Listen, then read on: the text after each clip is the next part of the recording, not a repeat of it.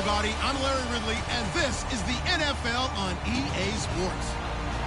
Here we've got two teams who will look to their running backs to try to control the pace of the game. It's the Cowboys going up.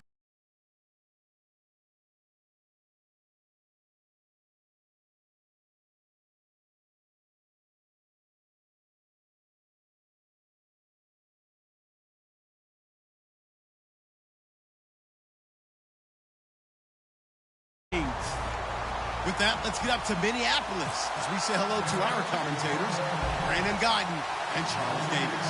All right, Larry, it's one of the new jewels of the NFL, no doubt, as you get a look inside U.S. Bank Stadium here in Minneapolis. Tonight, we've got a good NFC matchup on tap between the Dallas Cowboys and the Minnesota Vikings.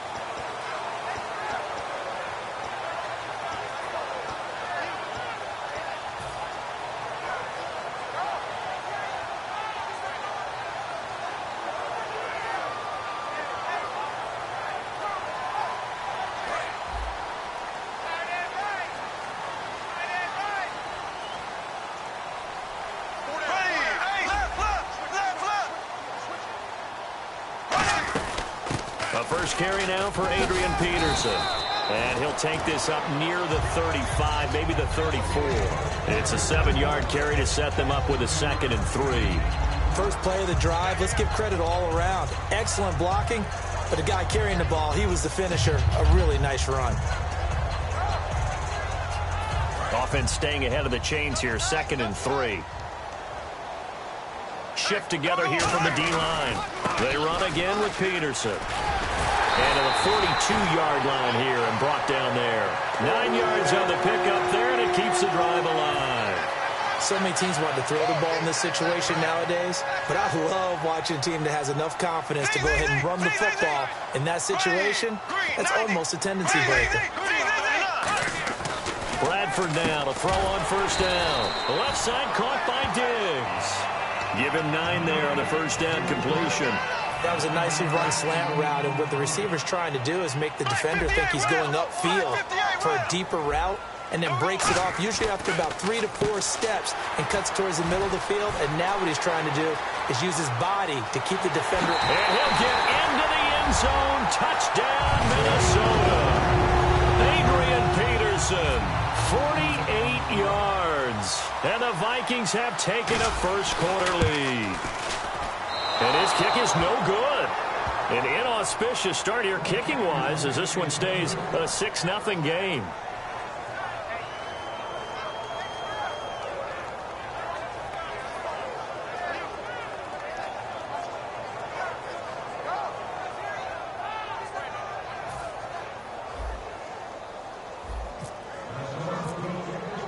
Forbat to send it away now following the touchdown. This is fielded a couple yards deep. And the decision to come out is going to cost him 5 yards with a new rule as he's taken down right at the 20-yard line.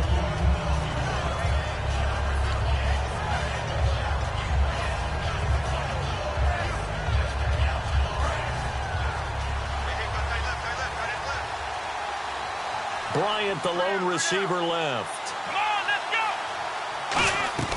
Prescott on first down. He's going to flip that out to the flat. It's complete. And this one will go to the 28-yard line. It'll be a gain of 8 yards, and that'll make it a 2nd down. I know most of the time when the ball's in the air, you're thinking wide receiver, tight end, but running backs, they can be a big part of any passing offense nowadays. And the D-line pinching together must be expecting the run. Here we go.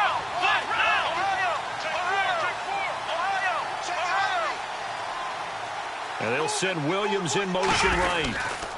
Now it's the Florida Atlantic alum. This is Alfred Morris. And he's able to get out to the 32, brought down there.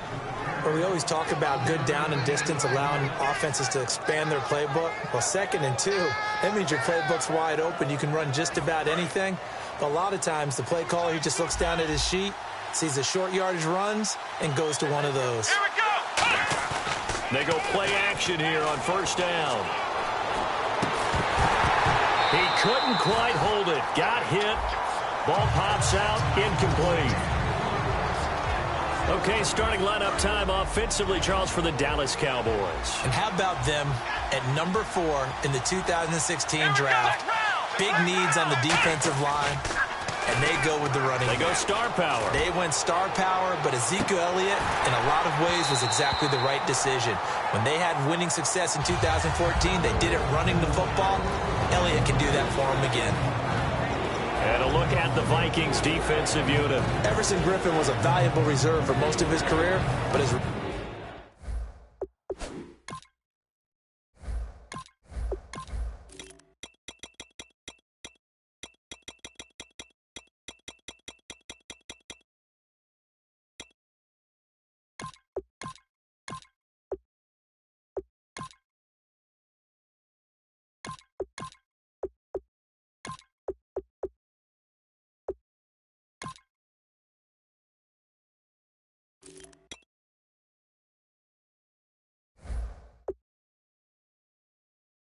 really blossomed since entering the starting lineup.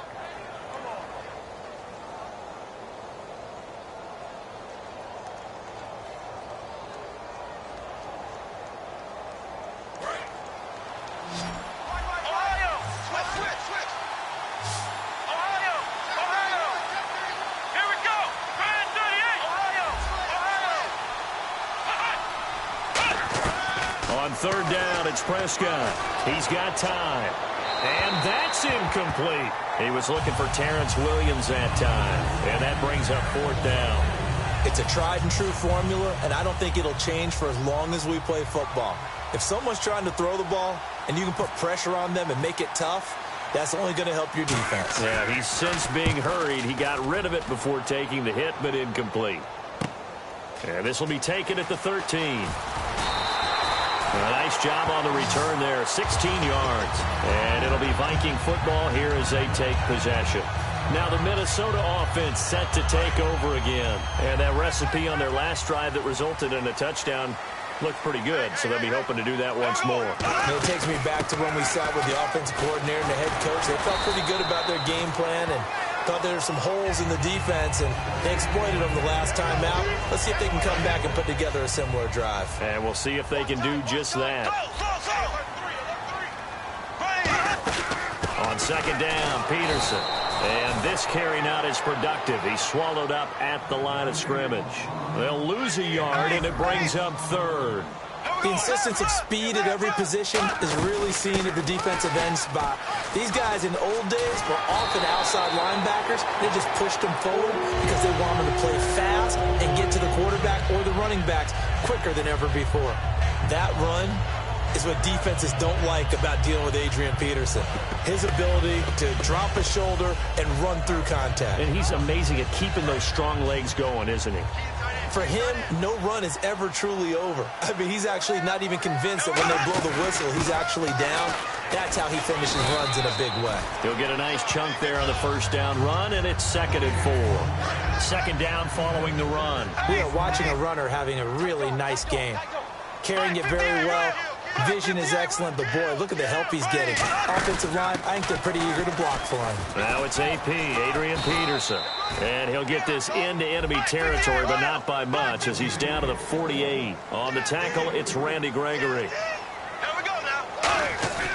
They'll run it. Here's Peterson. And he gets this one across midfield for the first down to the 46. And now a timeout called by the Cowboys defense. They'll have 2 remaining as we step aside here in this first quarter.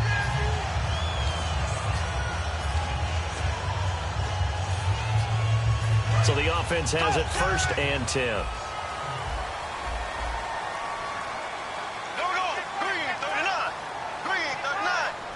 And they'll send the tight end in motion left. Black 58 rail! Black 58 rail! On 1st and 10, Bradford. He'll rifle this one deep right side. He's got his man. It's taken in for a Viking touchdown. Stephon Diggs, 46 yards. And the Vikings are going to add on to their lead. And again, it's no good. A few boo birds coming out as he's missed his 2nd extra point here in the first half. Minnesota's kick team ready, and the Vikings boom it away. This fielded a few yards into the end zone. And the decision to bring it out, a good one, as he's up a yard or two shy of the 30. The Cowboys offense heading back out and ready to go again. And down on the scoreboard, certainly needing to avoid what happened on the last drive, punting the football. Sense of urgency has to take over for them here. They know the score. They know the situation. And by the way, the punter no longer exists for their offense. That's how they have to treat this drive. They need points. Big time. Simple slant route, and part of a really nice hard throw by the quarterback. Nice timing between the quarterback and the receiver. They were perfectly in sync, and he put it right on him on the inside route. Sitting alongside Charles Davis, I'm Brandon Gaudin, as it is Cowboy football to begin quarter number 2. And they've got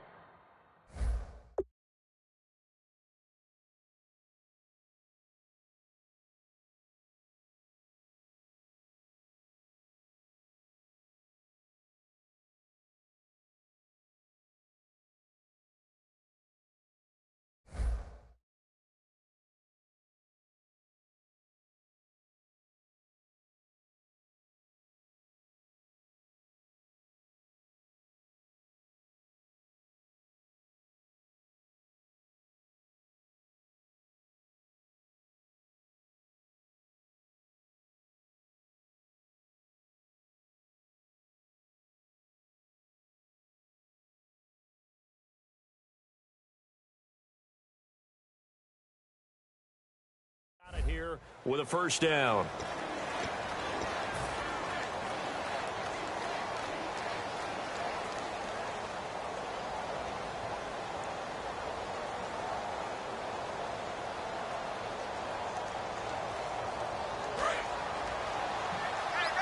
Possible run anticipation here as the D-line sandwiches together. Let's go. 1-9. A first down throw for Prescott. Got a man over the middle. It's Williams. Give him 9 there on the first down completion. When you see zone defense and you know you've got a drag route on as your primary call, you've got to be really careful as a passer about how far you let your guy go, because he might wander into some tough coverage. They come out here in the eye. Now it's Morris. Looking for a seam, but finding none. He'll get back to the line of scrimmage, and that's it. Not enough there for a first. No gain, as a matter of fact. And it leaves them at 3rd and 1.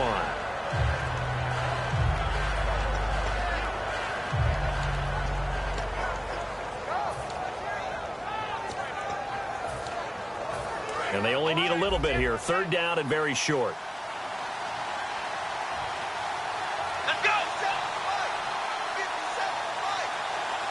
The slot man in motion right. Now the backup, Darren McFadden. And he will have the first down as he gets this to the 47. Everyone understood their role on that play. 3rd and 1. You know the defensive guys, they're trying to get down and get low and get leverage on the offensive lineman, but they didn't allow that to happen. They created a crease and allowed him to get through for a first down. Here's Morris. And he's going to be met at the line of scrimmage and taken down. Call it no gain on the play, and it'll be 2nd down. No gain on that run, and while the team is down, there's still time to come back and win the football game. If I'm the offensive coordinator, though, I got to think about moving at a faster pace and maybe opening things up a little bit and throwing it a little bit more. Here we go. 38. Flex round. Flex round. Flex round. Flex round. They'll try to throw now. Prescott. Toward the sideline, and look at that catch. Dragging the toes, and that's going to be a first down. Well done. If you're running out route, it's likely you're going to end up near the sideline. And what did we just see there? Toe tap. You got it. The benefits of practice. Toe tapping, foot dragging, picking it up, and making sure it was a catch. Shift together here from the D-line. On 1st and 10, Prescott drops it underneath to Elliott. And he works it to the 30-yard line here, right at the 30. 5 yards on the pickup, and it'll make it 2nd down. So many times you hear today's NFL described as a space game. Get your best players into space with the football in their hands.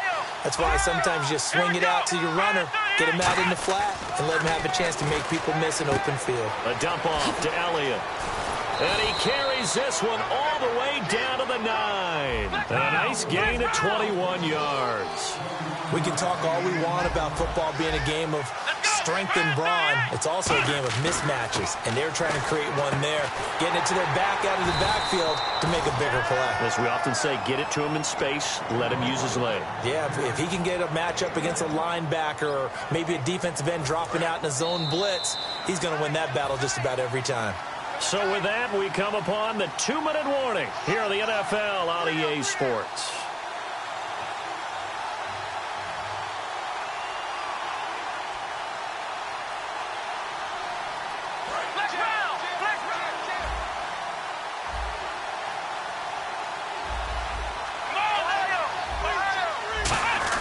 And again, it's Prescott. And he's going to be grabbed and pulled down. Eric Kendricks able to collapse the pocket and drop him for a loss of 3. Well, this has been a pretty sizable drive. They've had some success. Finally, the defensive coordinator found some success of his own. I think he just simply said enough of that. Okay, they've moved the ball well. We need to force the issue from our end, and that's exactly what he did. And that is caught. Touchdown, Cowboys. Jason Witten, an 11-yard touchdown. And the Cowboys draw a bit closer. Well, the lost sleep that the defensive coordinator had all week preparing for this game, a good portion of it was trying to prepare for him because he's absolutely a phenomenal player. And a lot of times around the goal line, they know it's going to him. It's just so hard to stop. And that's where it really becomes difficult because you're exactly right. They know it's going to him, yet they still can't stop it. That tells you when you're a dominant player. And he nearly broke that for more, but as it is, they'll start this drive at about the 37-yard line. And the Vikings now heading on to the field. And they were able to punch it in the end zone last time. They'll be looking to do that again here for the defense. Obviously, they'll be looking to stop them from punching it back in the end. But when this ball's tipped and intercepted, a great read, and it's picked off. And this one will be brought back to the 22. And now Dallas gets set to take the field. And they're going to need another score. Got one last time, but still down here. When you're playing catch-up, every possession becomes crucial, doesn't it? It's vital.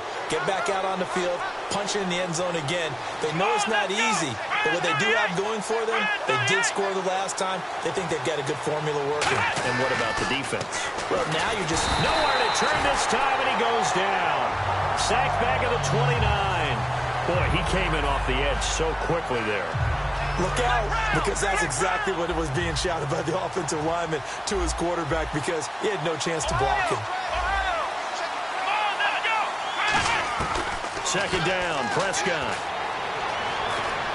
Into a double team, and it's intercepted. A great read, and it's picked off. And a big turnover there as his guys will get the football back. The Vikings offense now heading out to take over.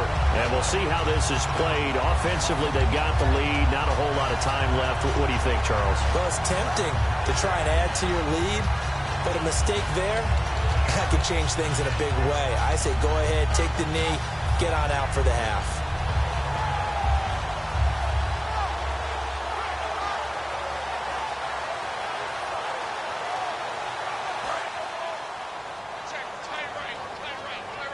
And the D-line pinching together must be expecting the run.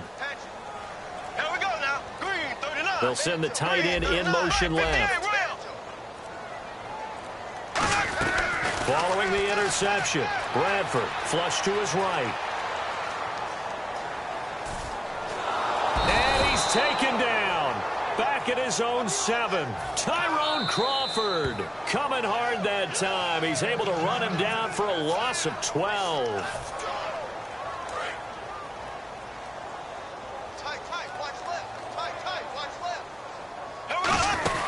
They'll run it now out of the gun. And he's going to be taken down shy of the 10, right around the 9-yard line. They get 2 yards back, but they're going to need a lot more than that here on third down. And now they're in the hurry-up. Here we go. Green, 90. Third down, it's Adrian Peterson. And he'll take this one only up to about his 13-yard line. Now hang on here. Timeout called by the defense. And with halftime on the horizon, they'll be out of timeouts from here forward.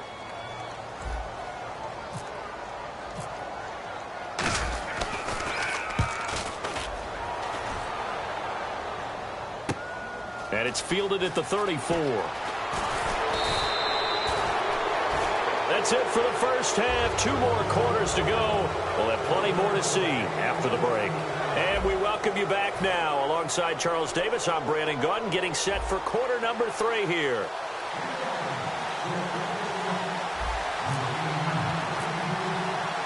So both teams have their marching orders, and we'll get going again here in quarter number 3.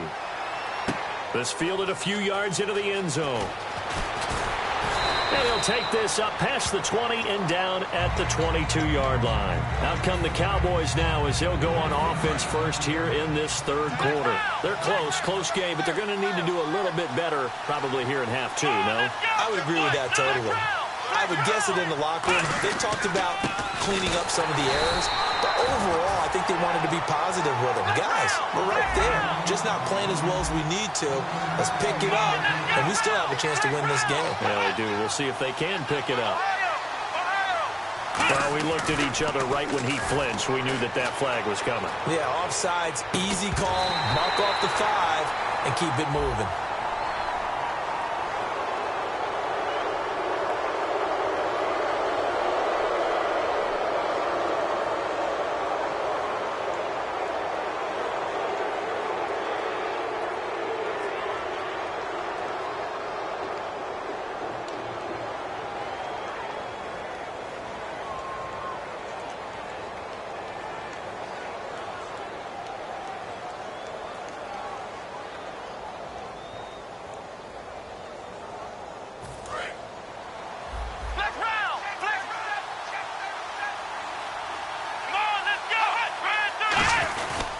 After the penalty, it's Elliott. Just a yard in the pickup there, and it'll leave him with a 3rd and 3. In order to play really good run defense when you're playing a 3-4, those 3 guys up front, the nose tackle and the guys they call the defensive ends, they're usually big people because they're going to have to eat up a lot of blockers because it's usually 5 on 3. And when they do their job well, guys who play on the inside, those inside linebackers, they will just roam and hit. He was trying to get it to Ezekiel Elliott, and it's 4th down. And there's a good opportunity to just want to ride there, a drop pass. I guess that's why they call them running backs and not catching backs. Well, the offense is not leaving the field. They're going to stay out and go for it on 4th and 3. Let's go! They're indeed going for nowhere to go here. He lost the football, and the Vikings pick up the football. And down inside the red zone at the 19-yard line. It's the Vikings' turn on offense. We get ready for their first possession of the second half. And on the last go-around, they really couldn't get anything going. They had to punt from deep inside their own territory, which means you're going to lose the field position battle as a general rule. What they're looking for now is a little more consistency, move the ball at least a few times on offense, get a couple of first downs, and hopefully flip the field. Yeah, just something to build off of. That's what they're looking for here. That's going to go as a loss of 2, and it'll be 2nd down.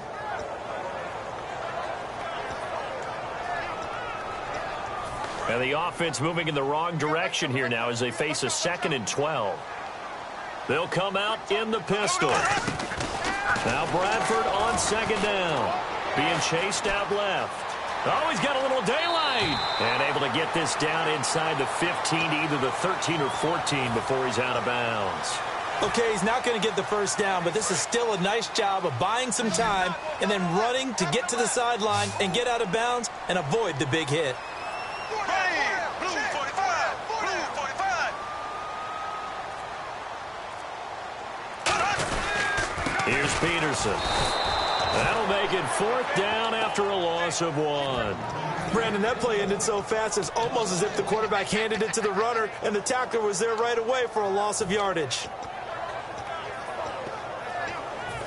And no move to get the offense off the field. They're going on 4th and 5. Here we go! Green 39! Diggs going in motion right.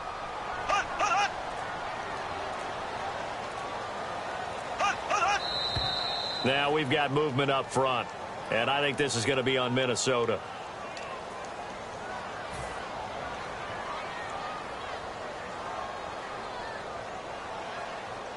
On now is Kai Forbath to try the field goal.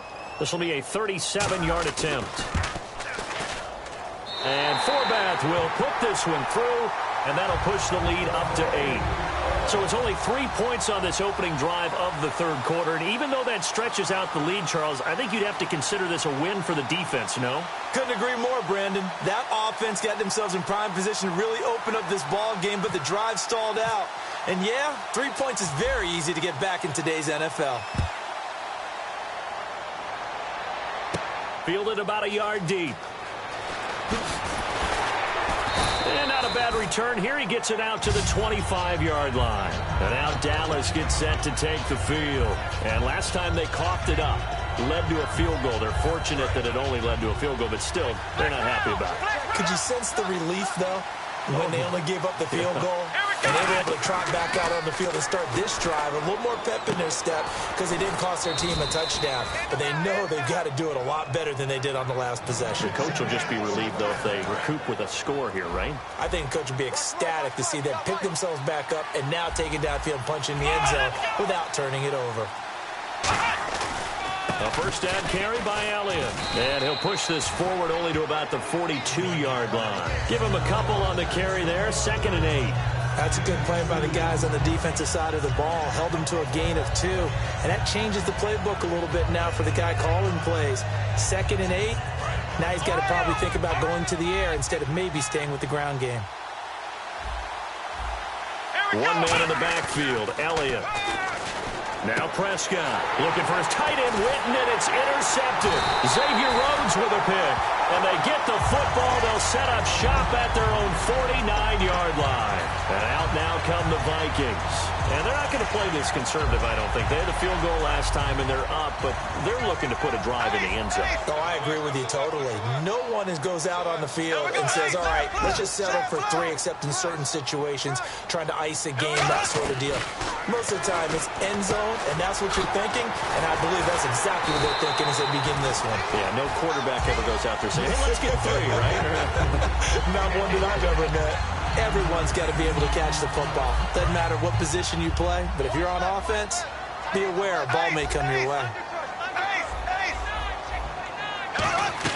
2nd down, Bradford. Quick hitter here, it's complete.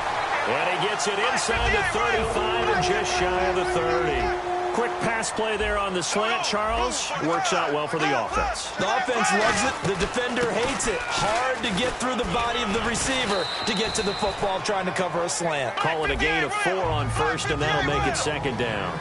Not a run that you're going to write home about, but still a good first down run. That's what an offense calls staying on schedule.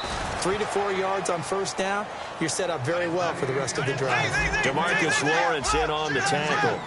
Looking to speed things up here, going with some tempo. They'll run it now out of the gun. And not much of a hole there as he gets it down to about the 24-yard line. It would be a very makeable field goal try from here, but instead they're going to go for it. Well, this was just simply excellent defense. On this 3rd down, they had to be alert for the possibility of a pass, but that didn't stop them at all from understanding what was going on when they decided to run the football, and they just swarmed and stopped them for almost no gain. I remember pregame when we were talking to him on the field, and he took his gloves off and showed us his fingers. A few misshapen ones in there, and now we know why, trying to catch those types of bullets. That was a dart. Yeah, even for a talented receiver, those are tough to hang on to. Now we go now. Blue 45. Ace. Now we go. Now the Georgia Southern man. This is Jerick McKinnon. And he'll be dropped at about the 11 after only a yard. The linebacker, Anthony Hitchens, there on the stop. And the offense moving quickly to the line. Now a 2nd down throw for Bradford. And incomplete there. A nice hit. Jars the ball free and brings up 3rd down. And he's certainly not a guy that drops that football very often. Indeed, because that's a bit of a surprise. I know he's in the middle of some traffic and people, bodies all around him, but he usually has the focus to haul that one in. And able to break one tackle, but then quickly brought down. But a nice little gain. This drive is turning into an extended one, and the guy carrying the ball, He's becoming more like a body blows guy. Every carry is putting some damage on the defense. So after a while, I'm not too sure how many guys are going to want to run up and tackle him. They'll get neither the touchdown nor the first down.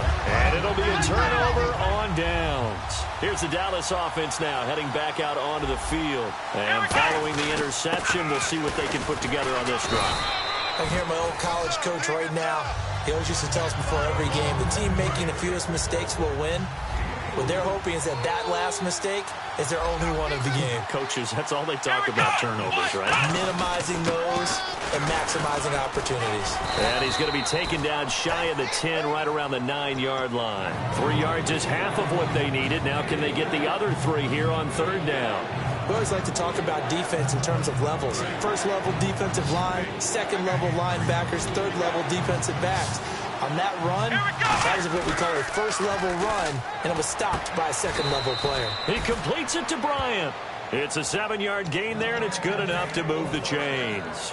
I don't care how many times we see it. I still get a kick out of watching quarterbacks and receivers do the pass tree in pregame warm-up. But I always remember that when we go to practices, we see that after practices as well. They really tune it up, don't they? They tune it up. They know why they do it for these situations. First down. And they build that trust, and that's why they're able to find him in this type of a situation. Give him 3 on the play, and that'll make this a second down.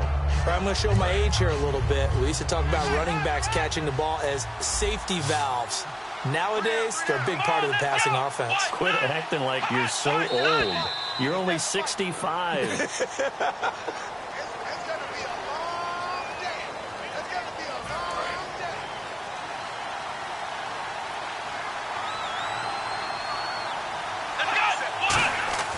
A second down throw for Prescott. He's going to launch this thing. And for a third time tonight, he's intercepted. Picked up by Anderson Aho.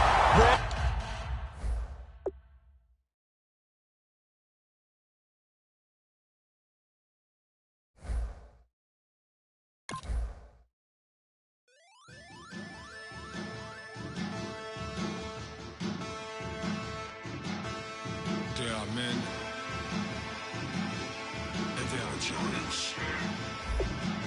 Bass and stills in the building, flash the camera. I'ma drop the hammer. Things done changed the hip-hop, sizzle and Bobby out the slammer. Hip-hop start on the East Coast and then move west now down to Bama. I'ma bring it back to New York, hold on and throw your hands up. Pass me a cup of the in the club with the juice in the get bent out. Then I'ma slide with it to my ride and head up to my penthouse. Oh, I'm not trying to take it slow, working hard, cake and dough. Open up 24, we striving for that goal. I'll stop for nothing, I will play this game that's so easily started, not so easily parted.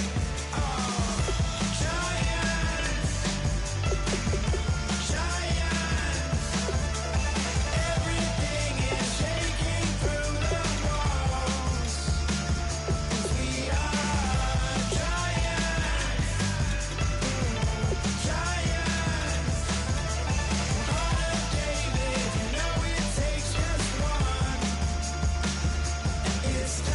CNN, this is ghetto editorial.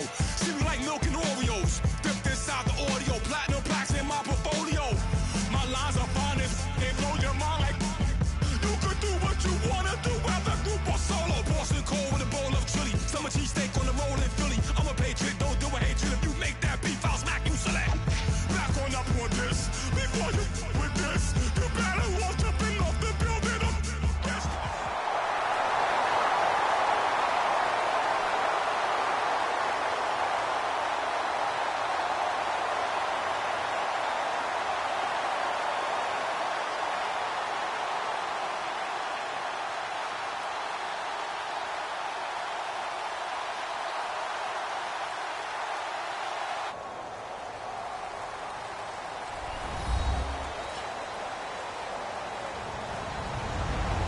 Everybody, I'm Larry Ridley, and this is the NFL on EA Sports.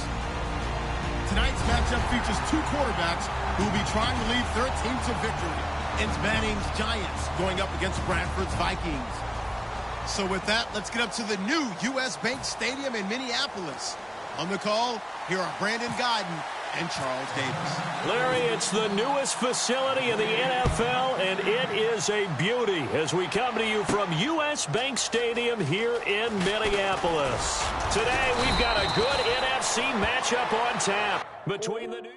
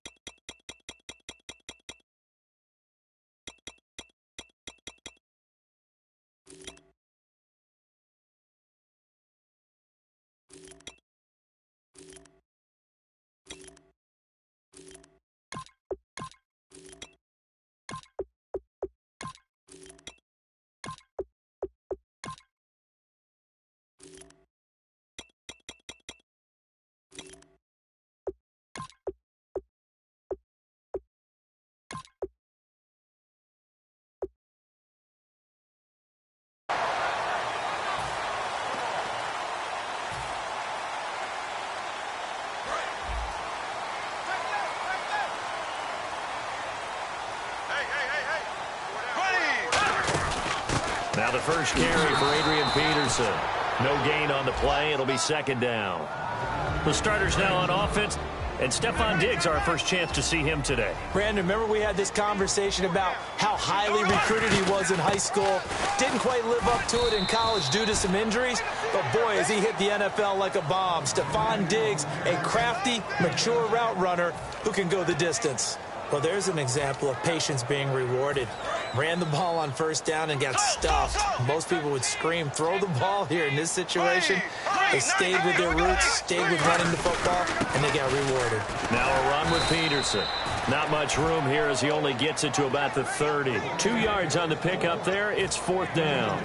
This team doesn't mind running the ball in any situation, and I thought he was going to get the first down the way the play developed, but the defense closed in and stopped him just about a yard short. Running for it, here's Peterson. And he's got some space here. And he'll be taken down, but not before he gets into enemy territory. And a new set of downs here after picking up the first on the ground. And if you're an Adrian Peterson fan, that's the sign that you want to see right there on the other end. They got to learn to get him down, or this could be a long one. And it's also the sign that his team wanted to see. Him making that type of a run, having a force and an impact on the game that early, that really demoralizes the defense because they realize it could be a long game trying to get him on the ground. Now contact up front as penalty markers come in. Who is this against?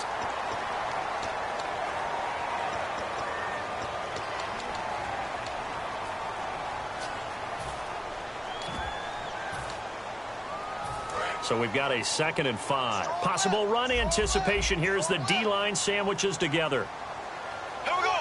They'll send a receiver here in motion right. They'll try to throw now. Bradford forced out to his left. Now he'll let it go. It's caught in the end zone. Touchdown, Minnesota. Adam Thielen, 44 yards. And the Vikings have taken a first-quarter lead. Well, that's how they envisioned it. Get the football to start the game and score it. And I don't know if that was scripted. Was it an audible? Or was it just a play call that they had in their pocket? No matter what, they had the right call on against the right defense, and they end up in the end zone. This fielded a few yards into the end zone. And last year, that would have been a net gain of 5 on the return. This year, he stopped where he would have been if he had taken a knee, and that's at the 25.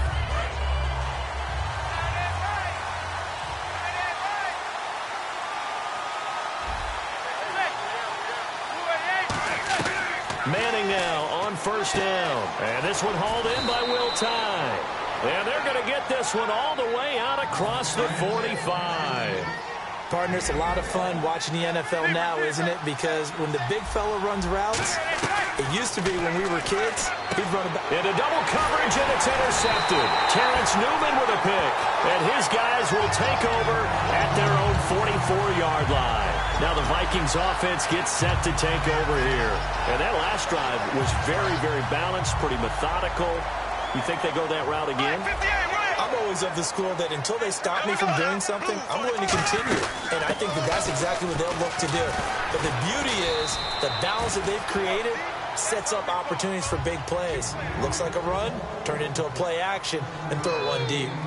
That was another good run, and he's having an excellent day. And right now, I don't think his team could have any more confidence in handing him the football. And they'll lose a yard that time, and that's going to lead to a third down.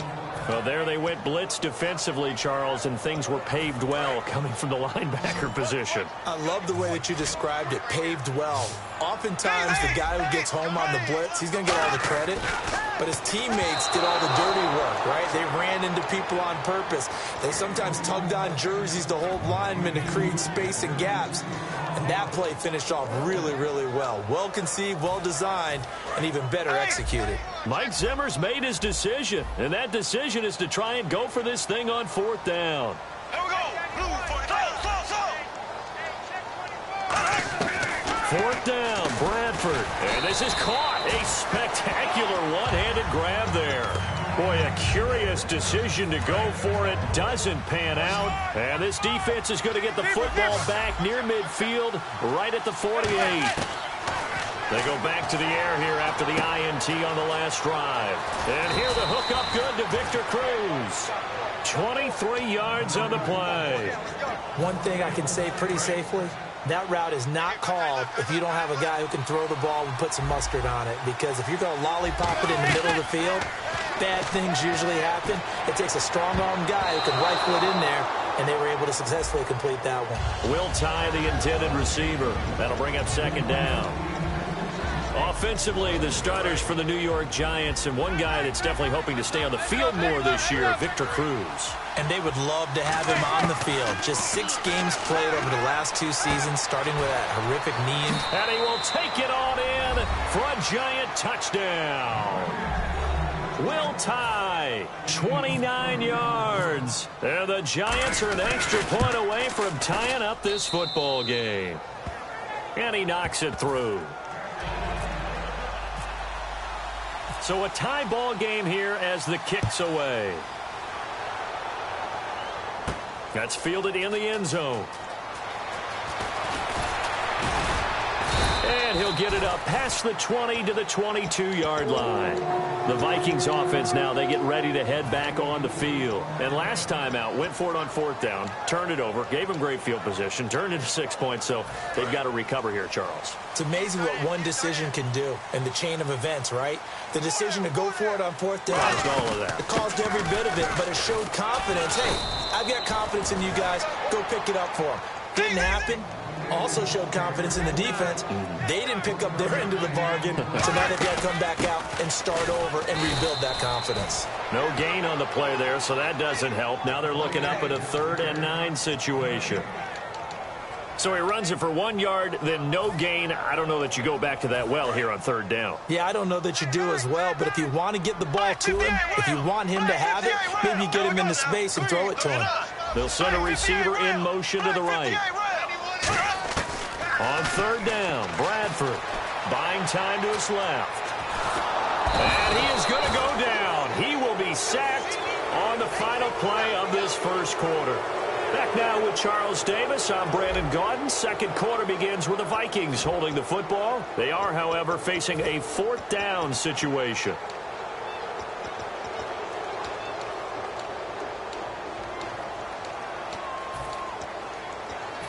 And how about this? 4th and long, and they're going to go for it. They'll indeed go for it. It's Bradford. He's going to fire one deep over the middle. And this is incomplete. A surprising move to go for it. Predictably, at least somewhat predictably, it doesn't pay off. And boy, possession here turns over with the football already being in the red zone. On 1st down, Manning. This will be caught at about the 6. And he will take it on in for a Giant touchdown. Victor Cruz, a 15-yard touchdown grab. And he's got it. It's now a 14-7 ball game. And the Giants are able to grow their lead. After the touchdown, it's Robbie Gould now to kick it away. That'll be taken in the end zone.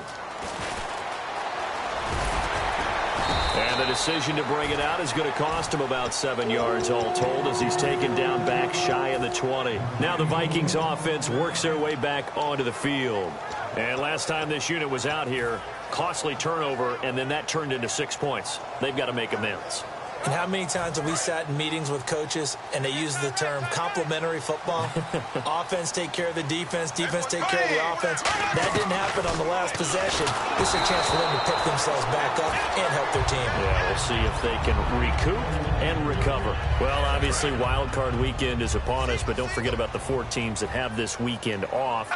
When you get to this part of the season, is that a big advantage? Or, I mean, we've seen some Wild Card teams run the table, so how big of an advantage is that first-round bye? You're exactly right. We have seen wild card teams take it all the way to the Super Bowl and win it. The Giants have been a prime example of doing that.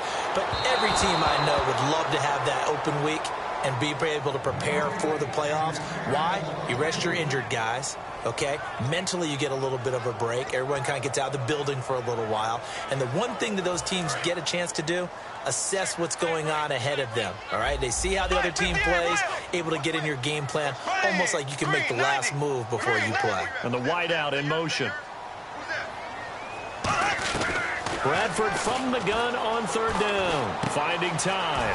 Looking left side. It's complete. He's got it. The 13 yards that time of the first. But give the defensive guys a little bit of credit. They didn't let the deep ball beat them on that play, did they? No, the drag, that guy can be your safety valve. We saw it right there. Yeah, and it picked up a first down for him, too.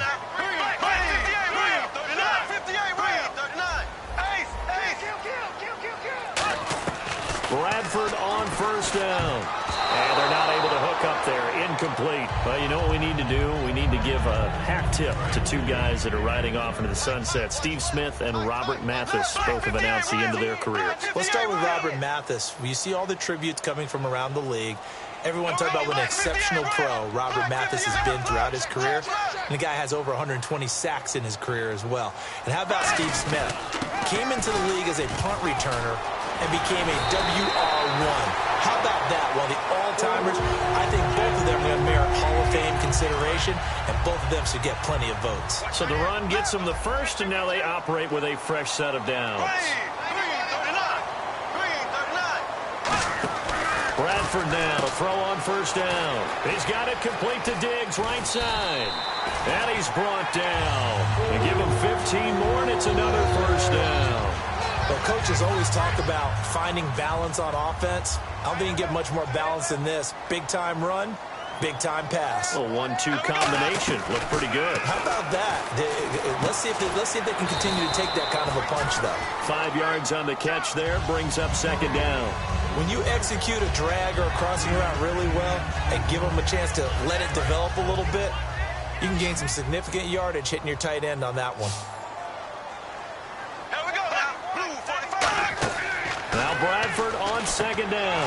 Now they go screen. It's complete.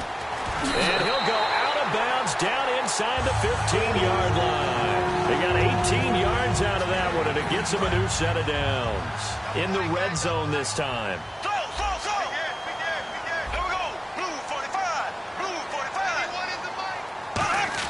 From the red zone now, Bradford. And a quick throw here, that's complete.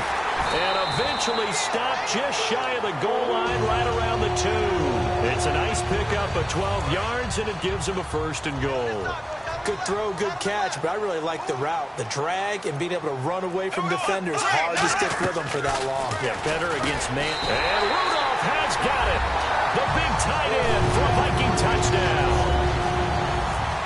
Kyle Rudolph, a 2-yard touchdown grab. And the Vikings are an extra point away from tying this thing up.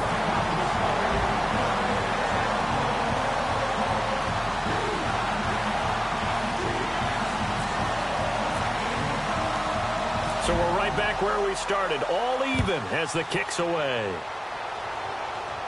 Fielded about a yard deep.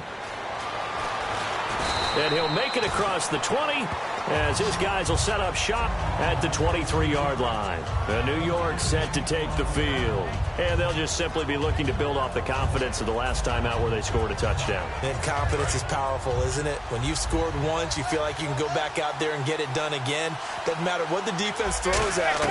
They feel like they're in a groove right now, and they want to get out there and show it. Yeah, hoping to stay in that groove here. That's caught inside the 20. Touchdown, Giants. Odell Beckham, 77 yards. And the Giants struck.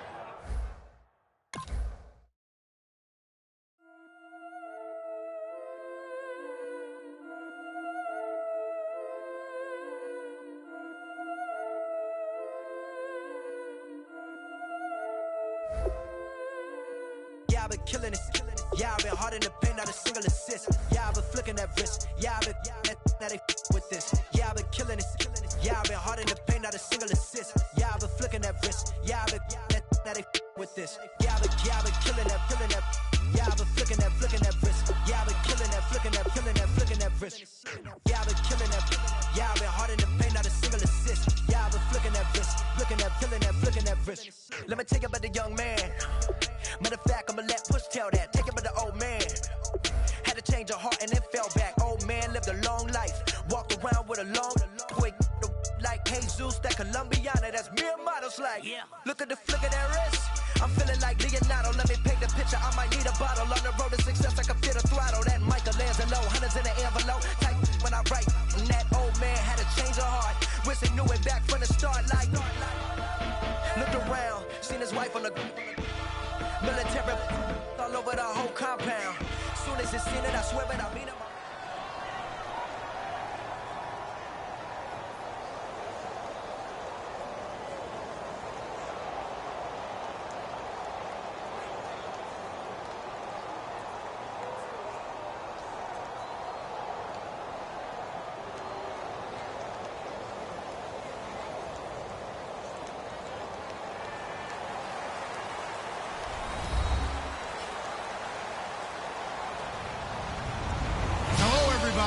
I'm Larry Ridley, and this is Madden 17 on EA Sports.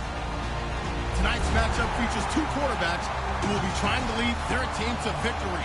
It's the Texans going up against the Vikings. With that, we send you up to US Bank Stadium in Minneapolis as we hook up with our commentators, Brandon Godden and Charles Davis. We are at the newest stadium in the NFL, and its inaugural year. There's a look inside US Bank Stadium here in Minneapolis. Straight ahead, we've got a good one on tap here between the Houston Texans and the Minnesota Vikings. This fielded a few yards into the end zone. And he's up past the 20 to the 22-yard line.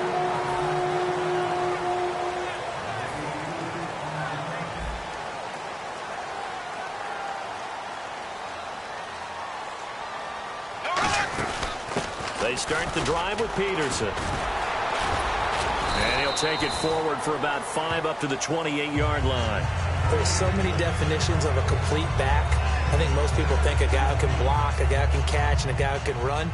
But how about when you put it all together as a runner, and you can fake people out, you can be shifty, and also run with some power and break tackles, as we just saw on that pickup. He's got it complete to Stephon Diggs. They give him 13 yards there on the play and a fresh set of downs.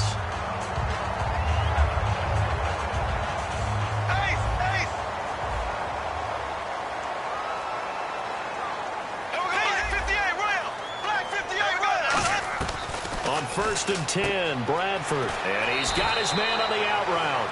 5 yards on the catch there, brings up 2nd down.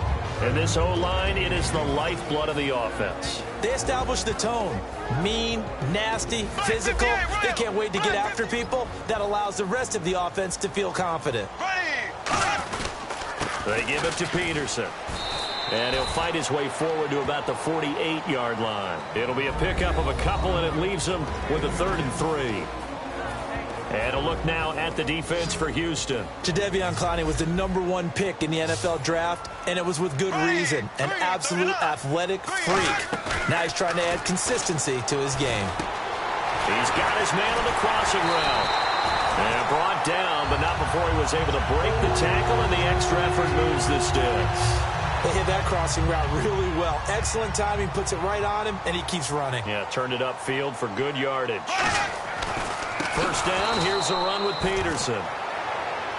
A loss of a full 3 yards, and now it's second down.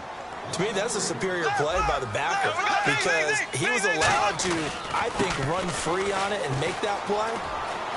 His defensive linemen, they cover things. And he'll get into the end zone. Touchdown, Minnesota. Adrian Peterson, 37 yards. And the Vikings have taken a first-quarter lead. He's got it, and the Vikings take a 7-0 lead. Format to send it away now following the touchdown. Fielded about a yard deep. And a pretty good return here. He'll be stopped just shy of the 25 at the 24-yard line.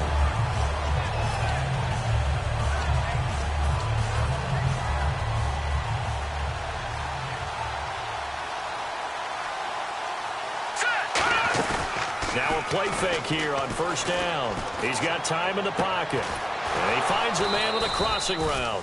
And they're going to get this one all the way out across the 45. Well, we know he's got the speed there. He needed the speed and the hands. A great catch. And because of that speed, you have to respect it as a defender. So you have to either play off or make sure you're somehow in contact with him. And he's able to do exactly what you said. Use the speed to his advantage and go up and get the football. That's a big-time play right there.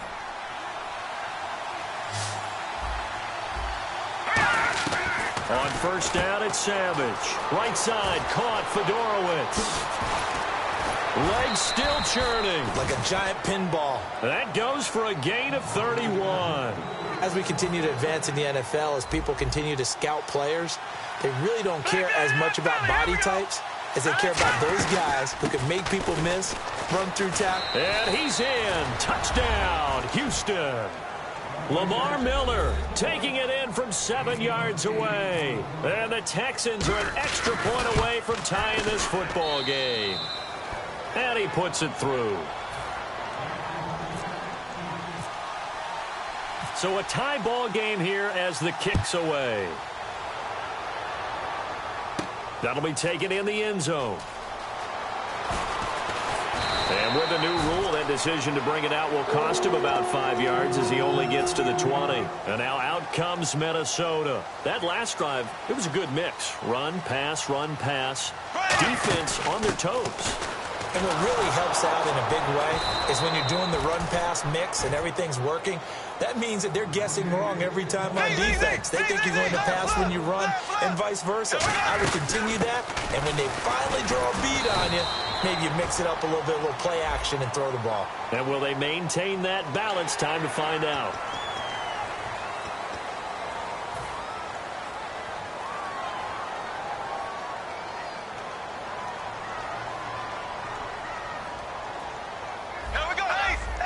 Kyle Rudolph, the tight end, in motion.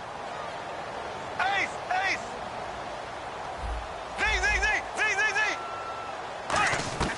Second down, Bradford. He's got his man on the crossing route. And now off to the races down the right side.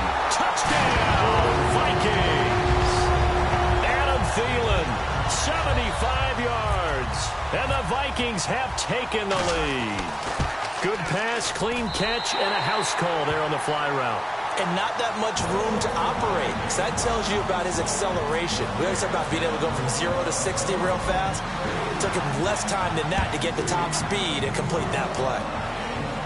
This will be taken in at the 1. And a good return as he'll be stopped just shy of the 30-yard line. The Texans offense now, they get set to head back onto the field. Last time they were out, they scored. Still trailing here, though, so some work to do. But it's okay in terms of mindset. Because they scored the last. Trying to force it to Hopkins, and it's intercepted. Picked off by the linebacker, Eric Kendricks.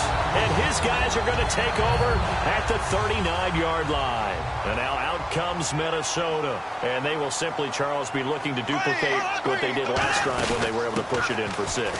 And they hope it'll be that easy, right? To be able to take exactly what happened before, replicate it. They may have to make a few additional changes along the way because I'm sure the defense will make some adjustments, but they've got to have great confidence having scored the last time out. And able to push his way forward here for a good little gain. Tackle made there by Quentin Demps. And on 3rd and 3, they decided to go with a dime package. 6 DBs. Yeah, you're right. They've got 6 out there. Frustrating for a defense, energizing for an offense. Finding a way to create that type of yardage in your running game, that'll make the guys carrying the ball very, very happy. Back now with Charles Davis. I'm Brandon Gaudin. Second quarter begins with the Vikings holding the football, and they've got it here with a first down.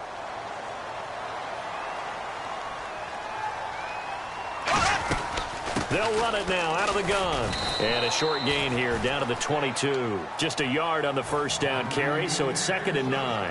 A 1-yard gain can look like a disaster, but it all depends on how the game is going. Is it a series of 1-yard gains running the ball? If that's the case, you might have to start thinking about throwing it a little bit more. But if it's just the occasional 1-yard run, hey, congratulations to the defense. They won that one. Come back and get them the next time. So much of the game today, we're looking for hybrid players, guys who can do a combination of jobs. And anyone who plays a strong safety position, now more than ever, is a hybrid-type player. Half defensive back that covers passes and half linebacker that makes tackles. We just saw the linebacker make that play. And fit's the exact right word. Over the middle, there's almost always traffic, so anytime you're a receiver in that area, you're not just focused on catching the football. You're wondering where the collision's going to come from, right? Because there's almost always someone there able to concentrate, catch it, and even added a little extra at the end with a short run. That play almost seemed like a baseball play. See ball, hit ball. But in this case, see guy with ball, tackle guy with ball. 6 yards still to go here on 2nd and goal. Peterson. So he loses 3 yards there. Now 3rd down. When people see Vince Wilfork, they don't think about his versatility, do they? But we've seen that throughout his career where he's actually played some defensive end as well as his expected defensive tackle and nose tackle positions. Strength, great quickness inside that allows him to make plays in the offensive end. And he's going to go down. Sacked back at the 13-yard line. Jadeveon Clowney in there to get him for a loss of 3, and it'll be 4th down. And Forbath will put this one through, and they will move up by 10 now, 17-7. So the drive stalls out, but they are able to put 3 points on the board. Yeah, just a yard or two shorter than an extra point, so no problems converting there. On the return, here comes Keith Mumphrey. And nice work on the return as they'll start their drive just past the 30-yard line. And now out comes Houston. And last time, 1-play interception. So this offense, they should be fresh. That's a good way of putting it. And I can't wait to see what they decide to do with play calling. Because a 1-play drive where you throw an interception, a lot of people think the very next time out, run the football, don't give them a chance. Maybe play action? I think maybe you go play action, show your quarterback, get a little confidence in him, and let him fling another one. Escaping the pressure right. And no escaping this time as he'll go down. They got him for a sack. And no matter what the situation, the O-line just hates that because they feel like they didn't protect little brother back there, right? Man, that's just so difficult for them because just think about every single play. When you decide to throw the football, you're dealing with some of the best athletes on the planet. You talk about guys, if they weren't playing football, they'd be starting in the NBA at power forward. It's a really difficult task. Caught by Mumphrey. And he'll be taken down, but not before he gets into enemy territory. 2 minutes remain here in the first half. More from Minneapolis after this. Offense comes to the line now, 1st and 10. They come out 5 wide, 3 of them to the right side. Savage on first. And he's got it over the middle, Fedorowicz. A very good gain on first down, 9 yards on the dump-off. Seeing that play and understanding just how tough it is to cover tight ends, especially the ones running around the NFL nowadays. Makes me glad I didn't make it in that league. I would have had a really difficult time. But now you get to sit up here with me. Yeah, and that's fun, isn't it? And what a really nice game right there on first down for them. Brings up a nice second down for them. So it is third down now, but less than a yard to go.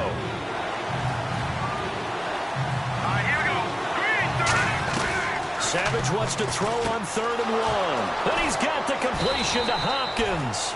And he's able to pick up the first before he's taken down at the 27. And Brandon, from our time in college football, where receivers weren't running the traditional NFL route tree, one thing they did learn, find open areas, find soft spots, and set up and catch the ball. And I think we just saw that there. Yeah, we saw that indeed, picking up the first. And for Miller, probably fresh going into the playoffs, had the ankle injury, but they said they were being cautious week 17. He was also out week 16. We'll see how he does come this week. Still over 1,000 yards running for the season in 14 games. It was 1,073 to be precise. But what I'm eager to see is how will they use him as a pass receiver in the playoffs? He had 31 catches during the regular season. I would use him in the screen game. I'd swing him out there, get him in space, and let him have some one-on-ones downfield. Throwing on 3rd down, it's Savage. And this is going to be incomplete. So on 4th down, the Texans will call on their field goal unit. And now the Vikings are going to stop it here on defense with a timeout. It's just their first, so they'll have 2 remaining here before we get to halftime. And this one looks good. It is good. Right down the pipe. And they're back within a touchdown. It's 17-10. So in the end, they had the ball for 10 plays, but the drive only yields 3 points. Yeah, they were able to move the football, but the defense stiffened once their backs were to the end zone, and they were able to hold them to just 3. To return, here comes Marcus Sherrills. And he'll take this up past the 20 and down at the 22-yard line. Now the Minnesota offense set to take over again. And we'll see how this is played. Offensively, they've got the lead. Not a whole lot of time left. What do you think, Charles? Well, it's tempting to try and add to your lead, but a mistake there, that could change things in a big way. I say go ahead, take the knee, get on out for the half. Give him 5 on the carry there, and it'll be 2nd down. And they're going to speed things up here. And that's exactly what you want on a first down run. Pick up 5 yards, bring up 2nd and 5. The defensive line, though, they've got to figure out a way down. And he fires one that's intercepted. Picked off by Andre Howe. And his guys have got it back at the closing stages of the first half. And now out comes Houston. And likely just out of field goal range. Could be Hail Mary time. And haven't we seen in recent years that the Hail Mary seems to be more successful in the NFL than before? Absolutely we have. Here is Savage. And to the left side, Fedorowicz has it. And he gets this inside the 35-yard line. Now hold everything here. We're going to get a timeout by the offense. So as they take it over, we step aside.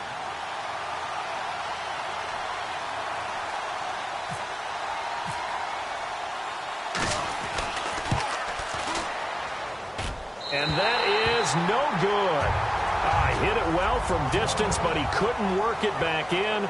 So we've hit intermission. It's halftime. This is the NFL, and it's a presentation of EA Sports. Both teams appear ready for the fight ahead, and we resume action here in quarter number 3. This is fielded a couple yards deep. Now a hit and a loose football. And nothing but green grass here, middle of the field. And he'll be brought down around the 7-yard line. Out come the Vikings. They'll have it first on offense as we begin the third. They have the lead now. They'll be looking for some separation here as we begin the third quarter. I like the way you term that, because now I think they go a little bit deeper into their playbook. They like what they did in the first half. That worked okay. But in order to get the separation that you just talked about, change things up a little bit. Change your tendencies. Try and hit them a little bit more with some things they didn't see in the first half. We'll see if they do just that. Now Bradford on 2nd down. This will be caught at about the 6. That catch good for 5. It's 3rd down.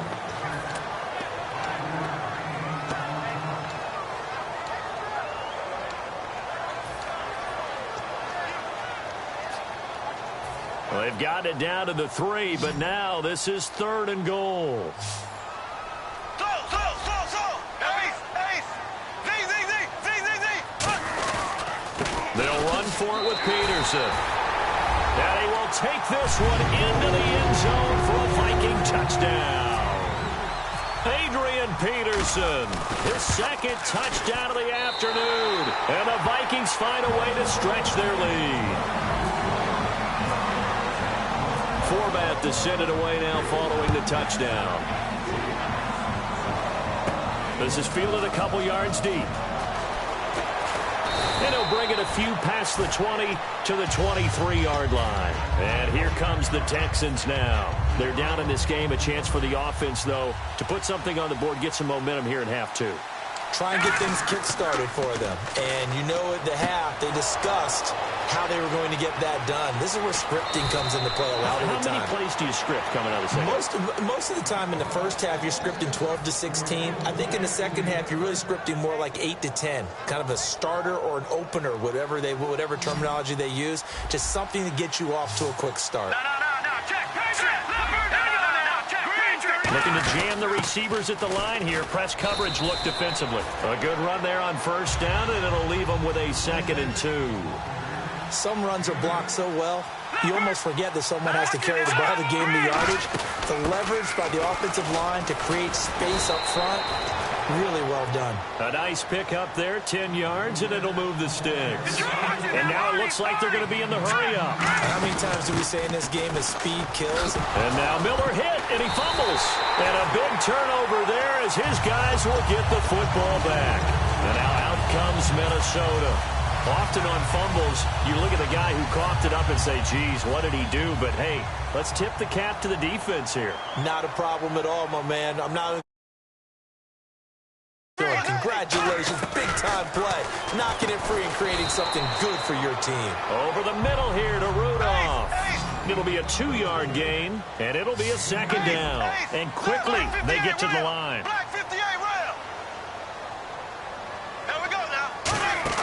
Now a 2nd down throw for Bradford. Throwing for his running back, and he's got him complete. And he's taken down, but not before he gets this across the 25-yard line. All week long as a defense, you game plan to stop this guy as a runner. And then when they start sneaking him out of the backfield and throwing it to him, that totally disrupts what you plan to do in the game. Oh, he's got a man wide open, complete. And able to get this one across the 45 before he's brought down. I know exactly what's going to be said about that play from the defensive perspective. What's that? That's why I tell all you guys we need more than one tackler to the ball. He broke the first tackle. Luckily enough, there were more people there to get him down. He's going to find his running back. It's complete. And he's going to be out of bounds, but able to take it inside the 40-yard line. We always talk about having to read defenses and how complicated that is. Well, this was an excellent read. Read the pressure and got rid of the football before it even got to him for a nice game. And when they're blitzing like that, running back usually a good spot to go with a football? Without a doubt, because he's right in your sight line or he's near you. So you're able to just get it to him easily. And once he gets in space, that's usually a good matchup for him. 2nd down following the incompletion.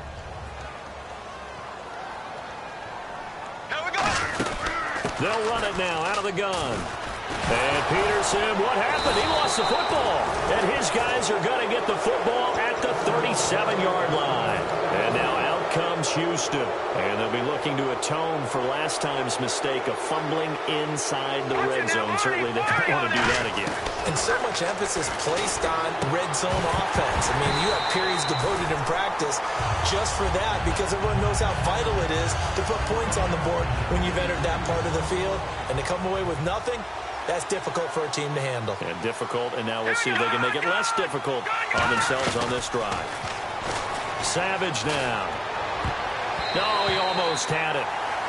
Already with one interception, just missing his 2nd there. Oh, man, that was close.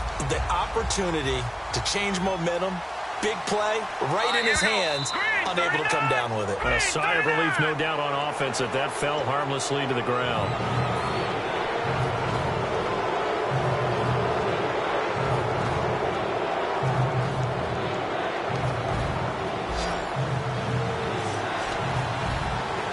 Looks like we've got a dime set here defensively. 6 DBs in the game. From the gun on 3rd, Savage.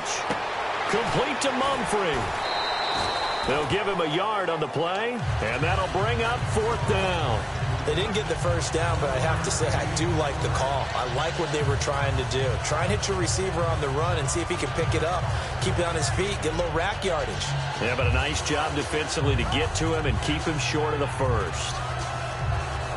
I guess they figure they got to start taking some chances. Here's a big one in this 3rd quarter as he'll go for it on 4th down. They are going to go with Savage. That's going to be knocked away and incomplete. So certainly an interesting call there to go for it. And the Vikings, they have the football now in excellent field position. And now out comes Minnesota. And last time, the fumble, the turnover. Now they still have the lead, but I don't think coaches care. The turnovers will bother them no matter what the scoreboard says.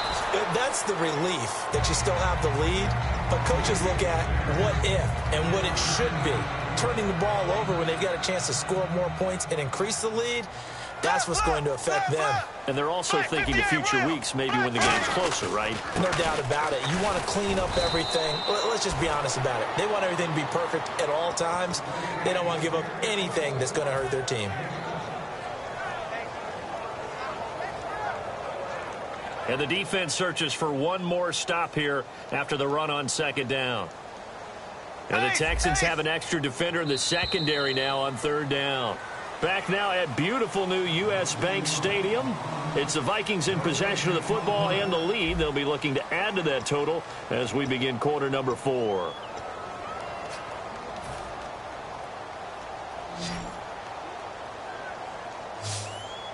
And on 3rd down, a nickel formation here defensively.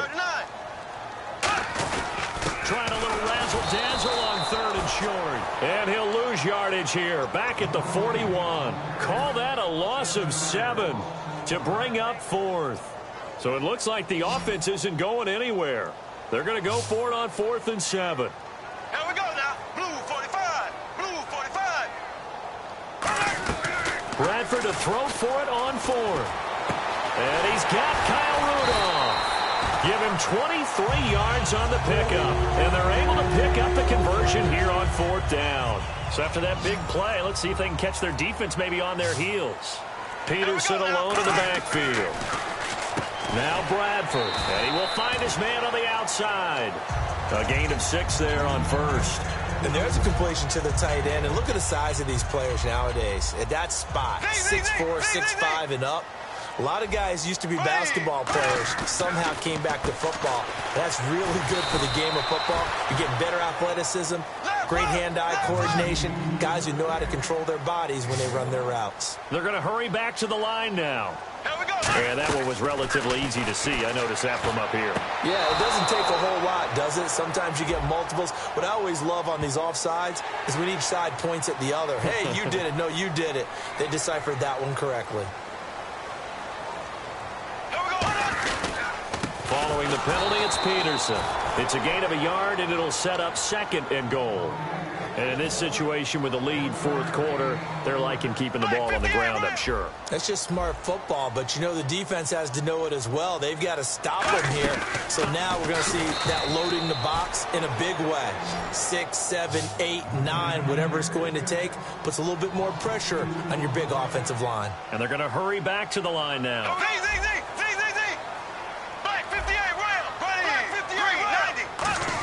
Oh, he fakes a spike. Surveying the field. Now a hit, and the ball comes out. Bradford has lost it.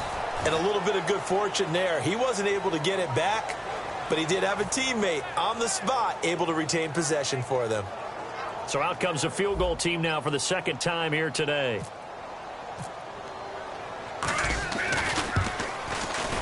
And Forbath will put this one through, and that'll push the lead up to 17.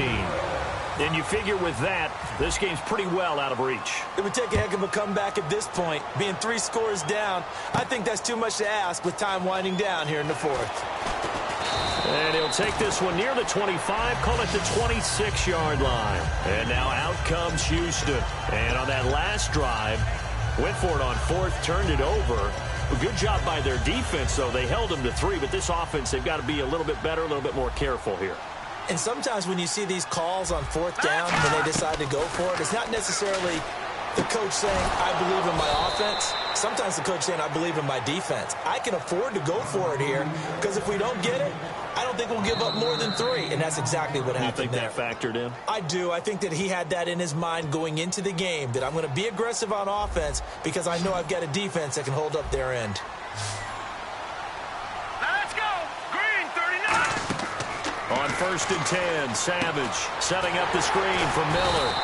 That's going to go as a loss of a yard, and it'll be 2nd down. Got to give some credit there defensively. They snuffed out that screen early on 1st down. Really read it well, didn't they? Because they didn't bring the pressure that they expected. They covered all the passing lanes. So once you see it break down as the passer, I think in this situation, you're throwing it at the feet of your back to make sure no one picks it off, or you throw it away, throw it over the sideline. Don't try and freelance and try and make a bigger play.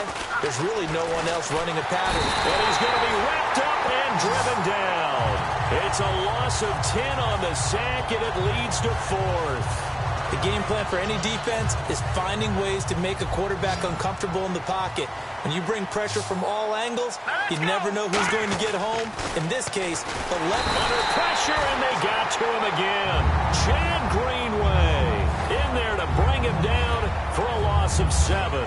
And the Vikings now heading onto the field. And last time they got 3 points, but it was a chip shot field goal. And when you go to the sideline after a chip shot field goal, maybe the offense not too happy. It's a balancing act, isn't it? Because you're exactly right. They're none too pleased that they didn't punch it in for 6 points.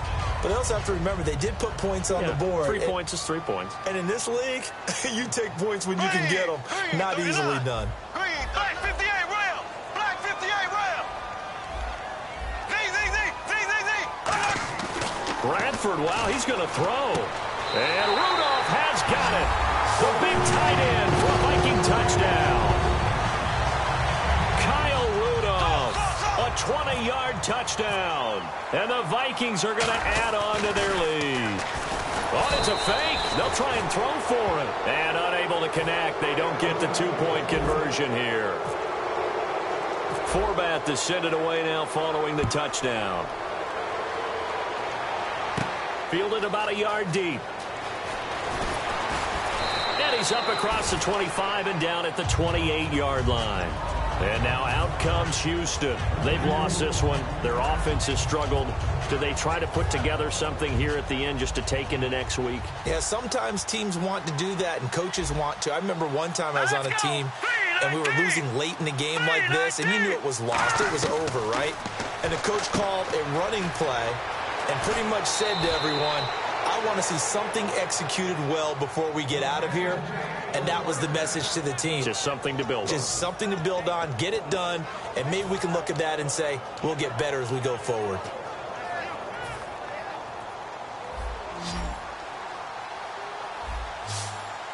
Miller, the lone setback. Now Savage. And he's got it over the middle. Fedorowicz. 23 yards on the play. And he's been one of their few bright spots here this afternoon. And as you pointed out, so far he's gotten his. That's not been the issue at all. But the teammates, the other guys, they've been shut down. That's why the defensive guys have to feel pretty good, even though he's over 100 yards. Yeah, he topped 100 with that last catch. 2nd and 10, going with Savage again. Hopkins on the grab over the middle. That one goes for 13 yards, and it moves the sticks. And now they're in the hurry-up. And he was able to find a very soft spot in that zone coverage. I love that term, Brandon, that soft spot where you find... Now whistles come in. We're going to get a timeout here by the offense. It's just their first. They've got 2 more to use here in the final stages. Throwing again is Savage. Trying to force it to Hopkins, and it's intercepted. Picked off by Captain Mutterland. And a big turnover there as his guys will get the football back. This spot in the 4th quarter with that deficit had to throw the football. Unfortunately, there's the risk of big turnover. And you know you're going to be throwing against nickel, dime, all sorts of... Looking for Diggs, and it's intercepted. Picked off by Jonathan Joseph. And the return this time will go out to the 42-yard line. Heading out as the Texans offense as they get set to take over here. They're down big here late. I don't know. You just one last drive here for pride. Some people like to do that. I remember playing for a guy once. We were down huge, and someone said, "Coach, got a man." It's caught inside the 10. Now hold everything here. We're going to get a timeout by the offense. That'll leave them with just one remaining in this fourth quarter of play. Now let's go. Blue, landing. Leopard. Savage from the shotgun snap. That's caught at the 1. And he'll take this one in for a Texans touchdown. Keith Mumphrey, a 7-yard touchdown grab. And the Texans turn that interception into a touchdown.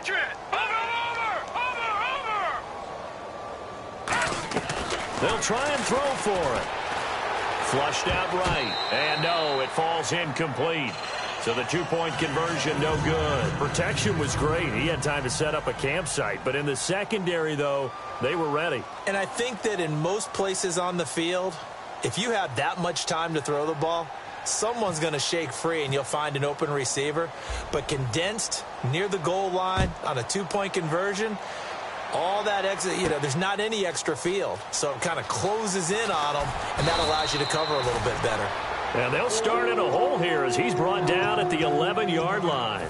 And now out comes Minnesota. Only one timeout defensively, so this should just be a simple kneel down. I agree totally. I looked at my time management chart. It says take a knee, victory formation. And got his man complete. The 30.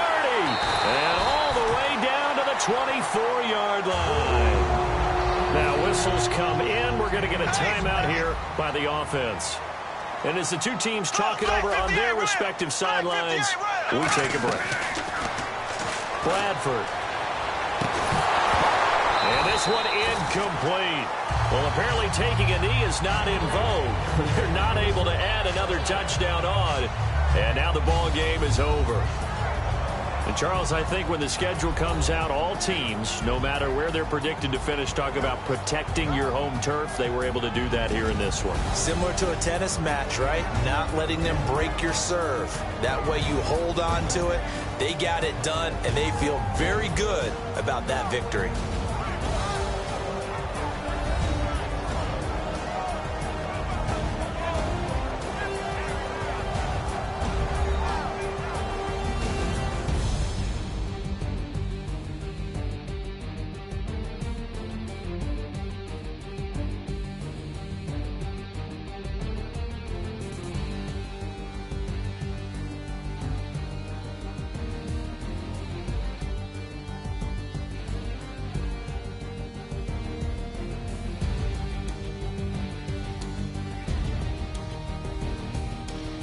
So that's a wrap for Charles Davis. I'm Brandon Gaudin, and this has been a presentation of the NFL on EA Sports. For more, check us out at easports.com. It's a win for the Vikings as we say so long from Minneapolis.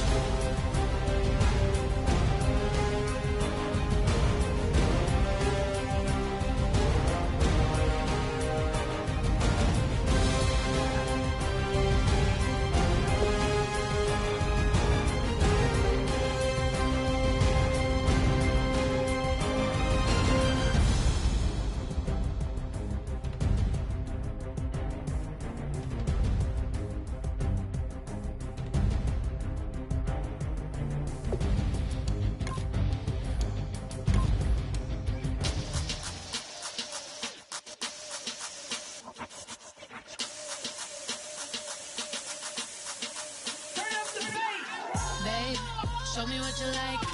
Hey, I put money, I can match it for ya. I'm in this all white fit, looking like a brick and all them zippers on a jacket on ya. He got a thing for a Latin. He wanna hear a little Spanish? I told him it ain't practice it.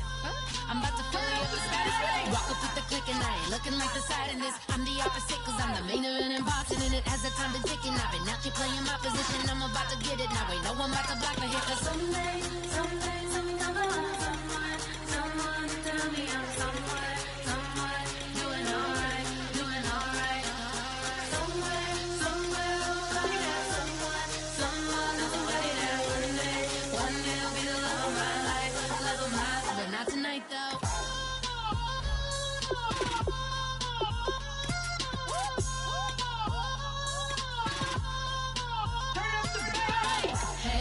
only here for a minute. Bet you want a girl that keep it independent, and I know you gotta like a girl that's this appealing. Get you caught up in the moment, then I'll get you in your feelings. Tell your boys that you gon' meet them later on. Both of us are so taxi, leave the meter on. First time you out in Cali, never tried no this strong, so you gon' have some stories to tell when you take it back home and tell them one time, Snowy always showed you what it's like. Leave you sleepy like the call the umpire. Get you out and get you rolling, get you gotta go. I got a flight up in the morning on Sunday. Something comes along, someone to tell me I'm somewhere doing alright. Somewhere I'll find out someone that's away there. One day I'll be the love of my life. Not tonight though.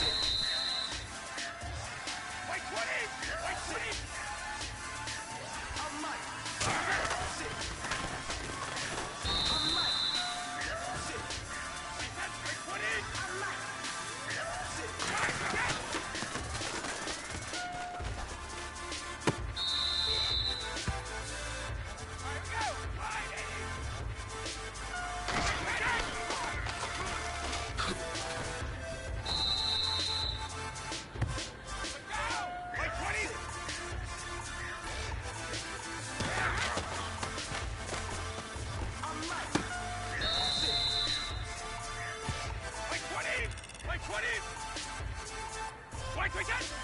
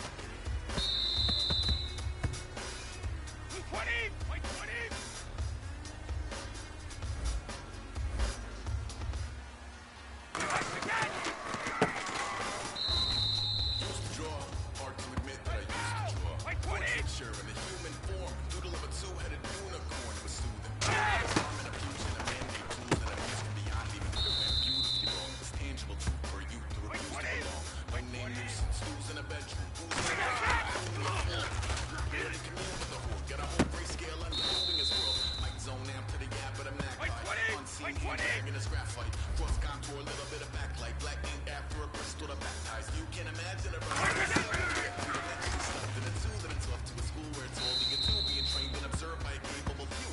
Back in New York, 5 apes and a dog in a 2-bedroom doing menial jobs. Plus, rhyming and stealing and being a cloud. Distractions, freedom, a rod.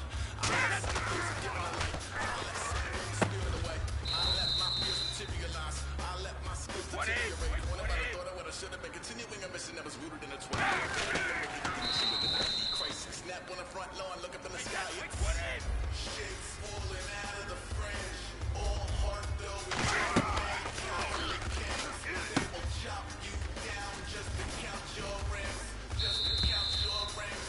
Just to count your rings. And now colors pouring out of the fringe. All heart though we made cowardly kings. They will chop you down just to count your rings. Just to count your rings. Just to count your rings.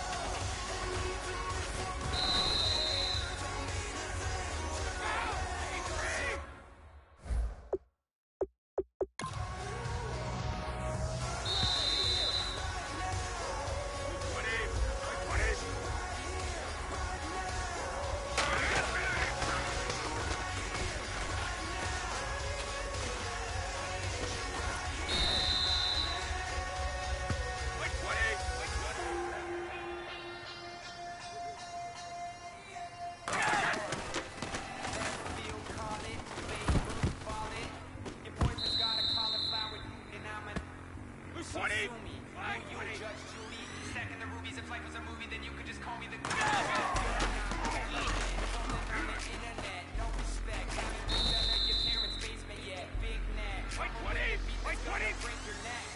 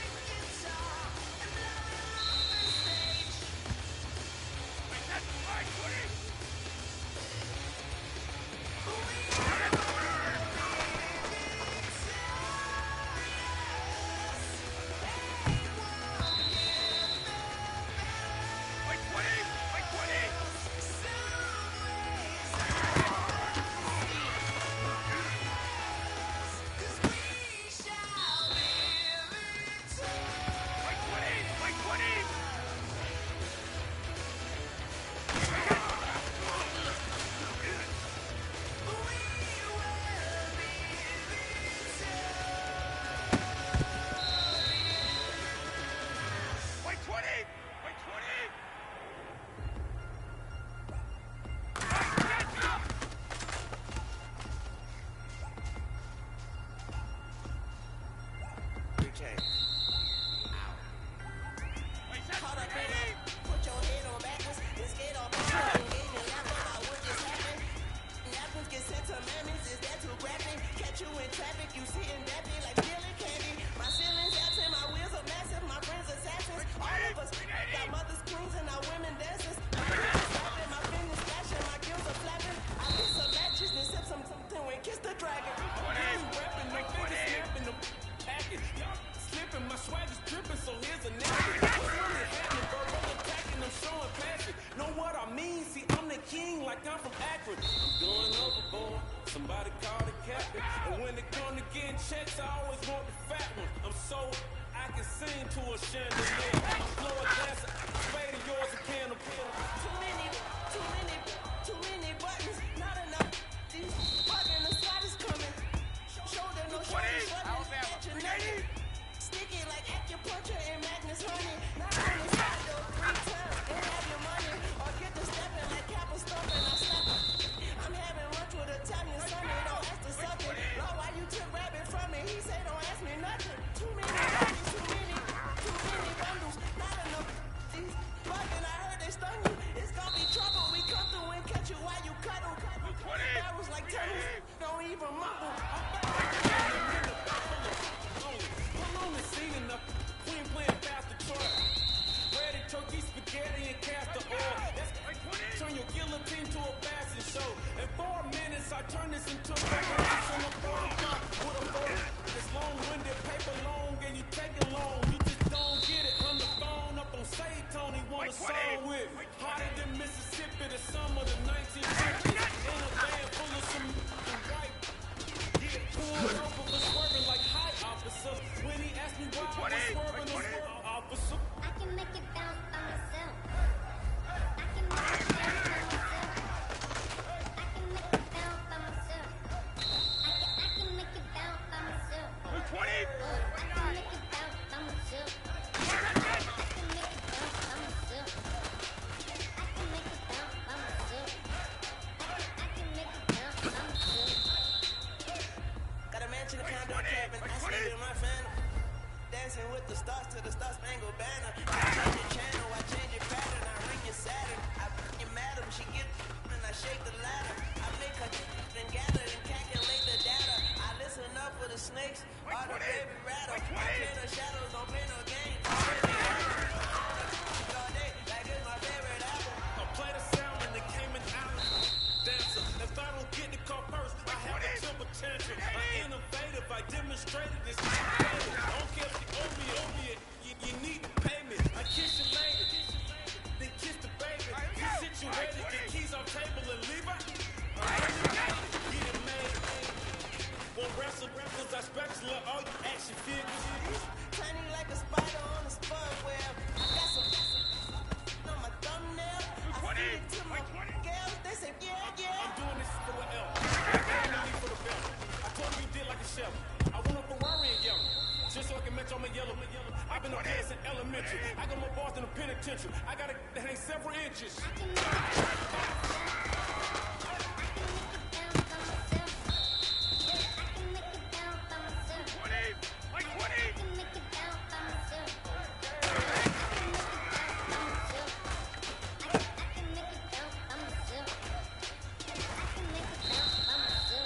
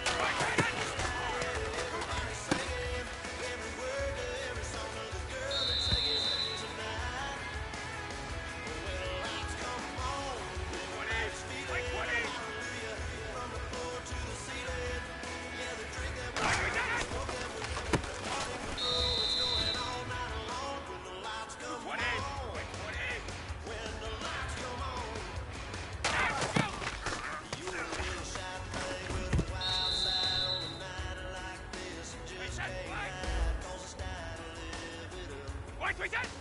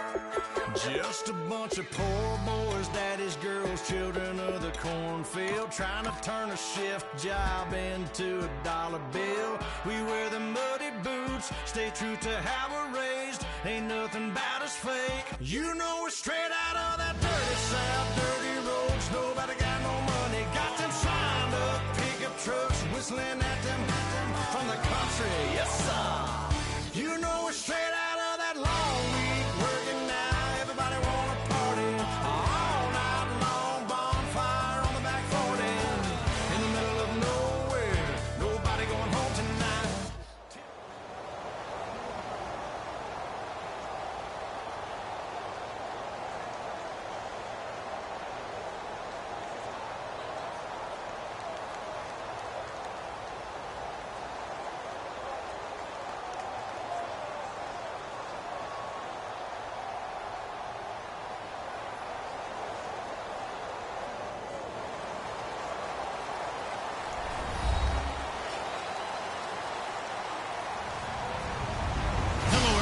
I'm Larry Ridley. Welcome to the NFL on EA Sports. We've got a good one on tap today, and there's going to be two quarterbacks ready to get it done on the gridiron. It's Bradford's Vikings going up against Roethlisberger's Steelers. So let's get you up to the Steel City. Standing by in Pittsburgh, here are Brandon Guyton and Charles Davis. Right at the convergence of the Three Rivers on Art Rooney Drive, we welcome you to Heinz Field in Pittsburgh, Pennsylvania. Coming up, we've got what should prove to be a good one between the Minnesota Vikings and the Pittsburgh Steelers.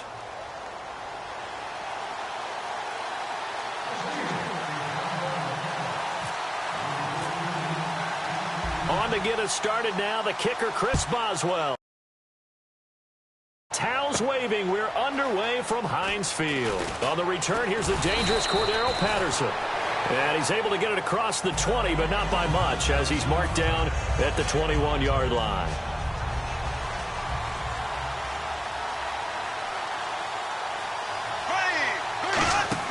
Bradford on first down.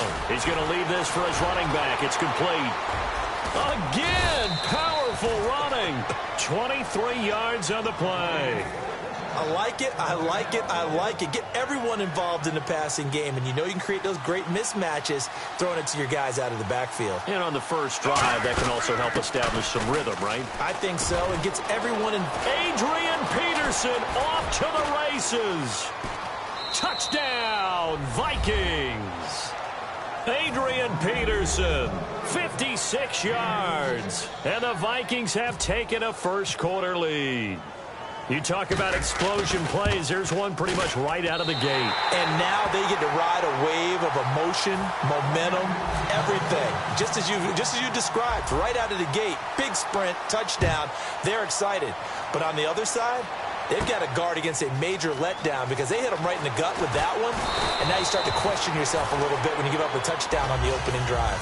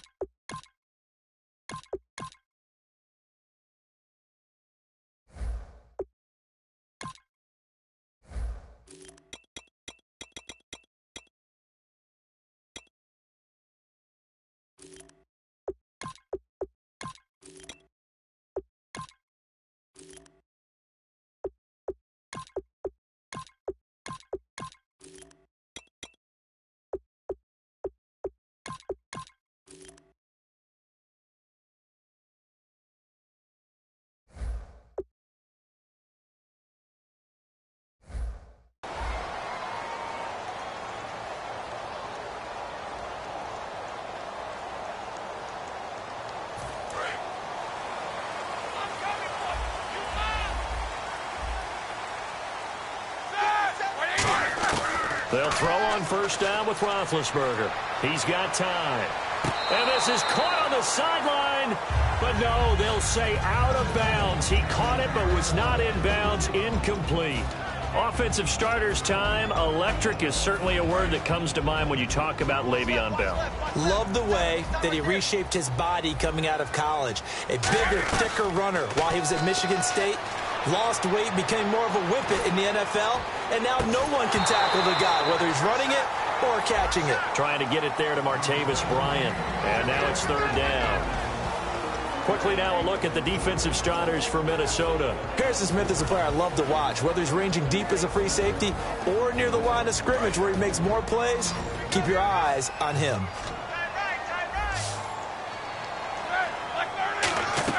On third down, Roethlisberger. And he can't quite intercept it. Zone coverage, free safety was there. Couldn't come up with it, and now it's fourth down.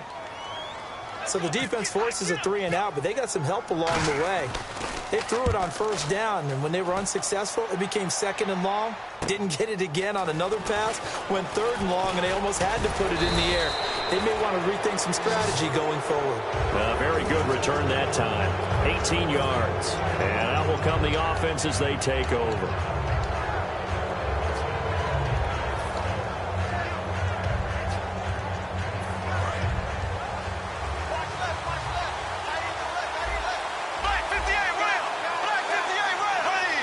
And they bring the big tight end across the formation left.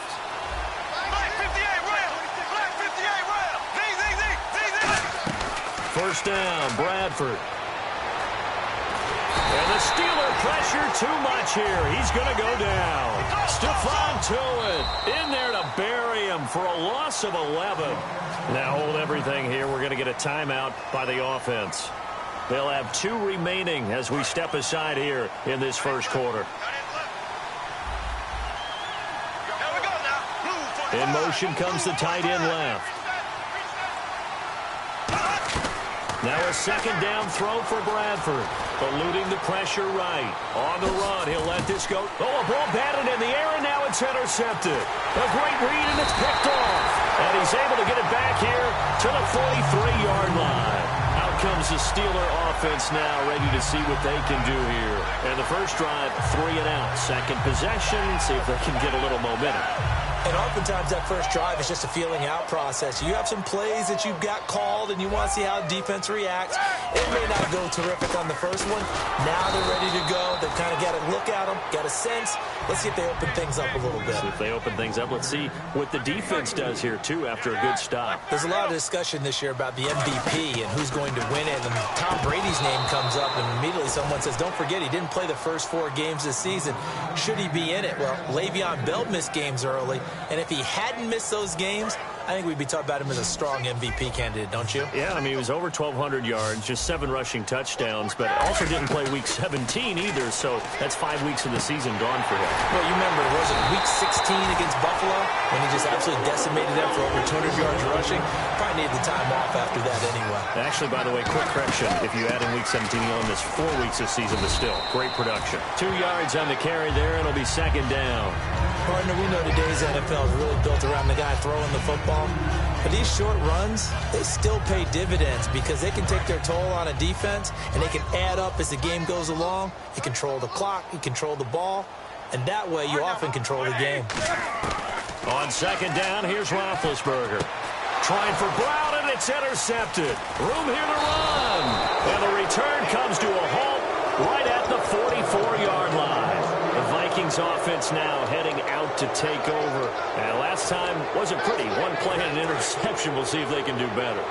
I want to see if they want to go ahead and throw the ball again now on this drive after what happened on the last one. Throw it on the first play. Give the quarterback some confidence. See what happens. Following the interception, Bradford, he's going to let it go again. And that's caught at the 25. That goes for a gain of 31. Now that play will end up on the highlights, and you'll see it all over the place. But what you won't see, the offensive line that bought the extra time, that allowed for the big completion downfield, those guys made that play possible. They'll run it now out of the gun. And down inside the 15 he goes. Give him 12 yards on that one. It earns him a fresh set of downs. So let me make sure I have this right. He's already found the end zone once, and now he's ripped off a big chunk of yardage here on this one. His confidence is awfully high. So now I've got to put myself in the shoes of the defensive coordinator. Do I go ahead and sell out to try and stop him and force him to do something different? Or do I risk him having a big monster day against my defense? They run again on first down. Peterson. He'll get this down inside the 10 for a pickup of about 3. And a look at the offense that is hoping to put some points up in bunches here in this one.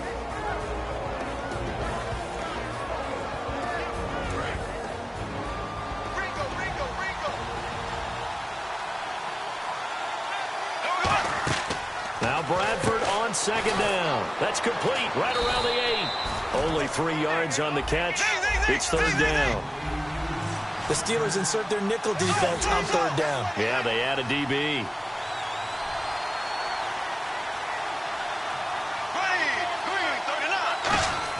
Third and short yardage. Bradford. And incomplete. The contact made the ball roam free and brings up fourth down. Every time I see a hitch pattern dropped, I go back to the combine because there's a drill that they use all the time that's called the gauntlet drill. The receiver catches the ball and just works his way straight down the line and catches it from different sides. And the problem with that drill is that you don't actually have to secure the catch. You just kind of catch it, drop it immediately, and keep moving. And sometimes that shows up on plays like this. Shift together here from the D-line. They go back to the air here after the INT. He was hit as he threw it there, and it forces it incomplete. Not too many things get to a quarterback of this magnitude, but I think it's safe to say that pressure can get to any quarterback. He's obviously a great franchise quarterback, but felt the pressure, threw it incomplete. A screen to Bell. And he'll take this one up to about the 6-yard line. So the screen good for only 2. Now it's third down. So many things have to come together just right for a screen pass to break for big yardage. The blocking, the timing of the pass to the runner, everything has to fit together just right. But on that play, the defense was able to disrupt things and hold it to a short game.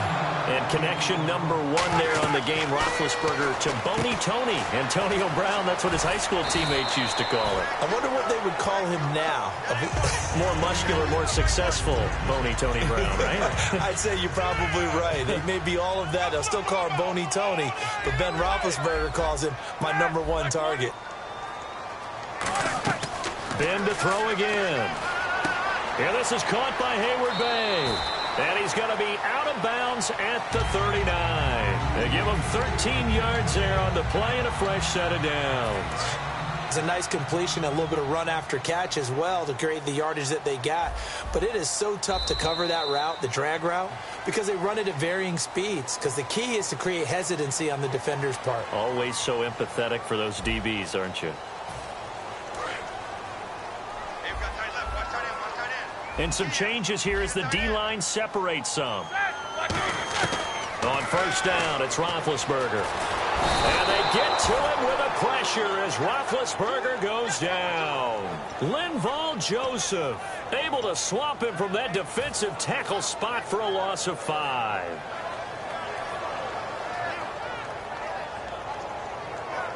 So the defense has put them in a tough spot. It's second and long.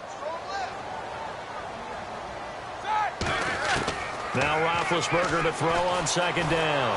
And he's going to lose a yard or 2. Taken down behind the line. Brian Robinson in there to drop him. And sacks on first and second downs are going to lead to a third and long. Now Ben on third and long. Sammy Coates has it complete. He goes for 18 there as the drive will continue. And now the passing game here in the second quarter starting to heat up a little bit. Don't you feel the rhythm starting to happen, right? You see it now. The confidence is starting to rise. I think now as a play caller, because that has happened, you lean on it a little bit more. You don't go totally away from running the football, but you do say, guess what? We can throw it. We can throw it well with a whole lot of confidence. Rolling to his right. Over the middle here to Brown. And he gets this one all the way down inside the 15, just shy of the 10. Brandon, with every season, Antonio Brown makes his draft status really seem like a joke, doesn't he? Well, I mean, how did he not go in the first round? Yeah, well, now he did go in the first round of the fantasy football draft. But not the real NFL draft, but 106 catches this year, just 1 behind who? 1 behind Larry Fitzgerald of the Arizona Cardinals, who had a fantastic season himself. But I was talking with an all-pro voter, guy who votes for the AP team, and know what he said? How do I pick receivers? But I do know this. I'm picking Antonio Brown first. They've been moving the ball well offensively, really getting into a groove. Last play, pass completion. Now, finally, the defense gets there. And you have to find a way to disrupt their rhythm. Do you do it with coverage, or do you do it with pressure? They like to do... And he's going to take it in for a Steeler touchdown. Darius Hayward-Bay, an 11-yard touchdown. And the Steelers are an extra point away from taking the lead.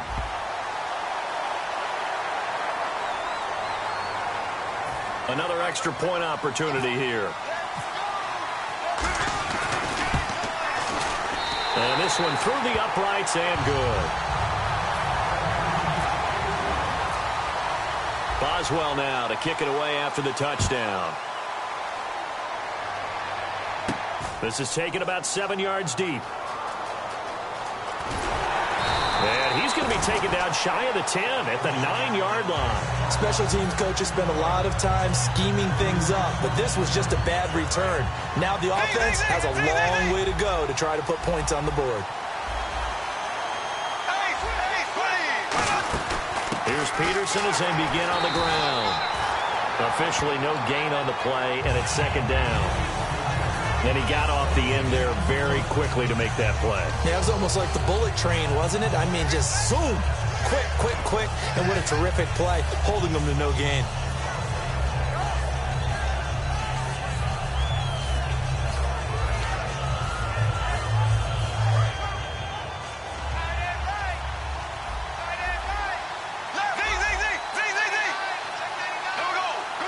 They'll bring a receiver in motion right. Second down, Bradford finding time. He's going to right. He's got a man complete. There he goes left side. Touchdown, Vikings. Adam Thielen, 91 yards. And the Vikings are going to retake the lead. And I think it's safe to say we won't call many touchdown passes longer than that this year, partner. No, I would agree with that totally. And right now, you're looking at an offensive coordinator. Conservative would not go next to his name. Risk taker, definitely, because he valued the opportunity to create a big play against what could have been disaster if they end up getting sacked or fumbling the ball in the shadow of their own goal line. And Pittsburgh getting set to take the field. And that last drive, a long drive, but not just that. They had a great air attack going. Do they stick with that? I would think that they would, because if they were confident enough to do it on the last drive, starting backed up in their own territory, why would you change anything? They've got to be confident about what they're presenting and continue to do so. Yeah, because the secondary, they really look clueless. And that was amazing because that drive went and went, no adjustments and no big plays by the defense to knock the ball away. For a second there, I thought that might break big. Screen pass, looked like it was coming together, looked like there was an opening. Still, ended up with a solid game. Goes underneath for Bell. They'll lose a yard, and it brings up third. Looks like the defense in press coverage here. Well, I know it goes against the instincts of the person catching the ball because all you're ever taught is catch the football, don't drop it. But drop it there. Yeah, in that situation, dropping it would have been better. End up losing yardage, even though they completed the pass. As good as a sack. Yeah, how about that? Although they won't get the same credit for it, and it won't help them at contract time.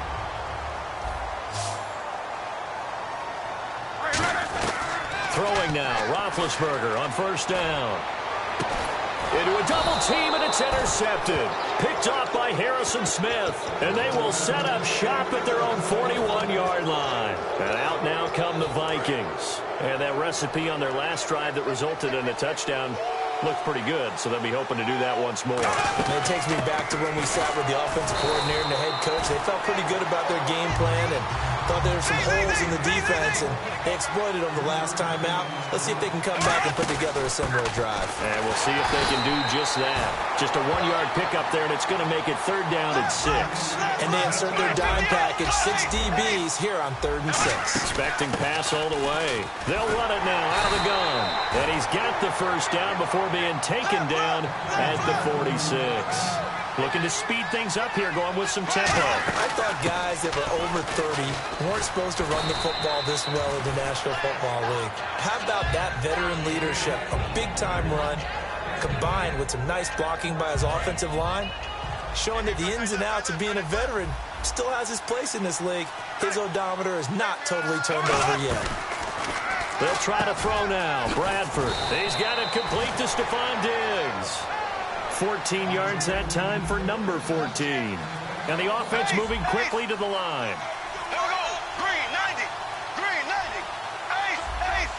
Here we go now. Green, 39. Green. They'll run it now out of the gun. So he got free of one tackle but couldn't do a whole lot else. Now whistles come in. We're going to get a timeout here by the offense. So that means they're down to one remaining here as we head toward halftime. See if they stay on the ground for second down. Now Bradford on second down. In a double coverage, and it's intercepted. A great read, and it's picked off. And his guys have got it back at the closing stages of the first half. And Pittsburgh getting set to take the field. They come out 5 wide, 3 of them to the right side. They go back to the air here after the INT on the last drive. It's always tough for the guys throwing the football when they think they've got a completion and the ball's almost there, and then someone sneaks a hand or two in and bats it away.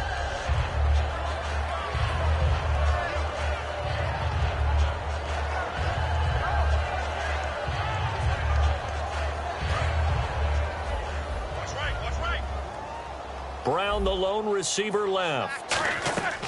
2nd and 10. It's Roethlisberger once more. A screen to Bell. We have hit halftime. Still 2 more quarters to go. We'll take a timeout. We'll be back after this. You're watching the NFL, and it's on EA Sports. It's in the game. So both teams have their marching orders, and we'll get going again here in quarter number 3. This is fielded a couple yards deep.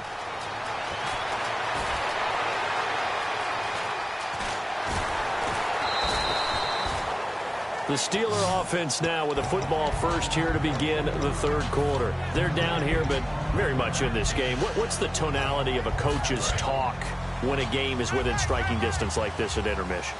Typically, what they're doing is emphasizing the things that went well in the first half and wanting more of that.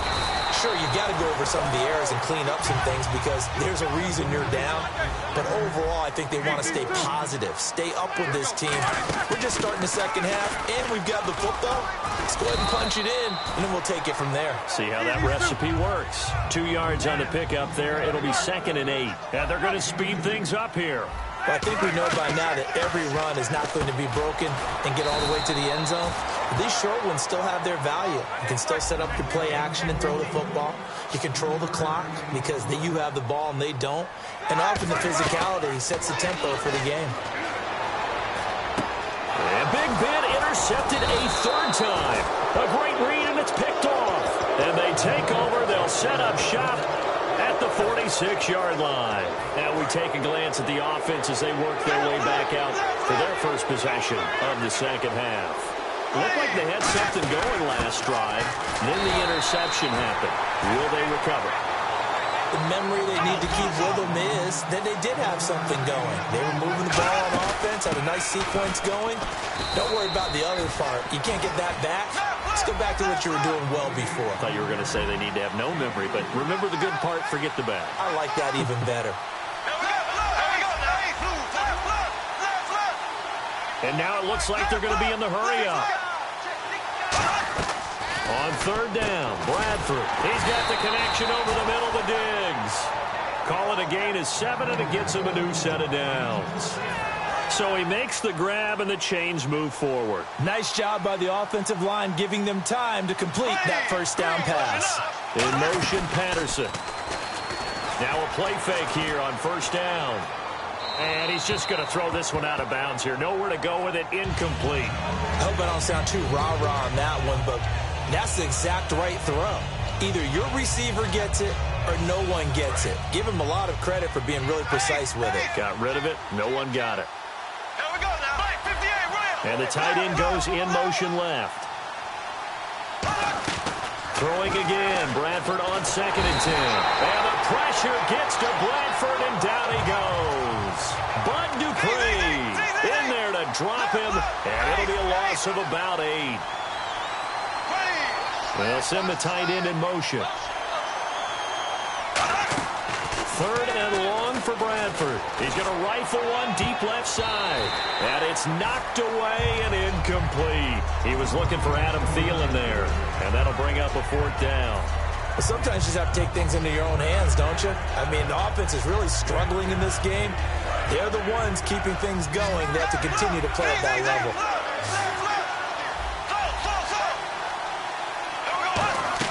Bradford to throw for it on 4th. And it is incomplete. So that pass falls incomplete. And Brandon, while we got a quick second, let's talk about Coach of the Year, because this is an award. It's hard to define. But I'm telling you, here's 3 spots that I think deserve mention. Atlanta with Dan Quinn, Dallas with Jason Garrett, and Miami with Adam Gase. I thought all 3 were exceptional. Absolutely, and all the talk in Dallas about the 2 rookies, and rightfully so. But I think Jason Garrett might take this hardware home. Yeah, I think that he's got a great possibility because his defense really stepped up, and we thought they were going to be miserable. And Dan Quinn, after last year's collapse, that didn't happen this year. They have a bye in the first week of the NFL playoffs. And finally, Adam Gase. He may be young, but boy, did he act mature as a coach. And Miami won 9 of 10 down the stretch.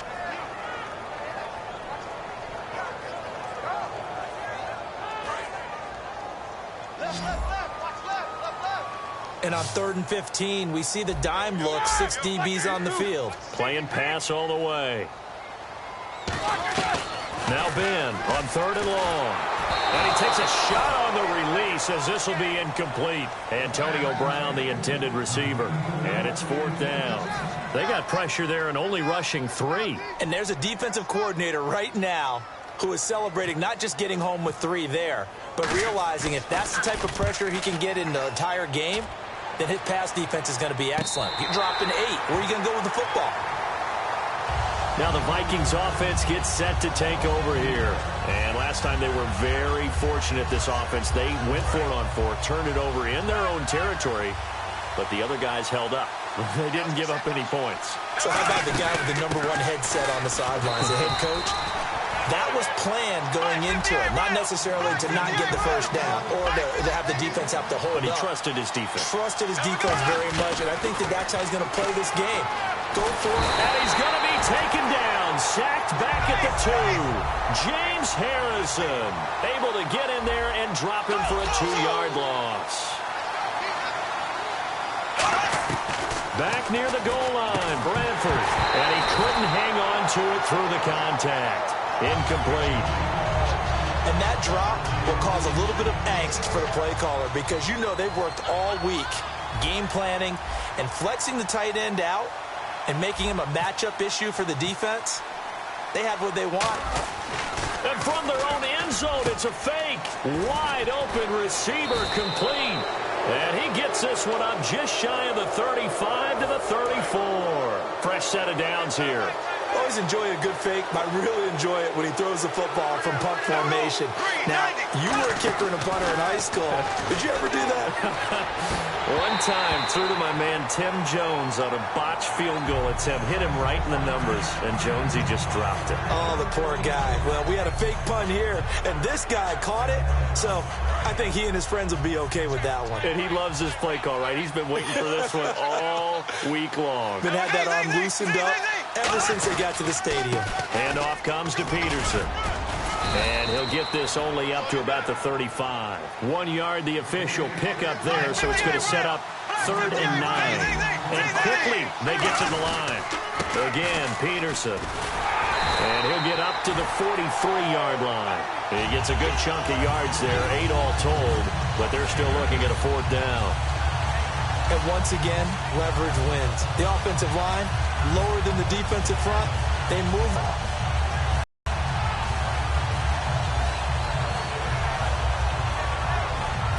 Now in their own territory, a gutsy call. They're going to go for this on 4th and a yard.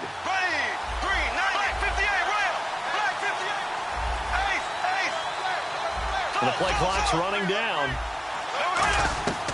On 4th down, they do snap it. Bradford. And he's got his man on the out route. give him 6 on the play. And on 4th down, they're able to convert and move the sticks. I don't know if I agree with that. I guess they don't care if I agree with that. But, boy, you have to be surprised by that, right? I definitely was surprised that they decided to go for it in this situation. But they must have either felt like they either had a great play call on or they're trying to show extreme confidence. Bradford to throw. And no escaping this time as he'll go down. They got him for a sack. Great job defensively. I think he was trying to go through his progressions, find someone to get rid of the football. Before he knew it, he was on his back. That just brings us right back to what you said in the beginning. A great job defensively. Nowhere to go with the football. That led to the sack. Back now in Pittsburgh. It's the Vikings in possession of the football and the lead. They'll be looking to add to that total as we begin quarter number 4.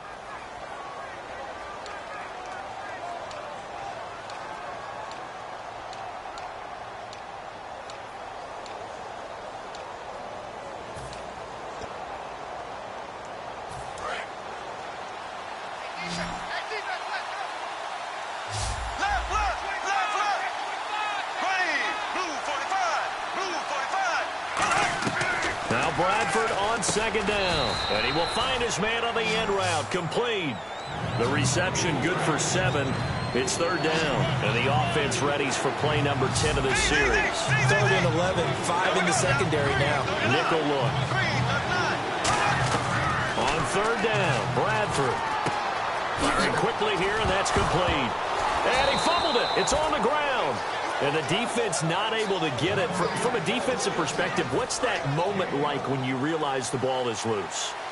It is a moment where all concentration goes right to the football. This is something you've talked about in all your preparation for the game. You've probably talked about since training camp. Knock the ball free, take it away from the other team, and now you have that chance. It's a little bit of deflation when they end up recovering it. They knocked it free, but couldn't take it away. The defensive line disperses a little bit here, maybe expecting a pass. And no escaping this time as he'll go down. They got him for a sack. Now, we talk about players blitzing all the time. I often laugh and sometimes call it just straight-ahead pursuit. What a running start right back to the backfield for him. Yeah, it really didn't give anybody a chance to get up there and stop him. No, I mean, that's really, really difficult. You're asking a whole lot anyway, but when he gets that kind of a start and comes through clean, oftentimes the advantage definitely goes to the defensive player. A nice job of just sticking the helmet down 9 yards on the play, but still 3rd and 12 now. Now Bradford. And that is incomplete. He was looking for his tight end there, Kyle Rudolph. And 4th down coming up. So on 4th down, out trots the kicker in a big spot here. This to make it a 2-score game. Today's NFL, these big guys are featured receivers. They move them all over the place to try and find good matchups. And they had one. They were just unable to complete the pass. They pass up the 3, fake it. It doesn't work. And Pittsburgh getting set to take the field. And a tight game after punting last time. See if they can get something going on this drive. As they head to the field now, with the game this close, you've got to feel there's a sense of urgency for them going on offense right now. But they have to do it without letting panic creep in and affect their play. They're going to hurry back to the line now. Partner, you know I love to point out when teams break tendency and do something a little bit different from the norm. But when you run the ball in the first play of the drive, that's not a tendency breaker at all. That's just trying to establish yourself as you move forward. I think that's a big-time play there because the slant route is really hard to cover because the timing is so quick. But able to see it, diagnose it, and get to the football, that's why he was able to bat it away. And let's see what the defensive coordinator may have up his sleeve here to try to get this final last stand and win this football game. On 3rd down, Roethlisberger. And incomplete. The contact made the ball roam free and brings up 4th down. Everything looked right on that play except the conclusion. He dropped it. An in route, going into a little bit of traffic. Maybe in the back of his mind, he was wondering where the hit was going to come from. 1 score down. Here we go. They're going to go for it here on 4th down.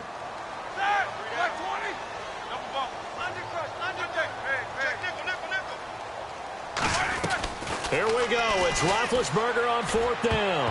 And no, it's incomplete. The Steelers try it, but they come up empty on 4th down. And the Vikings, they have the football now in excellent field position. The Vikings offense now, they get ready to head back on the field. They had a great drive going last time. They were moving the ball, and then all of a sudden it just stalled out.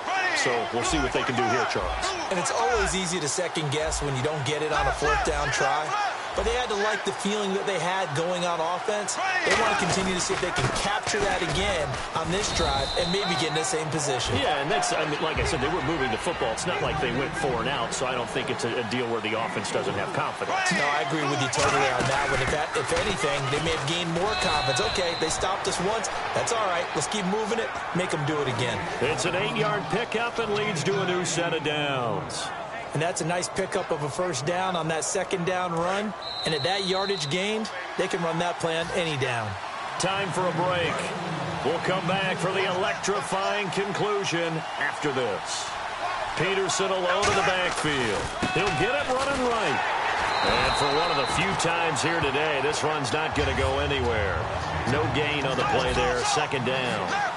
And they're going to hurry back to the line now. Bradford, wow, he's going to throw. That is caught right at the 10-yard line.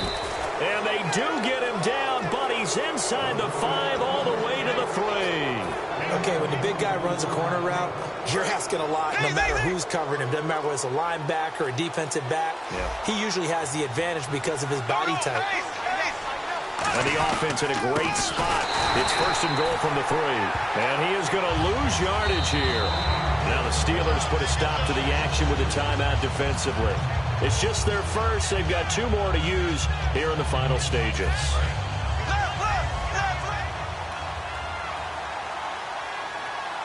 They come out here in the eye. They try again with Peterson. And the Steelers signal for another timeout. That'll leave them with just 1 remaining in this 4th quarter of play. So while the offense has had a big day, no one on that side of the ball is excited about seeing a loss like that. Their goal, to make every play positive. And when you have a bad one like that, your next goal is to not let it spiral into more. And back at the 8 now. 3rd and goal. Now Bradford. And this is caught. And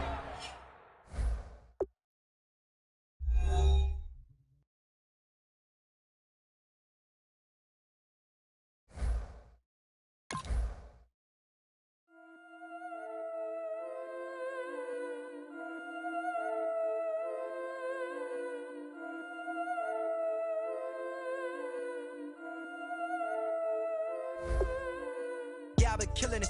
Yeah, I've been hard in the paint, not a single assist. Yeah, I've been flicking that wrist. Yeah, I've been now they with this. Yeah, I've been killing it. Yeah, I've been hard in the paint, not a single assist. Yeah, I've been flicking that wrist. Yeah, I've been now they with this. Yeah, I've been killing that, feeling that. Yeah, I've been flicking that wrist. Yeah, I've been killing that, flicking that wrist. Yeah, I've been killing that. Yeah, I've been hard in the paint, not a single assist. Yeah, I've been flicking that wrist, flicking that wrist. Let me tell you about the young man. Matter of fact, I'ma let Push tell that. Take it by the old man. Had to change her heart and then fell back. Old man lived a long life. Walked around with a long quick like Jesus, that Colombiana. That's mere models like. Yeah. Look at the flick of that wrist.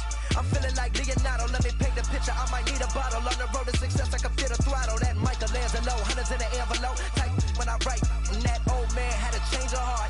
Wish he knew it back from the start. Like, looked around, seen his wife on the military all over the whole compound.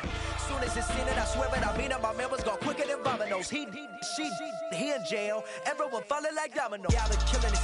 Yeah, I've been hard in the paint, not a single assist. Yeah, I've been flicking that wrist. Yeah, I've been now they with this. Yeah, I've been killing it. Yeah, I've been hard in the paint, not a single assist. Yeah, I've been flicking that wrist. Yeah, I've been now they with this. Yeah, I've been killing that. Yeah, I've been flicking that wrist. Yeah, I've been killing that, flicking that wrist. Yeah, I've been killing that. Yeah, I've been hard in the paint, not a single assist. Yeah, I've been flicking that wrist, flicking that wrist. Logic. Clockwise, counterclockwise, realest in the top 5. Other 4 ain't rap. I'm just repping for the side. Yeah, that's coastlines, Panama for the boat rides. Worth billions, and we ain't even need showtime. just money counters and kitchenware. Condo with a in there. We got rich in there. Curry over Kobe. We shooting. Splash Brothers with the add in soda. Good fellas to my shades of blue. I bet you. Let the sky fall, let it rain on you. Yeah, I've been killing this. Yeah, I've been hard in the paint, not a single assist. Yeah, I've been flicking that wrist. Yeah, I've been now they with this. Yeah, I've been killing this. Yeah, I've been hard in the paint, not a single assist. Yeah, I've been flicking that wrist. Yeah, I've been now they with this. Yeah, I've been killing that. Yeah, I've been flicking that wrist. Yeah, I've been killing that, flicking that wrist. Yeah, I've been killing that. Yeah, I've been hard in the paint, not a single assist. Yeah, I've been flicking that wrist, flicking that wrist.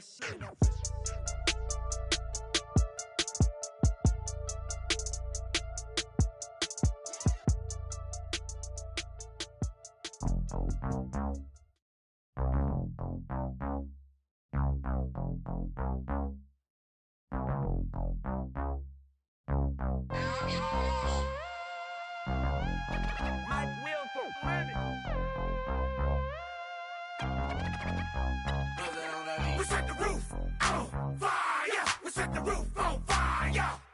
We set the roof on fire. We set the roof on fire. We set the roof on fire. We set the roof on fire. We set the roof on fire. We set the roof on fire. We set the roof. We set the roof. We set the roof on fire. We set the roof. We set the roof. We set the roof on fire. If I'm not mistaken, home team made it. 2 threes on my feet, then I pump fake.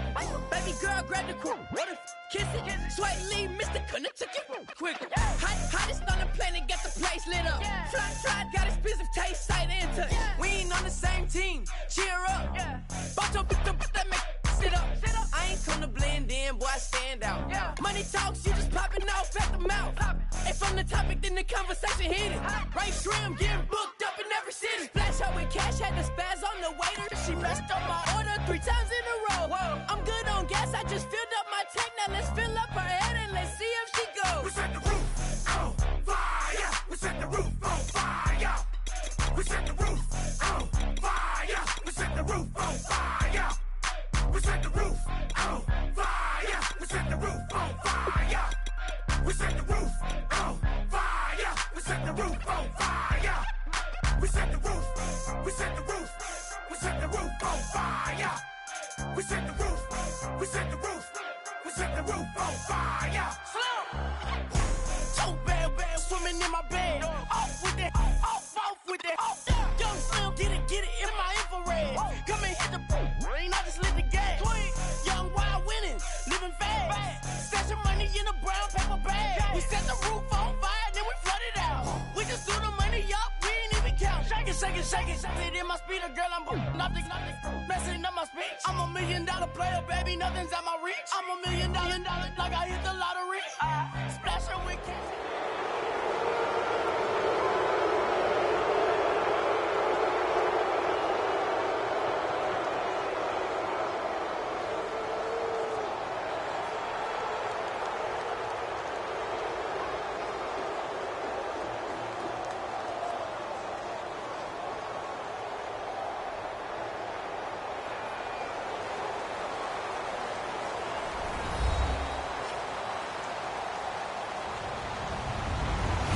Everyone, I'm Larry Ridley, and this is the NFL on EA Sports.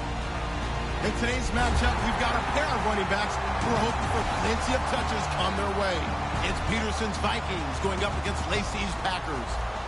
With that, let's get you up to Green Bay, Wisconsin, where we welcome in our commentators, Brandon Godden and Charles Davis. We're at the oldest continually operating stadium in the NFL as you get a look inside Lambeau Field in Green Bay, Wisconsin. Today, we've got a good NFC matchup on tap between the Minnesota Vikings and the Green Bay Packers.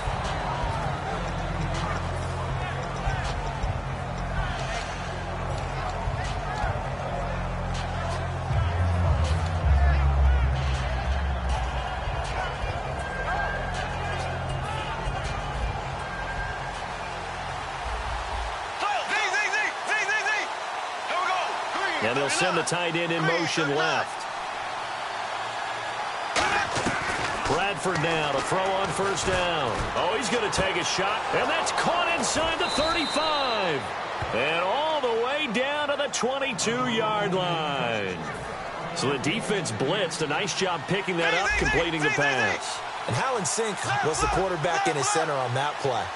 They saw the blitz, made the appropriate calls, got the line engaged because now they know there are going to be extra guys coming at the quarterback, so they got their assignments down pat and kept them away from him, and he's able to step up in the pocket and fire one now for a really good strike.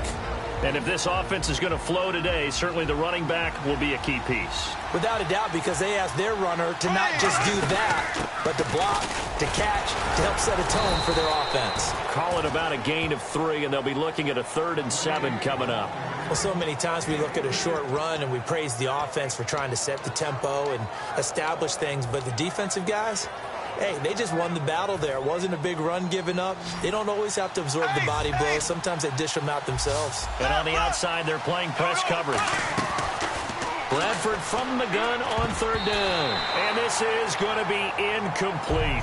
All right, let's go ahead and try and get into the body and the mind of the linebackers. Yeah, I know they're bigger and stronger than I ever was, but in this situation, they understood what was going on as much as the offensive guys, because the offensive guys always taught find the first down sticks and make the play. Well, on defense, what do you want to do? Guard the first down line. Make sure they don't get there and tackle them in front. They were able to drop in their zone coverage, figure out where the first down line was, and end up making the play, swatting it away so they couldn't get the completion. And look at this. They're keeping the punter on the sideline. They're going to go for it here on the opening drive. Diggs going in motion right. Play clock winding down. And now whistles and a flag, and I think we got a jump here.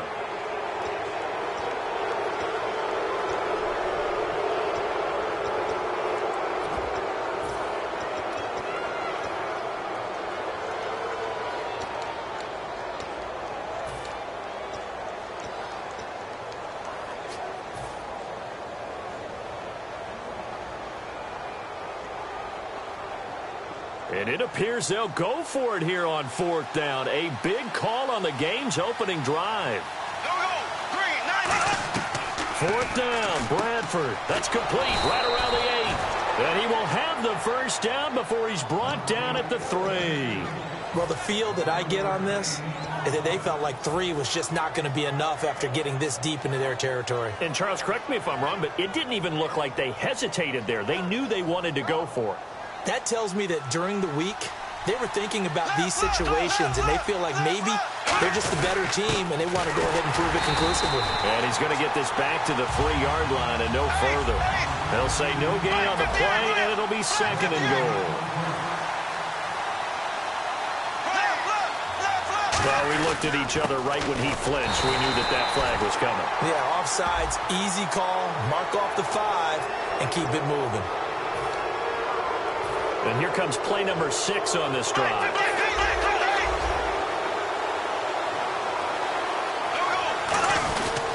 Now Peterson diving for the end zone, and the ball's knocked out. And a big turnover there as his guys will get the football back.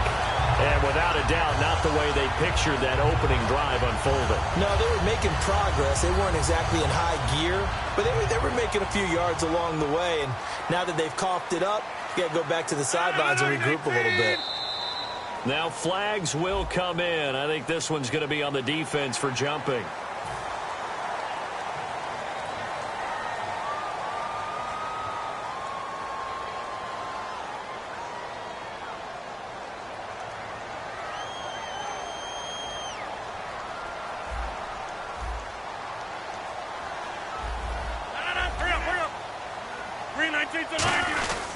Now starts, and he will take this up to about the 8-yard line. Call it a gain of a couple there as it'll leave him with a 2nd and just 3. Looking to jam the receivers at the line here. Press coverage look defensively. They run again with Starks, and they'll bring him down right around the 13.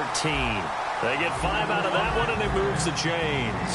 And no press coverage here. They are backing off in the secondary. They go play action here on 1st down. And he goes down. It's a sack. They get him back at his own 3-yard line. Well, if an offense is going to throw the ball in this part of the field, any pass rusher will tell you that's his favorite part. Gets a chance to get after the quarterback. It's almost like a reverse red zone. They can create points using their defense, and this time they take their man down. Back near the goal line, here's Rodgers. Randall Cobb, the intended receiver, and it's 3rd down. And a look at the Vikings defensive unit. Xavier Rhodes is a cornerback who does not mind being physical. Whether he's covering passes or coming up in the run game, he's going to be there to make an impact. From deep in their own territory, they look to throw, and that is incomplete. Let's give some credit to the defensive guys on that play. Able to bat that one away. Sure looked like they were trying to hit the corner route. Here's Jacob Shum now. And no room for error here as his first punt comes from deep in his own end zone.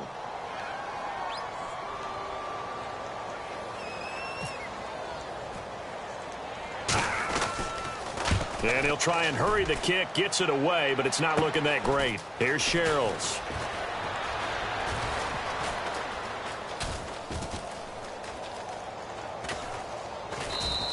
Officially, that'll be marked down as just a 28-yard punt. And the offense will take over with a new set of downs.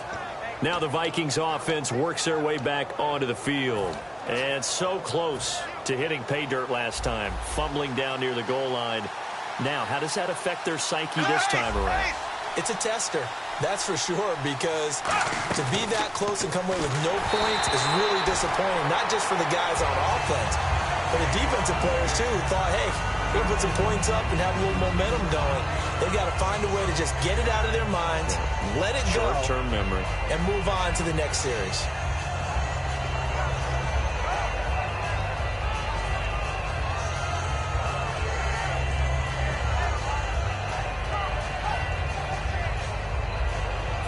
So the incomplete pass brings up 2nd down. Throwing again. Bradford on 2nd and 10. Quick hitter here. It's complete. That catch good for 5. It's 3rd down. And that's the kind of pass that adds up over time, Brandon. You may not have picked up a first down there, but if you keep chipping away at it, eventually big plays may result. So still in search of the first down after that last completion. Now Bradford. Screenplay. McKinnon. And he's got the first down. Yardage before being taken down at midfield. It goes as a gain of 8, and it moves the chains.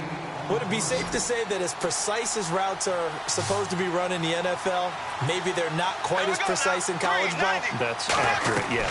And I think we saw a college route in the NFL there. Just find the soft spot, find the dead zone, and find the first down. And that's what he just did.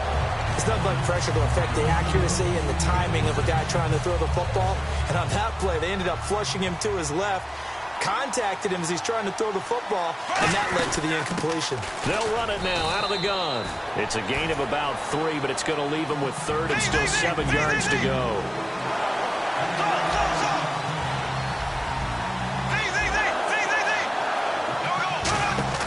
On 3rd down, Bradford. Flush to his right. Now a hit, and the ball comes out. Bradford has lost it, and they will take over possession of the football at their 42-yard line. Now the Packers get set to go. And on the last go-around, they really couldn't get anything going. They had to punt from deep inside their own territory, which means you're going to lose the field position battle as a general rule. What they're looking for now is a little more consistency, move the ball at least a few times on offense, get a couple of first downs, and hopefully flip the field. Yeah, just something to build off of. That's what they're looking for here. Here comes the D swarming to the line. I know the toss play begins with the guy taking the snap and turning around and tossing it to the runner. But where the real intrigue is, can they seal the edge, whether it's an offensive tackle or a tight end, in the direction they want to run the football? If they do that, that's the result that you get, that type of a game. Accelerating, and off he goes. And oh, so close as he takes it all the way to the 2-yard line. And the elder statesman with a big run. He's hit that dreaded 3-0. He still can churn it. I love the way you treat him with respect. Elder statesman. You didn't just call him an old guy or anything like that. Elder statesman. I love the way he can still play. Talk about running it with savvy now. With Charles Davis, I'm Brandon Gaudin. Second quarter about to get underway with the Packers in possession of the football. And they'll come up looking to keep this drive moving.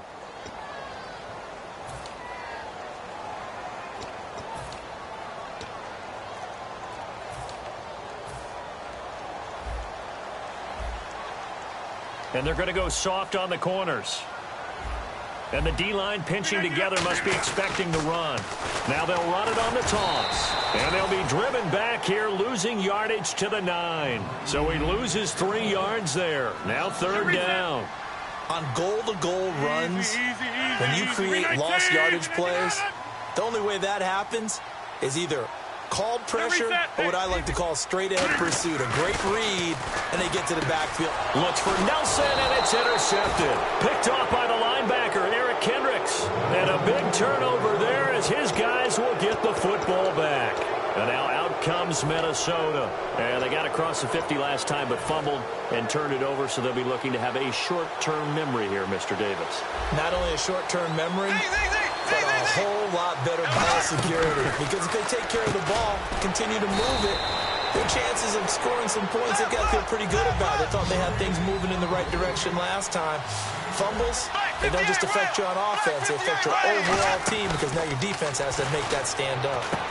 And he's got it. Got his man on the end route. Complete. They get 9 out of that one, and as a result, the drive continues. One of the selling points of the in route is it gives the quarterback a really nice sight line to his receiver and almost on a direct shot able to throw the ball into the middle of the field and have a great chance of success as they did on that play. They run. Peterson. Give him a couple on the carry there. 2nd and 8.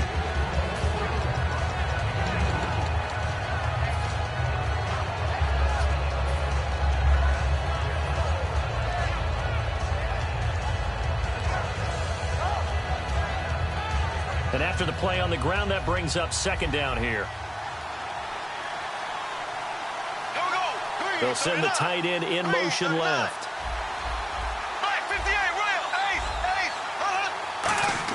Now Bradford on 2nd down. Packer pressure, and down he goes.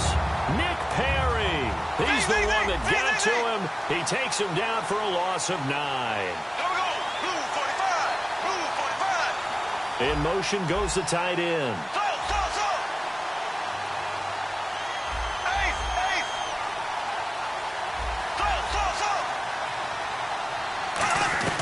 Third and long for Bradford. Steps away to his left. Now he'll turn and throw deep, looking for Diggs, and it's intercepted. Then it's Clinton Dix with a pick. And his guys are going to take over at their own 48-yard line. And Green Bay getting ready to go as they take the field. And the interception thrown in the red zone last time. We'll see if they can rebound. I just have to think the last thing he said as they went back out there was, don't do that again. What do you think? What do you think? Yeah, I think that. I think that not only did he say that, but touchdown, Packers! Randall Cobb, 51 yards. And the Packers are able to strike quickly for 6. Well, that didn't take long. The turnover instantly almost turning into points. And when that happens, a lot of teams have the mentality of let's strike right now. You got them off balance after the turnover or the takeaway. Let's go get it. And that's exactly what they did. Now after the touchdown, here's Crosby to kick it away. And a short kick, taking it about the 16. And they're going to start this drive in pretty good shape as they get it up past the 30. And now out comes Minnesota. And following the interception, just any interception, are you a little bit more cautious when you start that next drive, or no, you just throw that out the window? I think you are. I don't think that there's any way you can run back out there and go, totally didn't affect me. Let's just go ahead and be loose with the football again. You're going to take care of it, but you have to be careful about being too cautious because now you can't run any offense at all. Still want to attack. We'll see how they attack them here. They'll bring a receiver in motion right.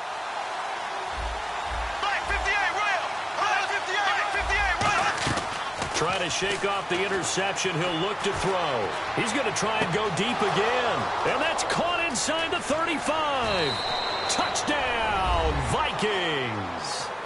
Adam Thielen, 68 yards. yards. And the Vikings are an extra point away from tying this thing up. And that is how you retaliate after getting scored on one play, big pass downfield, and you hit the end zone. Almost feels like two boxers just throwing haymakers at each other, doesn't it? One connects with a big one, the other comes right back. Okay, I'll show you. And they attacked right back on the first play of the drive and hit them big. It's good, and we're all tied at 7 apiece.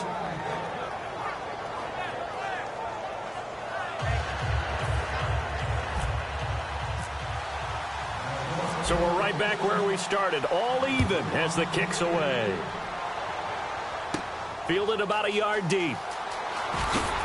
And the decision to bring it out is going to cost him about 7 yards all told as he's taken down back shy of the 20. The Packers offense now, they get ready to head back on the field. And following that long touchdown pass, a one-play drive last time, see if the defense, you know they're ready. They don't want that to happen again. And you would have thought they would have been ready the last time. That's what you work on all the time. Make sure that no one gets behind you. That's the cardinal sin of defense, not giving up the long pass. They did. Let's see how they adjust. They'll give it to him right up the gut. And he'll push forward for about 4 up to the 23. Now, Ty Montgomery led the Packers with 557 yards rushing to go along with 348 receiving on the season. And how about the number? Does it still throw you to see number 88 in the backfield as a primary ball carrier? Because he came into the league as a wide receiver, wearing 88, which is specified by the league. So if he continues to be a primary ball carrier, he'll have to have a uniform change next year, won't he? He will indeed. Right now, 88 or whatever he's wearing, they're just hoping he carries a lot of juice into the playoffs. 3rd and 11. And some extra depth to the secondary here. They're in the dime. Throwing is Rodgers on 3rd down. Going up top. Trying to get it to Cobb, and it's intercepted. A great read, and it's picked off. And they are going to set up shop at the 40-yard line. Now the Minnesota offense set to take over again. And last time the formula was pretty simple. One-play drive, long pass. That maybe they just want to do that again, right? And that's exactly how you want to draw things up. Whether it's on your grease board, right, in your playbook, one-play drive's exactly what you want on offense. What they have to be careful of is not having a letdown. It was fairly easy last time. They can't expect that going forward. And we'll see if it's that easy here. That's caught inside the 20. And he takes it down deep into Green Bay territory. A nice job there, Charles. They picked up the blitz, were able to complete the pass. That had the total feel of a quarterback in control. Red blitz, got him into the right protection scheme, so he doesn't get hit back there. He's got a chance to step up with supreme confidence and deliver it downfield for a nice completion. And he motions the wide receiver. They'll run it now out of the gun. And he'll be taken down here at about the 11. Just a yard on the pickup there, and it'll bring up a 2nd and 9. Now that's the type of play that'll fire up a defense. Hold them to 1 yard on a first down run. It'll be interesting to see if the offense decides to press the run at all, but they'll abandon it now after gaining only 1 on that play. He's got his man. It's taken in for a Viking touchdown. Stephon Diggs, an 11-yard touchdown. And the Vikings have taken the lead. As a former DB, you might not like to see that, but from a wide receiver's perspective, those are the plays they dream of. Correct on both counts, all right? Because once he took off, I mean, let's face it, that should have been done in Big Sky Country. Aren't any speed limits out there? And off he went. Glad I wasn't the one trying to chase him. This is fielded a couple yards deep. Ooh, with a juke. The Packers offense now, they get ready to head back onto the field. And following the interception, we'll see what they can put together on this drive. I can hear my old college coach right now. He always used to tell us before every game, the team making the fewest mistakes will win. What they're hoping is that last mistake is their only one of the game. Coaches, that's all they talk about, turnovers, right? Minimizing those and maximizing opportunities. 5 yards is the tally on first down. That brings up 2nd and 5. And there's a run to be happy with. Good, solid yardage. You'll take that anytime you hand the ball to a back. Throwing now is Rodgers. In the middle of the field, he's got Nelson. Jordy Nelson, what a story he became this year. You got to think comeback player of the year if you're going to give out that award, right? At a minimum, I would think. And, let's face it, to me, he was a candidate for All-Star awards at the end of the year. He's 5th in receptions, 6th in receiving yards, led the NFL in touchdown receptions with 14. He got better and better as the year went on. And people often talk about after a knee injury, it's the second year back that they achieved their greatness again. I think Jordy Nelson's already there. And it's hauled in by Jared Cook. Now hold everything here. We're going to get a timeout by the offense. So that means they're down to 1 remaining here as we head toward halftime. They come up in an offset eye.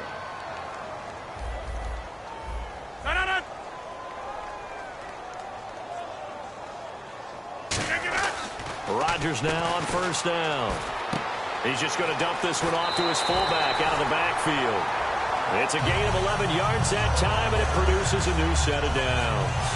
And they pick up a first down, and that came out of the fullback position. But as you and I both know, that doesn't necessarily mean it's a fullback playing in that spot. Well, times have changed, right? The old school fullback doesn't really exist anymore. We're not getting that same player out of college with all the spread offenses, not very many pro style where you actually have a true fullback. We're having to make do in the NFL and put guys in that spot who emulate it but aren't necessarily that position. And Rodgers intercepted a 3rd time. Picked up by Anderson Dejo. And the return will be stopped at the 34-yard line. And the Vikings now heading onto the field. And with time quickly fading here in the second quarter, not sure how aggressively, offensively they want to play this. I think we'll find out just how much they trust their guys in this situation if they decide to take a shot. And unable to connect on the long pass. It falls down incomplete.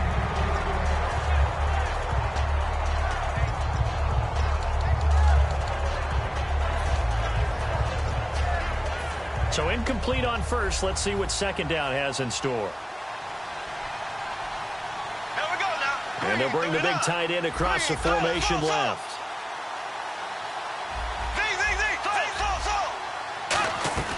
Throwing again. Bradford on 2nd and 10. Now a hit, and the ball comes out. Bradford has lost it. On plays like this where the ball comes free, it's often unusual for the team that lost it to get it back. Because this is the quarterback. The ball gets away from him.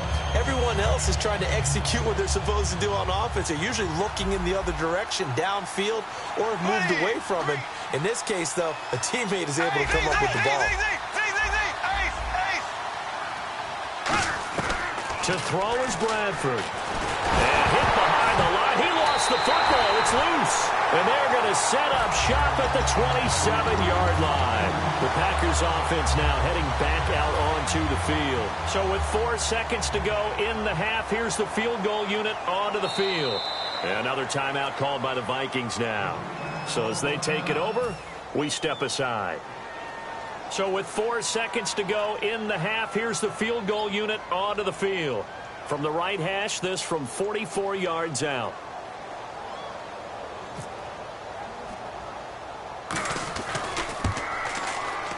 And that is not going to get there. Oh, he missed it short. It's no good. First half in the books. You're watching the NFL on EA Sports. Both teams appear ready for the fight ahead, and we resume action here in quarter number 3. This is fielded a couple yards deep. And he'll wind up about 4 yards shy of where he would have been if he had taken a knee, as they'll start at the 21-yard line. The Packer offense now ready to get back onto the field. They're close game, but they're going to need to do a little bit better probably here in half 2, no? I would agree with that totally. I would guess it in the locker room. They talked about cleaning up some of the errors, but overall, I think they wanted to be positive with them. Guys, we're right there. Just not playing as well as we need to. Let's pick it up, and we still have a chance to win this game. Yeah, they do. We'll see if they can pick it up. To throw, it's Rodgers. And that is incomplete. Well, throughout the year, I've occasionally asked you for your MVP pick. Now that we've seen the entire regular season, who's in the mix? Well, Brandon, I think Zeke Elliott and Dak Prescott will go in as a duo, and that'll probably knock each other out of the race. Tom Brady will be heavily discussed, but there's never been an MVP that's missed 4 games, so I don't think that he's going to get it as well. Matt Ryan is probably going to end up being the MVP, but I would posit that Aaron Rodgers would be the guy.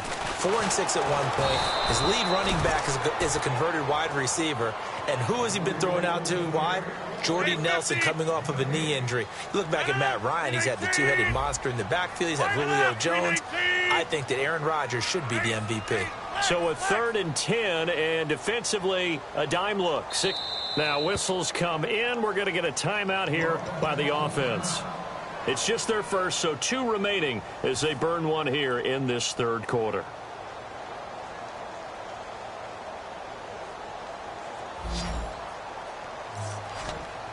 And the Vikings are going to beef up their secondary here. 6 DBs on 3rd. From the gun on 3rd down, Rodgers surveying the field. And he finds Cook. And he'll be taken down, but not before he gets into enemy territory. Well, even after all those interceptions, he's not deterred, still confident to go deep at work there. I think all the old rules about playing that position still apply. If things go wrong, you still act like you're the best player out on the field. You still carry that supreme arrogance with you and continue to fire the ball. I've seen guys have games like this, and this is where you find out if you're great or not. Can you overcome some interceptions and still lead your team to victory?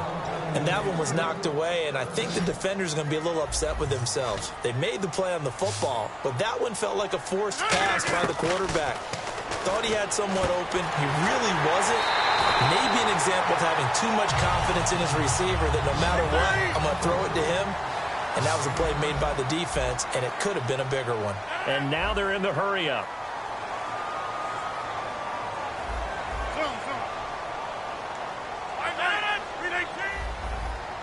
Defense really showing respect to the deep ball here, playing off the receivers. Escaping the pressure right. And no escaping this time as he'll go down. They got him for a sack. And for the defense, their 3rd sack of the game. That number tells you that they're starting to put it together with their defensive game plan. They're starting to feel pretty good about what the offense is doing, bringing the pressure at the right time, and putting the quarterback on the ground.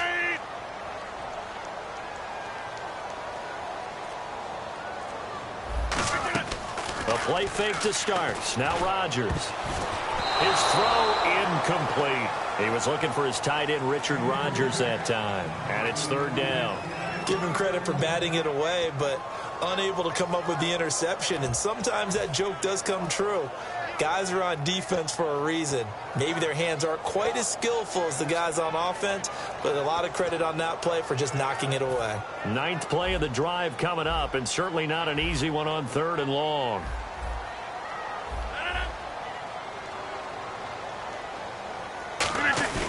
Now a play fake. Rodgers. Rush coming, and he's taken down. They're going to line up to go for this on 4th down. Rodgers stays on the field.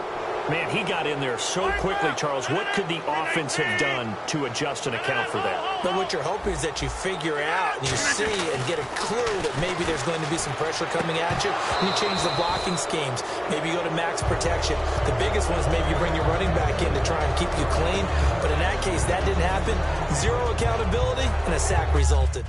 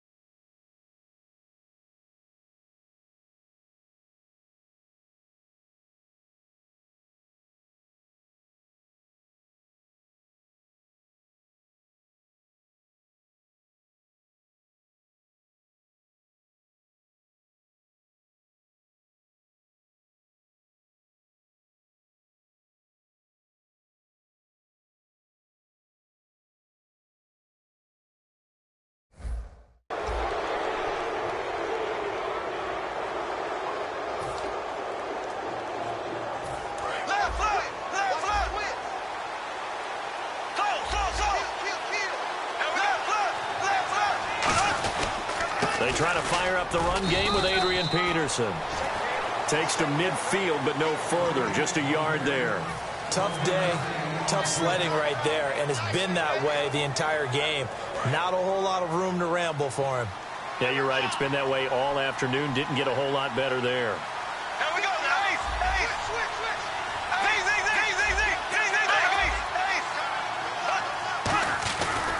On second down, Peterson. It's a 10-yard pickup, and it moves the chains.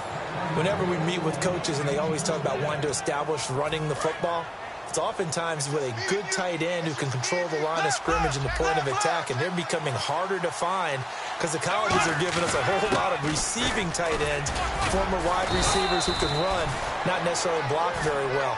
In this case, though, we saw two tight ends on the field, both of them with the ability to block, and he ran the ball successfully behind that power set.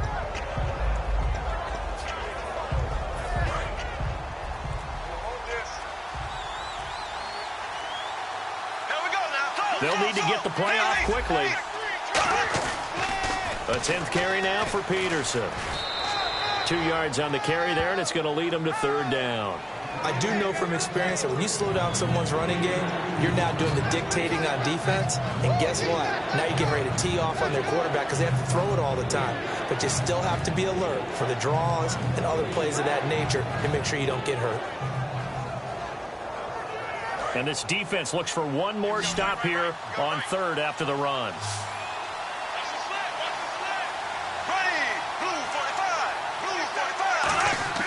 Bradford now. Looking left side, he's got it, complete. And he's able to pick up the first before he's taken down at the 27. I know many people like to throw to the tight end, maybe in a little flexed out position because he creates mismatches with his size. But slot receivers do the same thing with their quickness, their speed, and their route running savvy. So here we go, 1st and 10 now. Time running out here on the play clock. On 1st and 10, Bradford. Now that'll be tipped and intercepted. A great read, and it's picked off. And his guys are going to take over at the 21-yard line. And Green Bay getting ready to go as they take the field. And this offense last time turned it over, went for it on 4th, didn't get it. They're lucky, though, because no points against the team on the board, but we'll see how they respond. Yeah, they've got to give a lot of credit to their defensive teammates, don't they? They had their backs on that last series, and because they did so, that allows the coach to still stay aggressive on offense and maybe go for it again in a similar situation. I was going to say, maybe makes that offense feel good when you know you've got a defense making stands like that. Yeah, that'll loosen up things a little bit, won't it? Maybe you'll play a little bit better the next time you have the ball.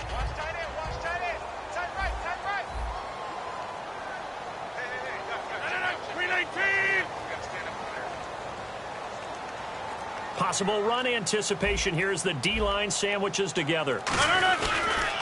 Now they'll run it on the toss.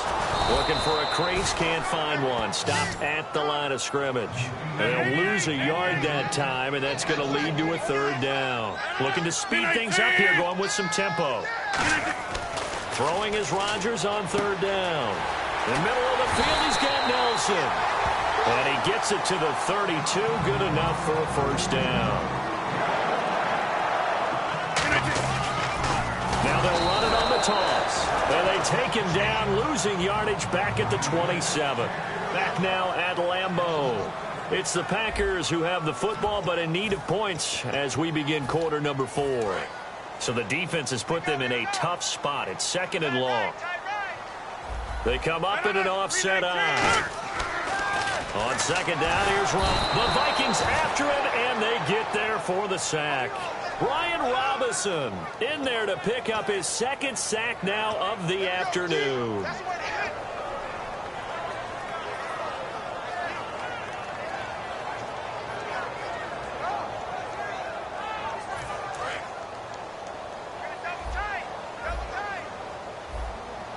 They come out here in the eye, and they're definitely showing blitz here. On 3rd and long, blitz coming, and down he goes. They bring a man off the corner that time, and he gets home for a loss of 6.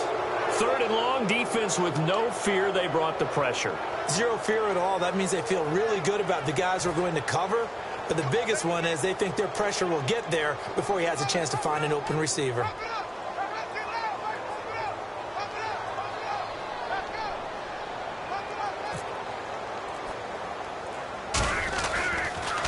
Oh, it's a wobbler here. And he did get it back, I do think, yes. So no turnover on the punt, and it'll be a first down. The Vikings offense now heading out to take over. I know there's no magnet in the ball, but sometimes for the punt returner, after such a scramble, it sort of feels that way, doesn't it? He has it, he loses it, somehow the ball finds its way back to him. Atone for his sin, and you know he's taking a deep sigh of relief right now. Cordero Patterson, the one he was hoping to get it to, and that'll bring up 2nd down. He's got to be kicking himself right there. His team's already picked off 2 passes. That would have been the 3rd in the game, and boy, they've really played well attacking the football. They'll run it now out of the gun. And his rough afternoon continues. He's going nowhere again. They'll lose a yard, and it brings up 3rd. The 4th quarter here, they've got... Now hold everything here. We're going to get a timeout by the offense. It's just their first. They'll be down to 2 remaining as we step aside here in the 4th quarter. Offense needs 11. Have to think pass here on 3rd down. In motion comes the tight end left. On 3rd down, Bradford. And he's unable to haul it in, so it falls incomplete over the middle 3rd of the field, and that brings up 4th. Looked like they had an opportunity for a big play across the middle, but he didn't have the concentration or the focus necessary and dropped it before he could haul it in. And here's a big one now. Trying to hold this lead. They're going to go for it here on 4th down. And the tight end goes in motion left.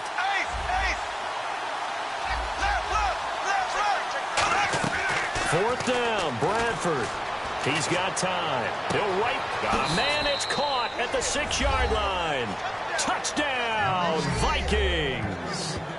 Stephon Diggs, his 2nd touchdown of the afternoon. And the Vikings find a way to stretch their lead.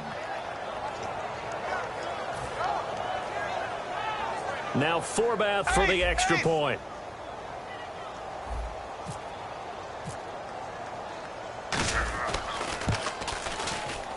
It's good, and it is now 21-7.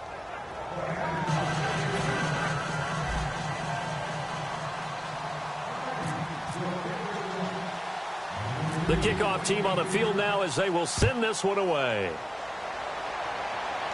So a very short kick here. This will be taken by one of the up men. And it's a pretty good return here as he'll get it up to the 29-yard line. The Green Bay offense now about ready to take possession here. And down on the scoreboard, certainly needing to avoid what happened on the last drive, punting the football. Sense of urgency has to take over for them here. They know the score. They know the situation. And by the way, the punter no longer exists for their offense. That's how they have to treat this drive. They need points. Big time. And no press coverage here. They are backing off in the secondary. They go play action here on 1st down. And his pass is intercepted for the 4th time today. Picked off by Harrison Smith. And they'll start out with great field position at the 47-yard line in enemy territory.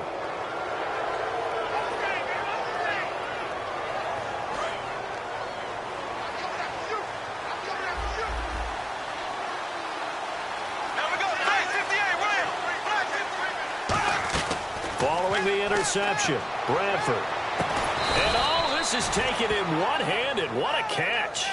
They get 25 yards out of that one. And it'll be a Minnesota 1st down.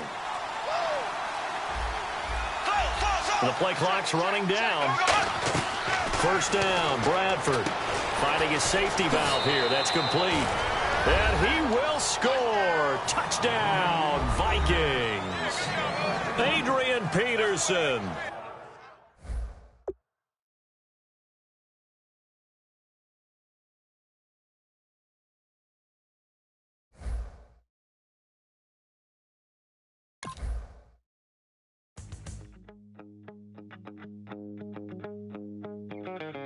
My second body cost a lot. After I bought it, I just wore it home. Reading philosophy and gossip rags. Spending my bottom dollar on my toes. I'm a pacifist who's never not been pacified. I'm a piece of... It's a point of pride. I'm the super rich complaining I want more in life. Cry, baby, cry, oh, cry, baby, cry, oh. I don't really care where I stand in the winner's circle. Make room for a man from the middle with you. I don't even know how I got to the finish, but don't care, don't make no difference to me. I don't understand what you're saying, only kinda listen. Make room for a man on a mission with you. I don't even know how I got to the finish, but don't care, don't make no difference. I lost the weight and then I start to tumble. My mind betrayed me many years ago. I walk alone to keep from slipping under. Got lost as soon as I stepped out the door. I'm a martyr who just never got his time to shine.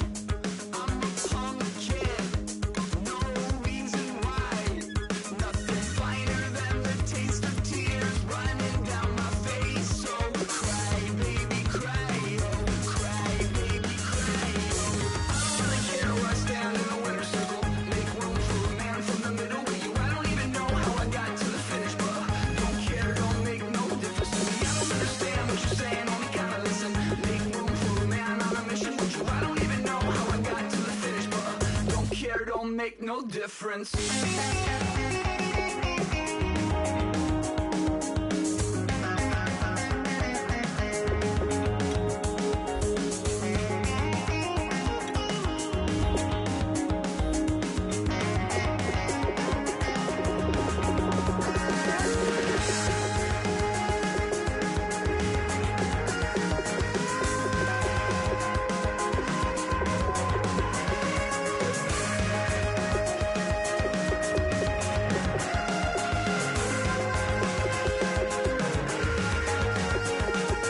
Set off in search of satisfaction, rattling my replacement heart of gold.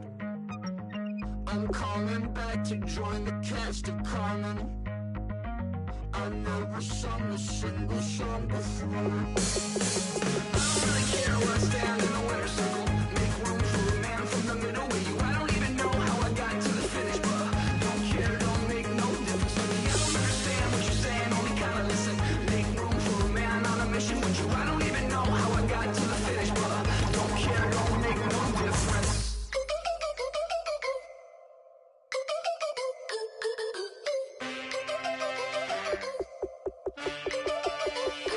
Can I get a witness in the darkness? 'Cause there ain't no love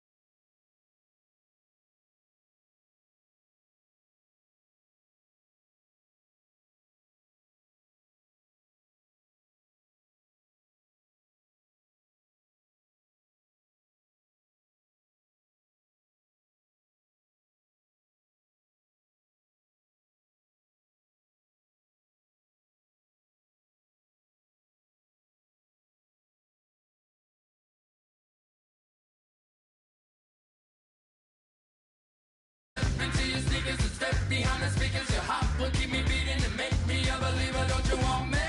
Don't you want me? I need some mercy on my soul. Come on. Give me what you got. Oh, oh, oh. Give me what you got. Oh, oh, oh. I said, roll up, yeah, come get your love. I don't care when we're dancing tonight. Just as long as you're there in the break of the light. I said, roll up, yeah, come get your love. I don't care if I'm losing my way. I'll be waiting for you as the night fades away. So roll up, roll up, roll up, roll up, roll up. Extra touch and pull up, hand in hand for one last touch.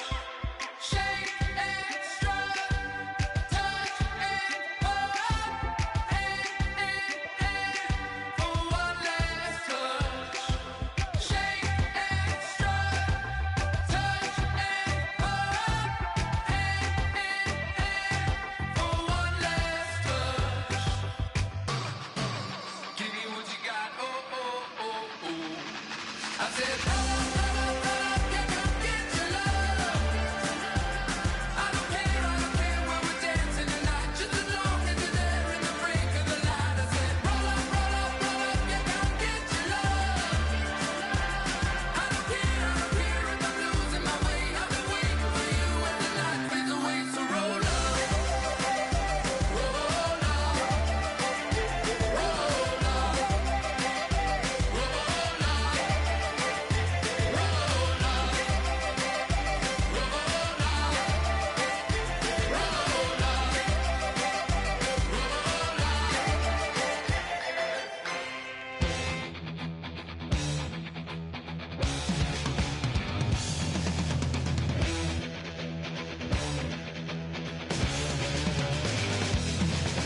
It seems the competition is riding on the tail. It seems that they were hoping she would fail. The time has come to raise our guns to the sun. She will prove herself worthy. She will be the one.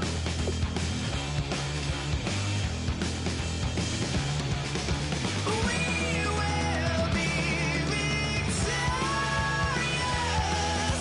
Hate won't get the best of us. Some ways are mysterious, 'cause we shall be victorious.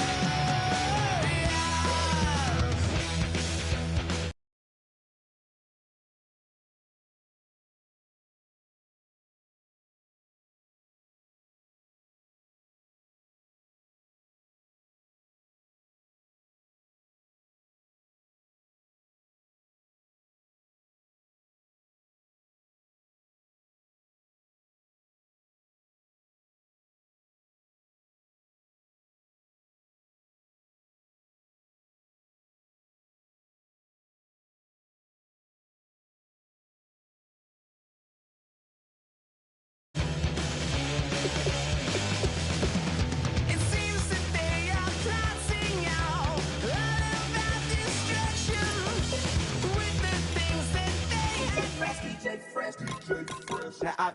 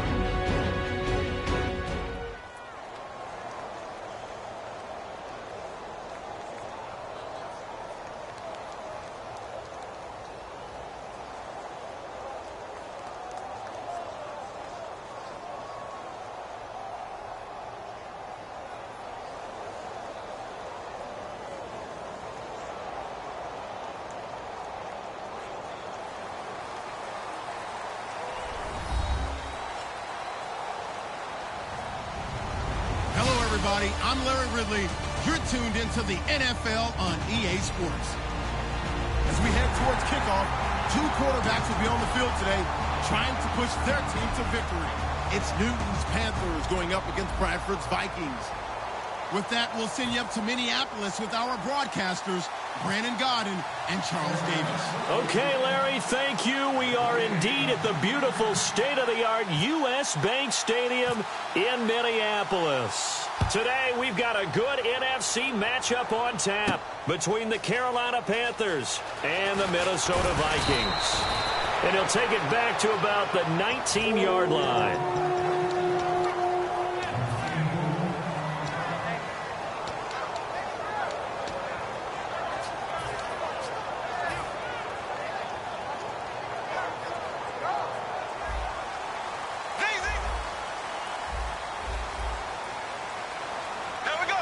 And he'll send the tight end in motion left. A first down throw for Bradford. Oh, he's going to air it out right away. Oh, this is taken in. It's complete. Touchdown, Vikings. Stephon Diggs, 81 yards. And the Vikings have taken a first-quarter lead. It took them a while to get their speedster involved, but they found him downfield there. And what we've discovered as we've watched games is the speedster doesn't have to have a lot of catches, doesn't have to have volume in order to have a huge impact on the game. His speed scares the heck out of defenses, and other guys can capitalize, but when you finally hit him and he carries it all the way into the end zone, that's what you're paying him for. That big threat that can make big plays on a limited number of catches. That's how you step on the stage with your first catch, take it to the house.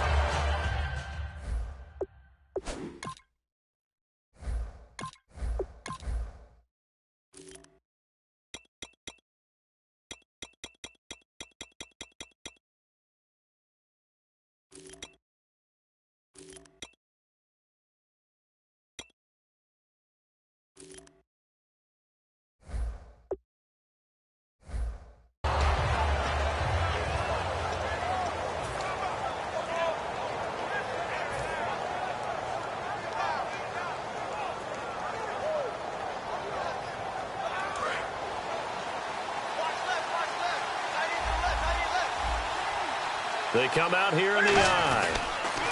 Now a first carry for Jonathan Stewart. And he powers his way up past the 30. It's a 6-yard gain on the ground, and that'll make it 2nd and 4. But they certainly got dented with that first down run. So now they've got to be back on their heels a little bit as a defense. This is Stewart again. And he's able to take this one up to the 35-yard line. A gain of 4 that time as the drive continues. Now that's the way to do it. Hand it to someone with vision and good footwork, and add a little bit of power, and you find a way to pick up first downs. And this is caught. It's Greg Olsen. They pick up 12 on the play there, and they move the chains. Shift together here from the D-line. There are so many things to watch for when you play defense. And reading your keys, you always hear about that, and having your eyes in the right place. Sometimes your eyes can fool you. How about that play action there? And it sprang the big guy, didn't it? Able to dump it over the top to him. Now Stewart on first down. And he's going to take this one down inside the 45. 9 yards is the pickup there, and they'll have a 2nd and 1. And that's the kind of run that gets everyone excited on offense. And, you know, oftentimes the guys who carry the ball are the ones in the huddle doing the chirping. Right now I think it's the offensive line telling them, run it again. We are right there about to break a big one.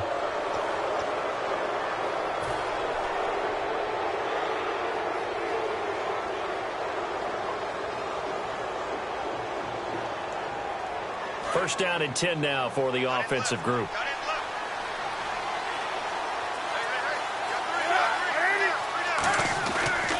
Here's Whitaker.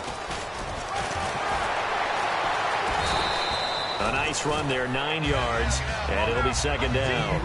Playing against a 3-4 front is really challenging for offensive linemen because they can do so many different things. But when you're running the football, if you can handle the nose tackle up front, and then maybe a guard can slide up to the second. The ball popped in the air and intercepted.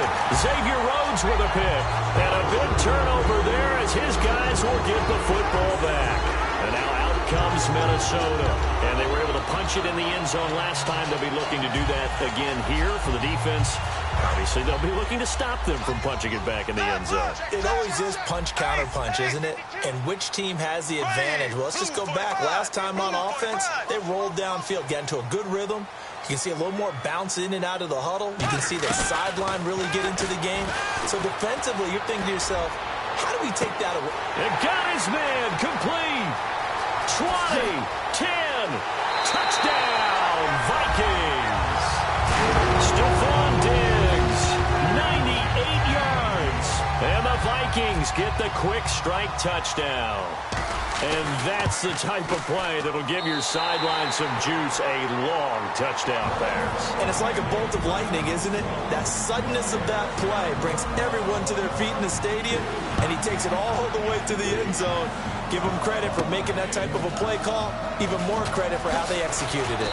And he's able to get it across the 20, but not by much, as he's marked down at the 21-yard line. Here are the Panthers now as their offense comes back out onto the field. And in enemy territory last time through the interception. We'll see what they do on this drive. Can't wait to see how it alters what they decide to do in play calling.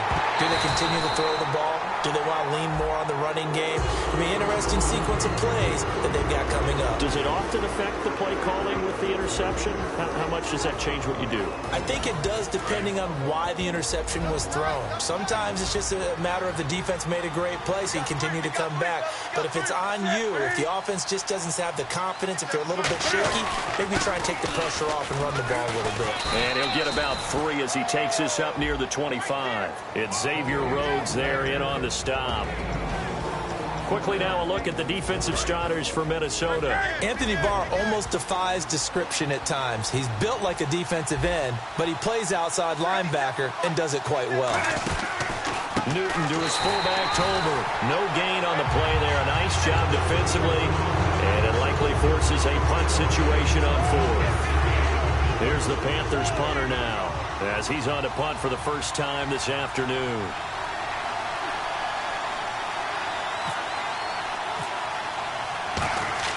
And they're going to fake it from deep in their own territory. And this is incomplete. A huge gamble, and it does not pay off. And out now come the Vikings. And they will simply, Charles, be looking to duplicate what they did last drive when they were able to push it in for 6. And they hope it'll be that easy, right? To be able to take exactly what happened before, replicate it. They may have to make a few additional changes along the way because I'm sure the defense will make some adjustments, but they've got to have great confidence having scored the last time out. And they'll start this drive with very good field position. On 1st and 10, Bradford. And a quick throw here, that's complete. That throw good for 4. It's 2nd down. And here's a look at the starting offense.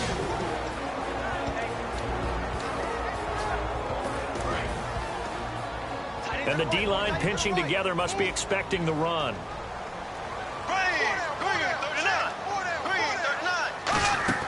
Now Bradford on 2nd down. He's got it complete to Diggs, right side. It's a loss of 2, now 3rd down. And never good on a pass completion there to go the wrong way, lost yardage. No, for some reason it seems to work better when you throw it downfield or you can move the ball downfield running it that way, doesn't it? But in this case, if you're the defensive guys, you're energized, executed well, and you caused a lost yardage play. That's going to feel good and look great in film. And a loss of 3 to bring up 4. Well, you can see what they wanted to do. They wanted to set up the screen there, but it got blown up. It's hard to run that play if you're not getting a lot of pressure at the quarterback because the space doesn't open up. They were able to read that one and slow it down and stop it before they could get a first down. And Forbath will put this one through, and the lead will grow. It's now 17-0. Well, the offense got the ball in a good spot, but they went nowhere. They settled for 3. Brandon, I think it's safe to say that was a major disappointment. Had a great opportunity, excellent field position, and did not be able to move the ball at all. Big-time letdown. Carolina getting set to take the field. And on that last drive, went for it on 4th, turned it over. A good job by their defense, though. They held them to 3, but this offense, they've got to be a little bit better, a little bit more careful here. And sometimes when you see these calls on 4th down, when they decide to go for it, it's not necessarily... And they get to Newton and take him for the sack. Daniil Hunter in there to drop him, and it'll be a loss of about 8.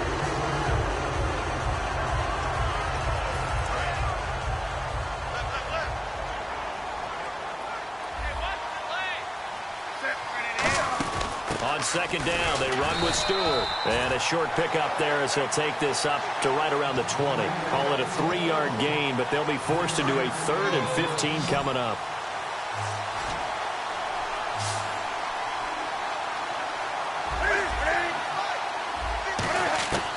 Third and long, it's Newton. And he finds a man, it's Olsen. With my good friend Charles Davis, Brandon Gaudin with you. It's the Panthers in possession of the football as we begin quarter number 2. And they've got it here with a first down. So after that big gain, let's see what else the offense has up its sleeve. Stewart on the counter. And he'll get this out past the 45 to the 47. It's a 6-yard pickup, and it gets him to 2nd and 4. Well, if you're a football guy, that's a pretty run because everyone is in sync right there. Obviously, the guy carrying the ball, but how about the people up? Under a heavy rush, and down he goes. Eric Kendricks coming hard on the blitz. He dumps him for a loss of 8. Well, that play was the very definition of fast, quick, and in a hurry. Suddenly, he was there. In a blink of an eye, that happened fast and a big sack. Now a play fake, and it's Newton. Oh, he got position on him, and he pulls it in. And how about the call here? They need 2 yards in their own territory on 4th down, and they're going to go for it. So much about offense is what you call hidden yardage. You know, you throw the ball to someone, they catch it, and then they can make a big play. You know, they create a play. Into a double team, and it's intercepted. Picked off by the linebacker, Eric Kendricks. And they'll set up shop right near midfield at the 49-yard line. Now the Vikings offense gets set to take over here. And they split the uprights last time for 3. They got the lead. They're not going to play this conservative. They're not hoping for another field goal. They're hoping for a touchdown. I'm with you on that one. I like where your head is. I like the way you're thinking because you're exactly right. Trying to sit on a lead and play that way, that doesn't work too well for most. And he's going to go down way back at the 42-yard line. Shaq Thompson from his outside linebacker spot, forcing the sack for a loss of 8. Here we go now. Green, 39. They'll send the tight end in motion left. Ace, ace. Now a 2nd down throw for Bradford. And now he'll turn, and off his back foot, he'll heave this deep. And they went for a big play through the air on 2nd down. Couldn't connect. Now it's 3rd. Sure, that pass was incomplete as they made an attempt to get a big one downfield. But that's okay because the second part of that is if you don't get the completion, at least you've told the defense you're trying to stretch them out a little bit, and they may have to change accordingly. And they'll bring the big tight end across the formation left.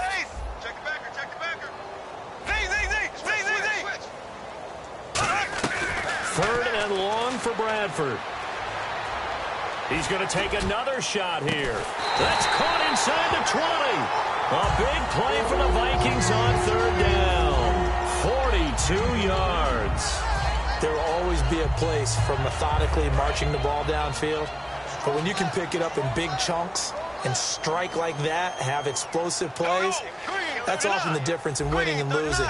Those types of plays that can knock a defense off balance, that'll drive a team towards a victory. But when this ball's tipped and intercepted, picked off by Thomas Davis. And they're going to take over right there at the 22-yard line. Here come the Panthers now, set to take over on offense.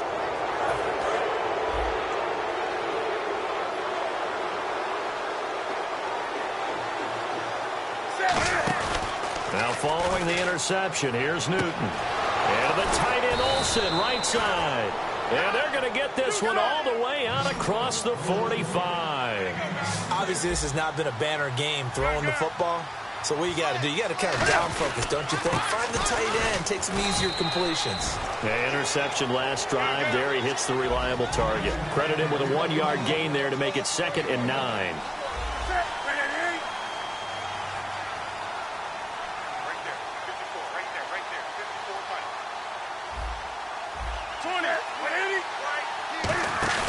To throw on second down is Newton. Incomplete. He was trying to get it to his fullback, Mike Tolbert.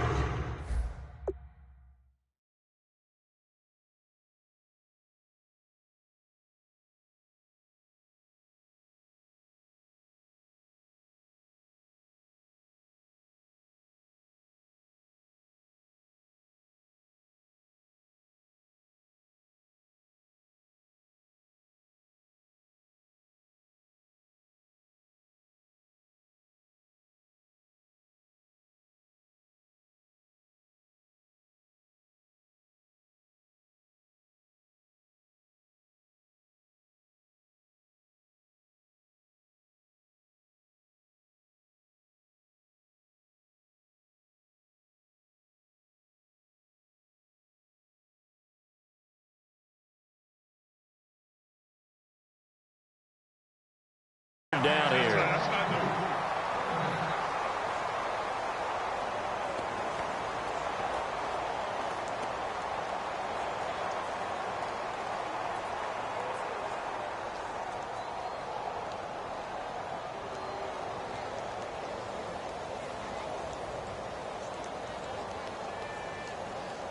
And the offense looking to pick up the first down after the second down incompletion. And the Vikings with an extra defender in the secondary on third. Playing coverage here.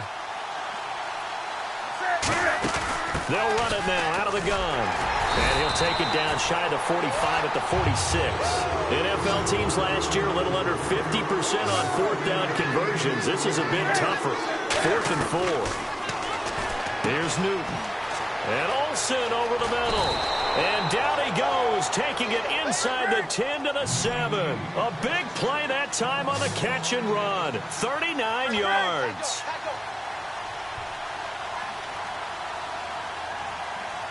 The pigskin on the 7-yard line now. It's 1st and goal. And he's able to find some room as they get him down after a good run. A good pickup there, 7 yards, and it's going to be 2nd and goal now. 2 minutes to play here in the first half. More from Minneapolis after this.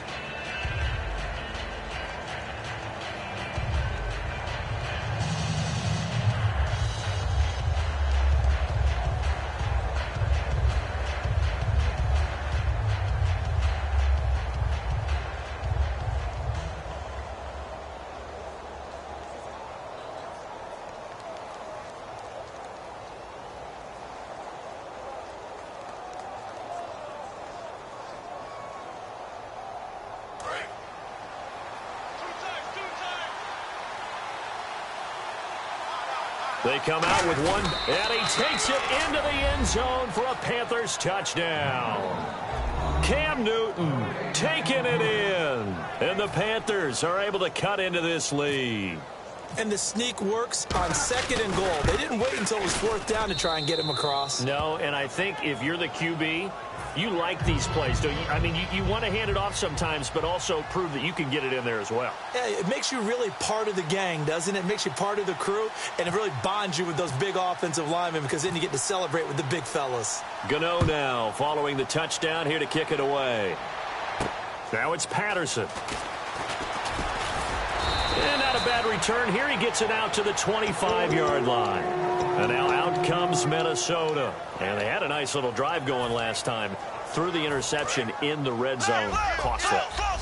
Bad enough to throw it anywhere, but that drives coaches insane when they're thinking about, hey, we've got a shot at points already. We're already in a spot where you're thinking you got 3 on the board for sure, and to come away with nothing, that's a really tough one for them to swallow. Yeah, will they make up for it?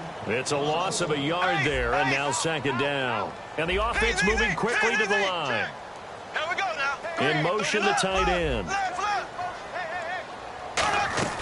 Now Bradford on 2nd down. And the pressure gets to Bradford, and down he goes. And now we get a timeout called on the defensive side of the ball by the Panthers. It's just their first, so they'll have 2 remaining here before we get to halftime. So a big sack on 2nd down. Now let's see what the offense has in store for 3rd.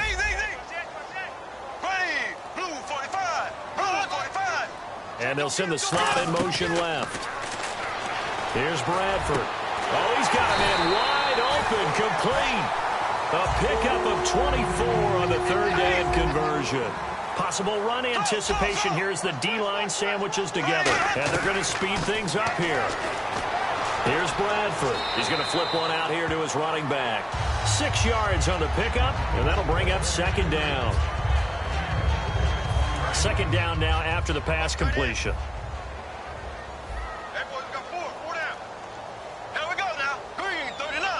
Slot man moves right. To throw is Bradford. Throwing middle, but it's incomplete. When you see passes knocked down by those guys I call the frustrated fullbacks, the linebackers, you know that in their zone coverage, they were able to drop, see the ball thrown, and react to it very quickly. They'll send a receiver here in motion right. Throwing for his running back, and he's got him complete. Give him 8 yards on the play, and they pick up the first. And now it looks like they're going to be in the hurry-up. The slot man in motion right. Bradford looking for his tight end Rudolph, and it's intercepted. It's the Pro Bowler Luke Kuechly that picks it, and he's able to get it back here to the 43-yard line. Now onto the field, here come the Panthers. Last time they were out, they scored. Still trailing here, though, so some work to do. But it's okay in terms of mindset. Because they scored the last time, they're not quite as worried about... And look at this. Cam Newton intercepted a third time. Picked off by the linebacker, Eric Kendricks. And the return stops at the 39-yard line. And now out comes Minnesota. Looked like they had something going last drive. Then the interception happened. Will they recover? The memory they need to keep with them is that they did have something going. They were moving the ball on offense, had a nice sequence going. Don't worry about the other part. You can't get that back. Let's go back to what you were doing well before. I thought you were going to say they need to have no memory, but remember the good part, forget the bad. I like that even better. And he gets this one all the way down inside the 15. And now with that completion, he's north of 200 yards here in the first half. And he's going to break our statistician Marvin, isn't he? Because Marvin right now is just tallying it up. Hope his hand doesn't hurt too much. The Panthers are going to take another timeout. So that means they're down to 1 remaining here as we head toward halftime. Charles Johnson's stock in trade is coming off the edge and getting to the quarterback. But he knows how to make some of those subtle moves inside to help in the run game, and he did it right there. He's an athlete back in high school, played football, basketball, track, so he's a mobile guy. Mobile guy, made a nice play against the run. Diggs going in motion right. Now a second down throw for Bradford. That is caught. And he'll get into the end zone. Touchdown, Minnesota. Stephon Diggs as the first half is winding down. And the Vikings are going to add on to their lead. And he's able to put it through.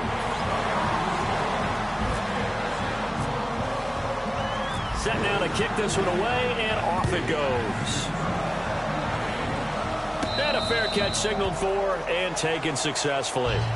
Carolina getting set to take the field. And with time quickly fading here in the second quarter, not sure how aggressively, offensively they want to play this. I think we'll find out just how much they trust their guys in this situation if they decide to take a shot.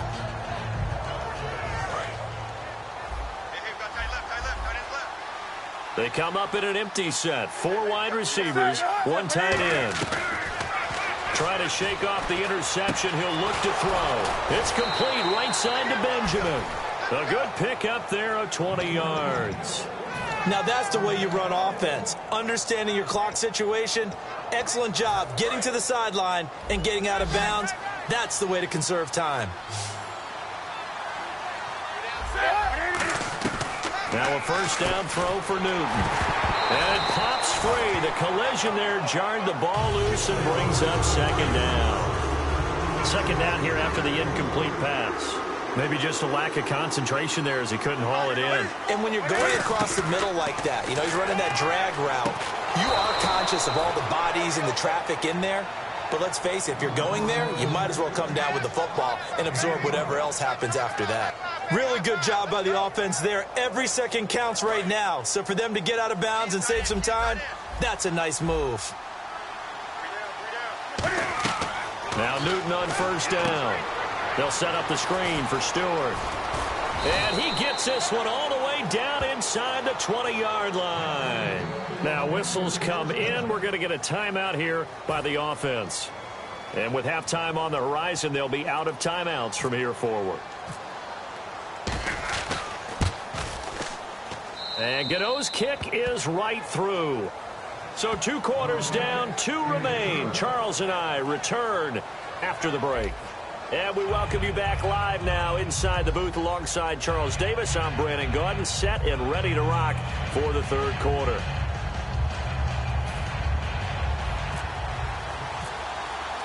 So both teams have their marching orders, and we'll get going again here in quarter number 3. And no return on this one as the fair catch is signaled for, and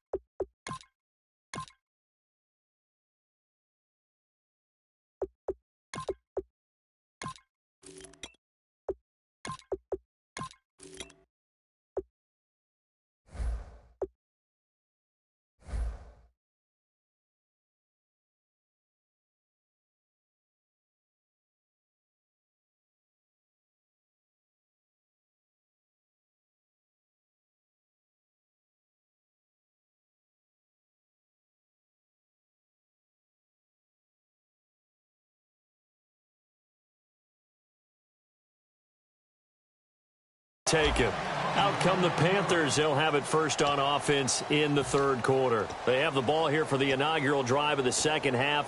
Pretty big deficit, though. We'll see what adjustments were made in that locker room. And I never want to make something more important than it actually is, right? I don't want to create more hype than what is there. But this is I'm doing it, though. This is a really important drive. And we often talk about teams scripting plays to start a game. A lot of them script to start the second half, too. And they're scripting something that they expect to get them into the end zone and back into this game. We'll see if that script is a good one for them. Offense in a good spot here, 2nd and 2. Shift together here from the D-line. On 2nd down, here's Newton. And a hit jarred loose. It's incomplete. They were looking to get it to Kelvin Benjamin there. And it's 3rd and short. And the offense looking to pick up the first down after the 2nd down incompletion. They'll try and run it. Here's Stewart.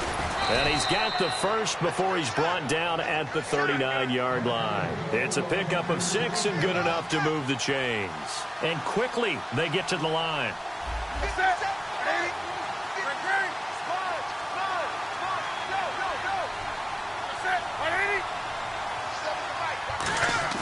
Now a play fake here on first down. To the sideline, and a nice catch there. Made sure the feet were inbounds, and they were. I know they don't like to hear it when they get to a certain age, but then you have to start to use your skills, your wiles, right, your mind to beat guys to the football. And getting your toes tapped in bounds definitely qualifies as that, doesn't it? The veteran showing he still has the agility. Now a 10th carry for Jonathan Stewart. No gain on the play, and it's going to bring up a 3rd down. No gain on that run. And while this team is down, they're not out of it by any stretch of the imagination. Maybe you just have to think about different style of running in order to get this guy going. And out of bounds on the other side of midfield across the 45. They get 14 yards there and a first down. And that's how you pick up a first down. Not only does he make the catch, but has enough body control to get his feet down inbounds, toe tapping, and drag it to make sure he gets it done. Stewart. 7 yards on the pickup there, and it'll leave him with a 2nd and 3. They're going to hurry back to the line now. That was a good run, probably right on the edge of breaking into something really big. So the defensive guys right now are talking about, okay, what can we do to slow him down before he truly gets started. Just a couple on the pickup there, and now it's third down.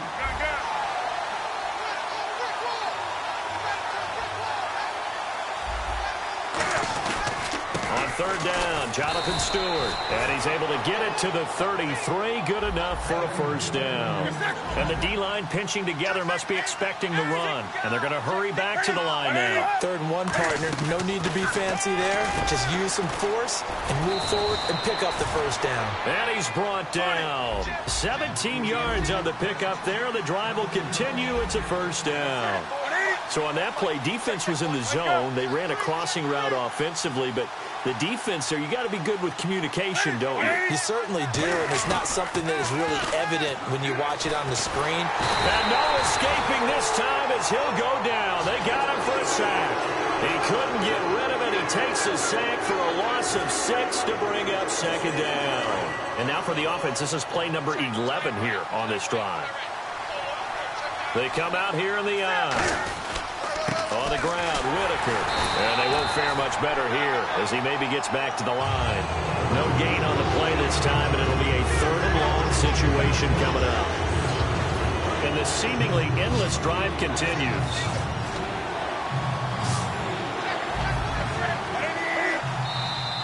Now whistles. Flag down, and I believe one of the Panthers got moving early. So a costly penalty and now a tougher 3rd down situation. 3rd and long, it's Newton. Finding time. And his pass is intercepted for the 4th time today. Picked off by Harrison Smith. And he'll go down inside the 15 at his own 13-yard line. It's the Vikings' turn on offense. We get ready for their first possession of the second half. And they'll just simply be looking to build off the confidence of the last time out where they scored a touchdown. Then confidence is powerful, isn't it? When you've scored once, you feel like you can go back out there and get it done again. Doesn't matter what the defense throws at them. They feel like they're in a groove right now, and they want to get out there and show it. Yeah, hoping to stay in that groove here this go-around. Oh, the ball comes out on the hit, but they'll say it's incomplete. Well, as we sit on the eve of the playoffs, interesting note, first time since 2003 that both Super Bowl teams from the previous year have not made the playoffs. That leads me to this question. Who's the biggest underachieving team of this season? Well, I would start with Carolina. They went 15-1 last year, and while they were the runner-ups in the Super Bowl, we fully expected them to make a run back towards it this year. I'd say also, if you stick with that, Arizona. Yeah. Trendy preseason pick. They didn't make the playoffs. And Jacksonville was another trendy pick. They didn't make any move towards being a better football team.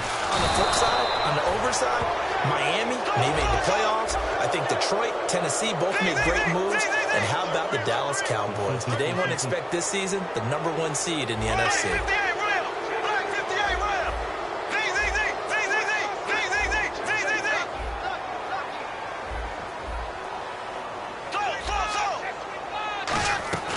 They'll indeed go for it. It's Bradford. He's going to right, and he's going to be intercepted a 3rd time. A great read, and it's picked off. And his guys are going to take over at the 34-yard line. The Panthers offense here, they get ready to head back on the field. And the interception last time on the opponent's side of the field, certainly not what they wanted. Put it mildly, that is so frustrating because that signifies there's a drive going on. You're in a good spot, great place to run some of your best offense. Instead, they turned the ball over. Yeah, turned the ball over last time. See if they can avoid doing it here. 2nd down to the offense needing 5 yards. Possible run anticipation here as the D-line sandwiches together. To throw on 2nd down is Newton. Flushed out right. It's a pickup of 16 there, and it'll lead to a new set of downs. And we return, welcoming you back to Minneapolis. It's the Panthers in possession of the football, but facing a deficit here as we get to the 4th and final quarter of play.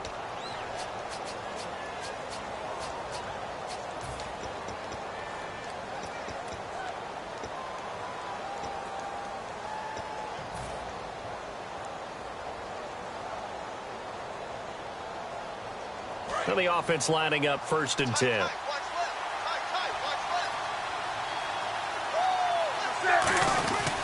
Newton gives hands off to Stewart. And he's going to be met at the line of scrimmage and taken down.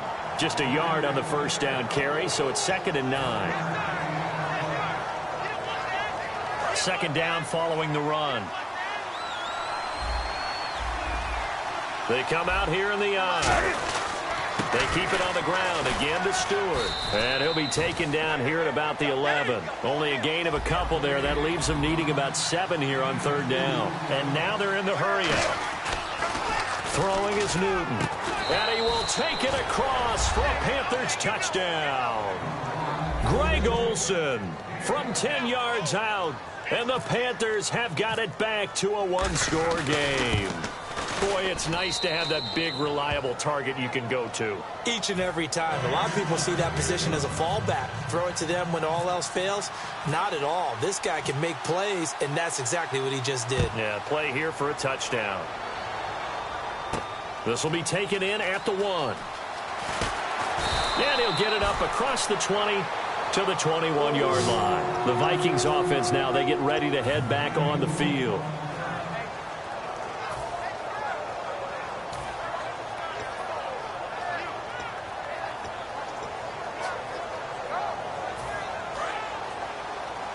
Shift together here from the D-line. And the slot man goes in motion left. They go back to the air here after the INT on the... Look at this! Middle of the field, a breakaway. And he takes it all the way down to the 3. A big play there on the catch and run. 77 yards.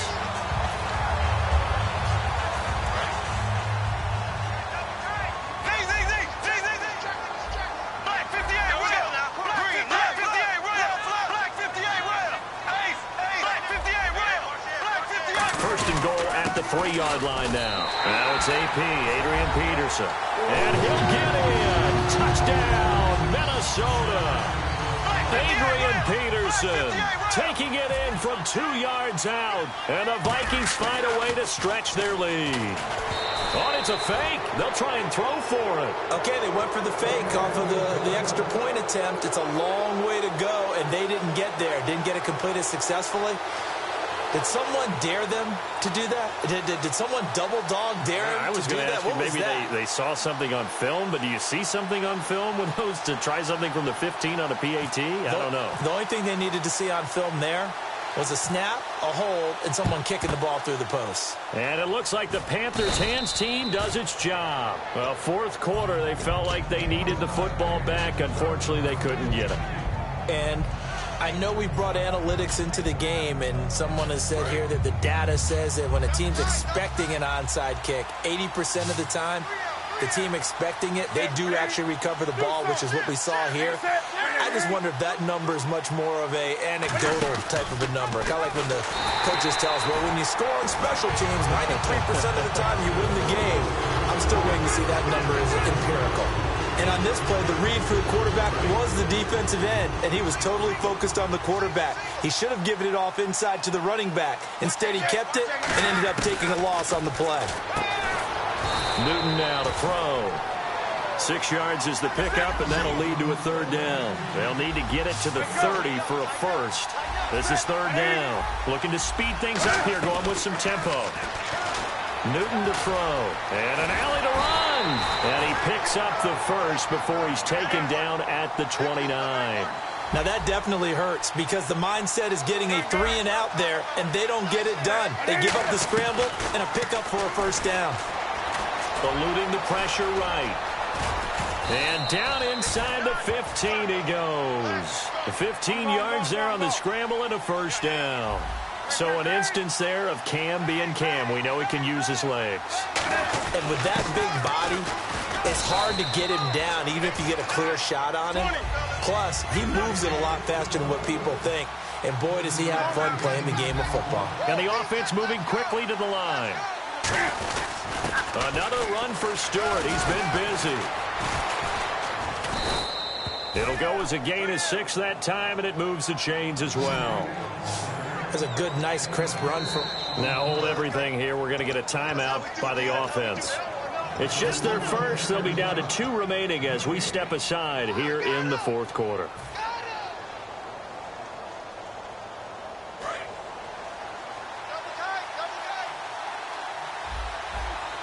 They come out here in the eye. And he is in. Touchdown, Carolina.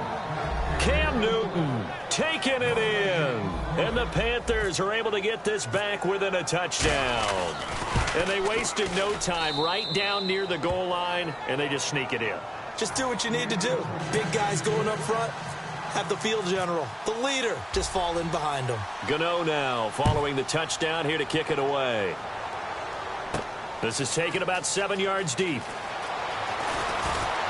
And last year that would have been a net gain of 5 on the return. This year he stopped where he would have been if he had taken a knee. And that's at the 25. And now out comes Minnesota. And that recipe on their last drive that resulted in a touchdown looked pretty good. So they'll be hoping to do that once more. And it takes me back to when we sat with the offensive coordinator and the head coach. They felt pretty good about their game plan and felt there were some holes in the defense, and they exploited them the last time out. Let's see if they can come back and put together a similar drive. And we'll see if they can do just that. Yeah, let me puff out my chest a little bit, even though I'm not rooting for either team. That was a really nice defensive play. It's awfully fun to watch, even in an offensive game. Time for a break. We'll come back, see what transpires after this.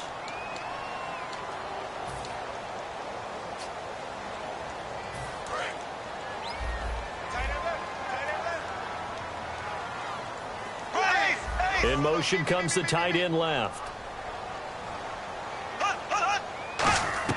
Now Bradford on second down.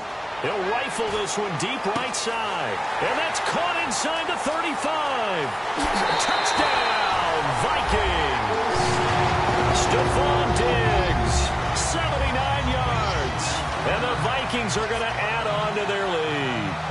Well, it'd be real easy to say that they are firmly in control right now, but I'm looking at your face and I'm thinking I've got to be careful with that. Well, it's a 2-score game. You're inside at 2 minutes. I think you can breathe relatively easily now. Yeah, you can.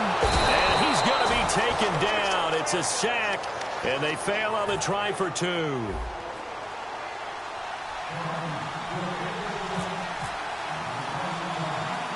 Out is the kickoff unit as they run up and send this one away. Short kick. It's taken to the 23. And they'll be set up with good field position here as he gets this up over the 40-yard line. Carolina getting set to take the field. And they're hoping to capture some of that magic they had last time out when they were able to put together a scoring drive. But they're still down here, Charles.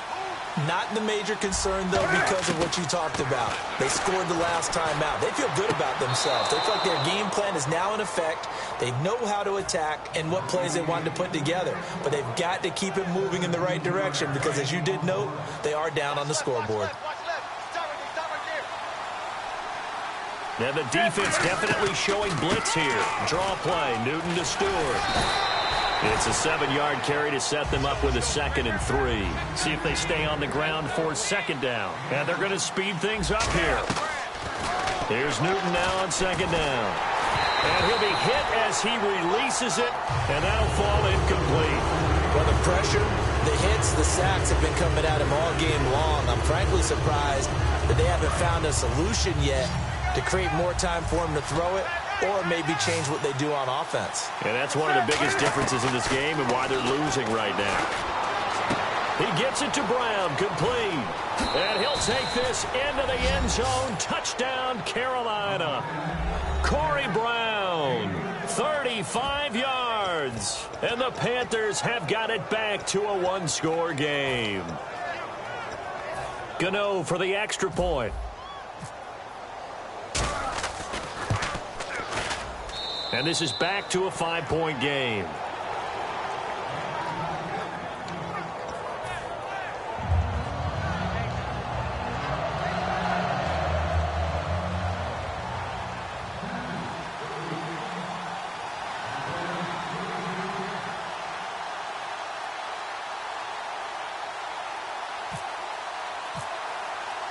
Gano now following the touchdown here to kick it away.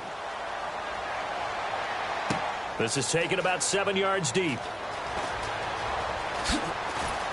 And he is going to be taken down inside the 5 at the 4-yard line. And now out comes Minnesota. They have the lead, obviously, late in the game. I guess the good news for them is if for some reason they would make a mistake, a field goal does the opposition no good. Everyone loves to have a little bit of a cushion, and that helps you immeasurably. But the bottom line is, do all the things that you're taught in order to close out the game. Don't even let that become an issue. Yeah, but still a one-possession game. This one not fully over yet.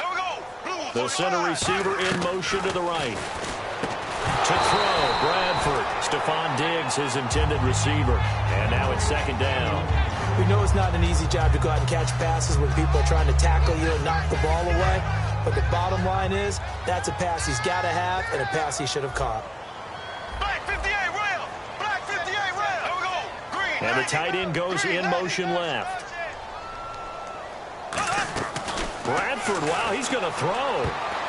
Now look at this. They get the turnover they needed. It's intercepted. Picked off by Trey Boston.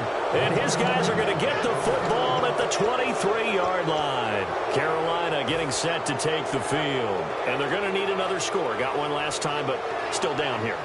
When you're playing catch-up, every possession becomes crucial, doesn't it? It's vital. Get back out on the field, punch in the end zone again. They know it's not easy, but what they do have going for them, they did score the last time. They think they've got a good formula working. And what about the defense? Well, now you're just saying to yourself, okay, we gave up a score last time. What adjustments do we need to make to slow them down now and get the ball back for our own offense? Is it more pressure? Is it more zone? What do they have to do? They're trying to figure that out themselves. We'll see if they can figure that out right here. 2 yards on the carry there. It'll be second down. Now, that's the defense that they were looking for, being able to get extra bodies to the point of attack to deal with the big guy carrying the ball. You really don't want to be in a position where it's a one-on-one tackle with him. Back to throw. Flush to his right. That is caught at the 7. A nice pickup of 14, and it moves the stick, sets up a first and goal. That's what they need right now. Get the first down, get out of bounds, stop the clock. Just playing smart football, understanding the situation, making the plays necessary, and making sure that clock stops at every opportunity.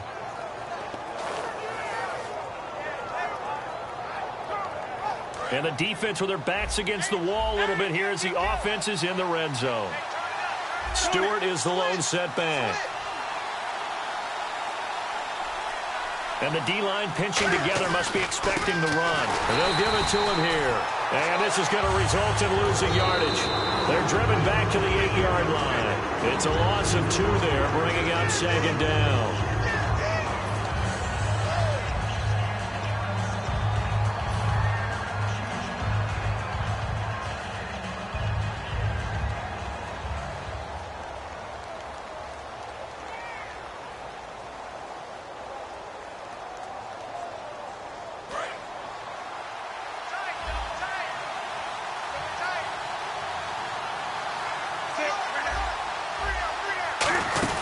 Again, it's Stewart on second and goal. And he will maneuver his way down to about the 7. Only a yard there, and that'll bring us to third and goal. And now it looks like they're going to be in the hurry-up. I have to laugh a little bit because he actually handed it off. I thought with the 2 touchdown passes he's thrown in this one already, he'd go ahead and flip. He takes it across for the touchdown, and they've taken the lead late in the final minute of the 4th. Wow, wow. So how many practices have we watched over time where the offense works on scoring late in the game and finding a way to win, as we just saw there? Just saw it right there. Now can they preserve that advantage that they just got? Cam looking to throw. And no, it's incomplete. So they can't convert for 2, but they still have the lead as we get toward the end of the 4th.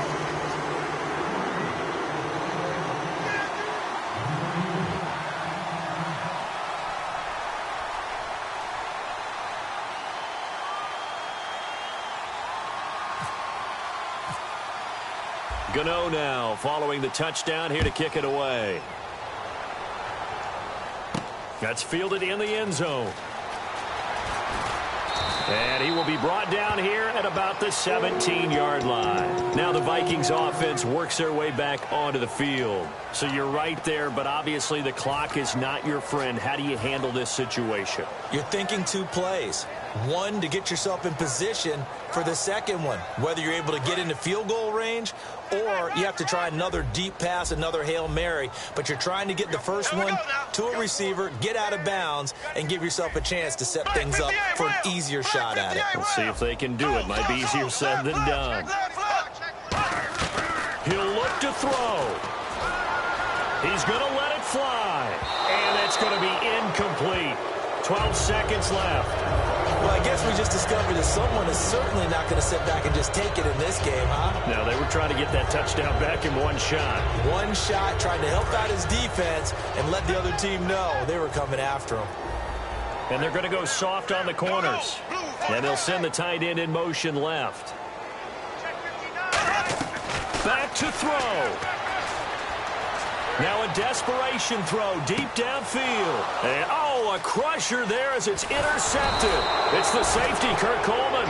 And he'll take it across midfield and down to the 48-yard line. Carolina getting set to take the field. They're up by one. They have the football. The key here, just don't do anything silly, right, Charles? That's exactly right. You know, all the admonitions as they ran out there. Take care of the ball. Secure everything. Be tight in everything that you do. No let up, no crazy plays, and they can go home with a victory. Let's see here if they can do all those things and hang on to this victory. Defense still with 3 timeouts. We'll see if they want to use them here.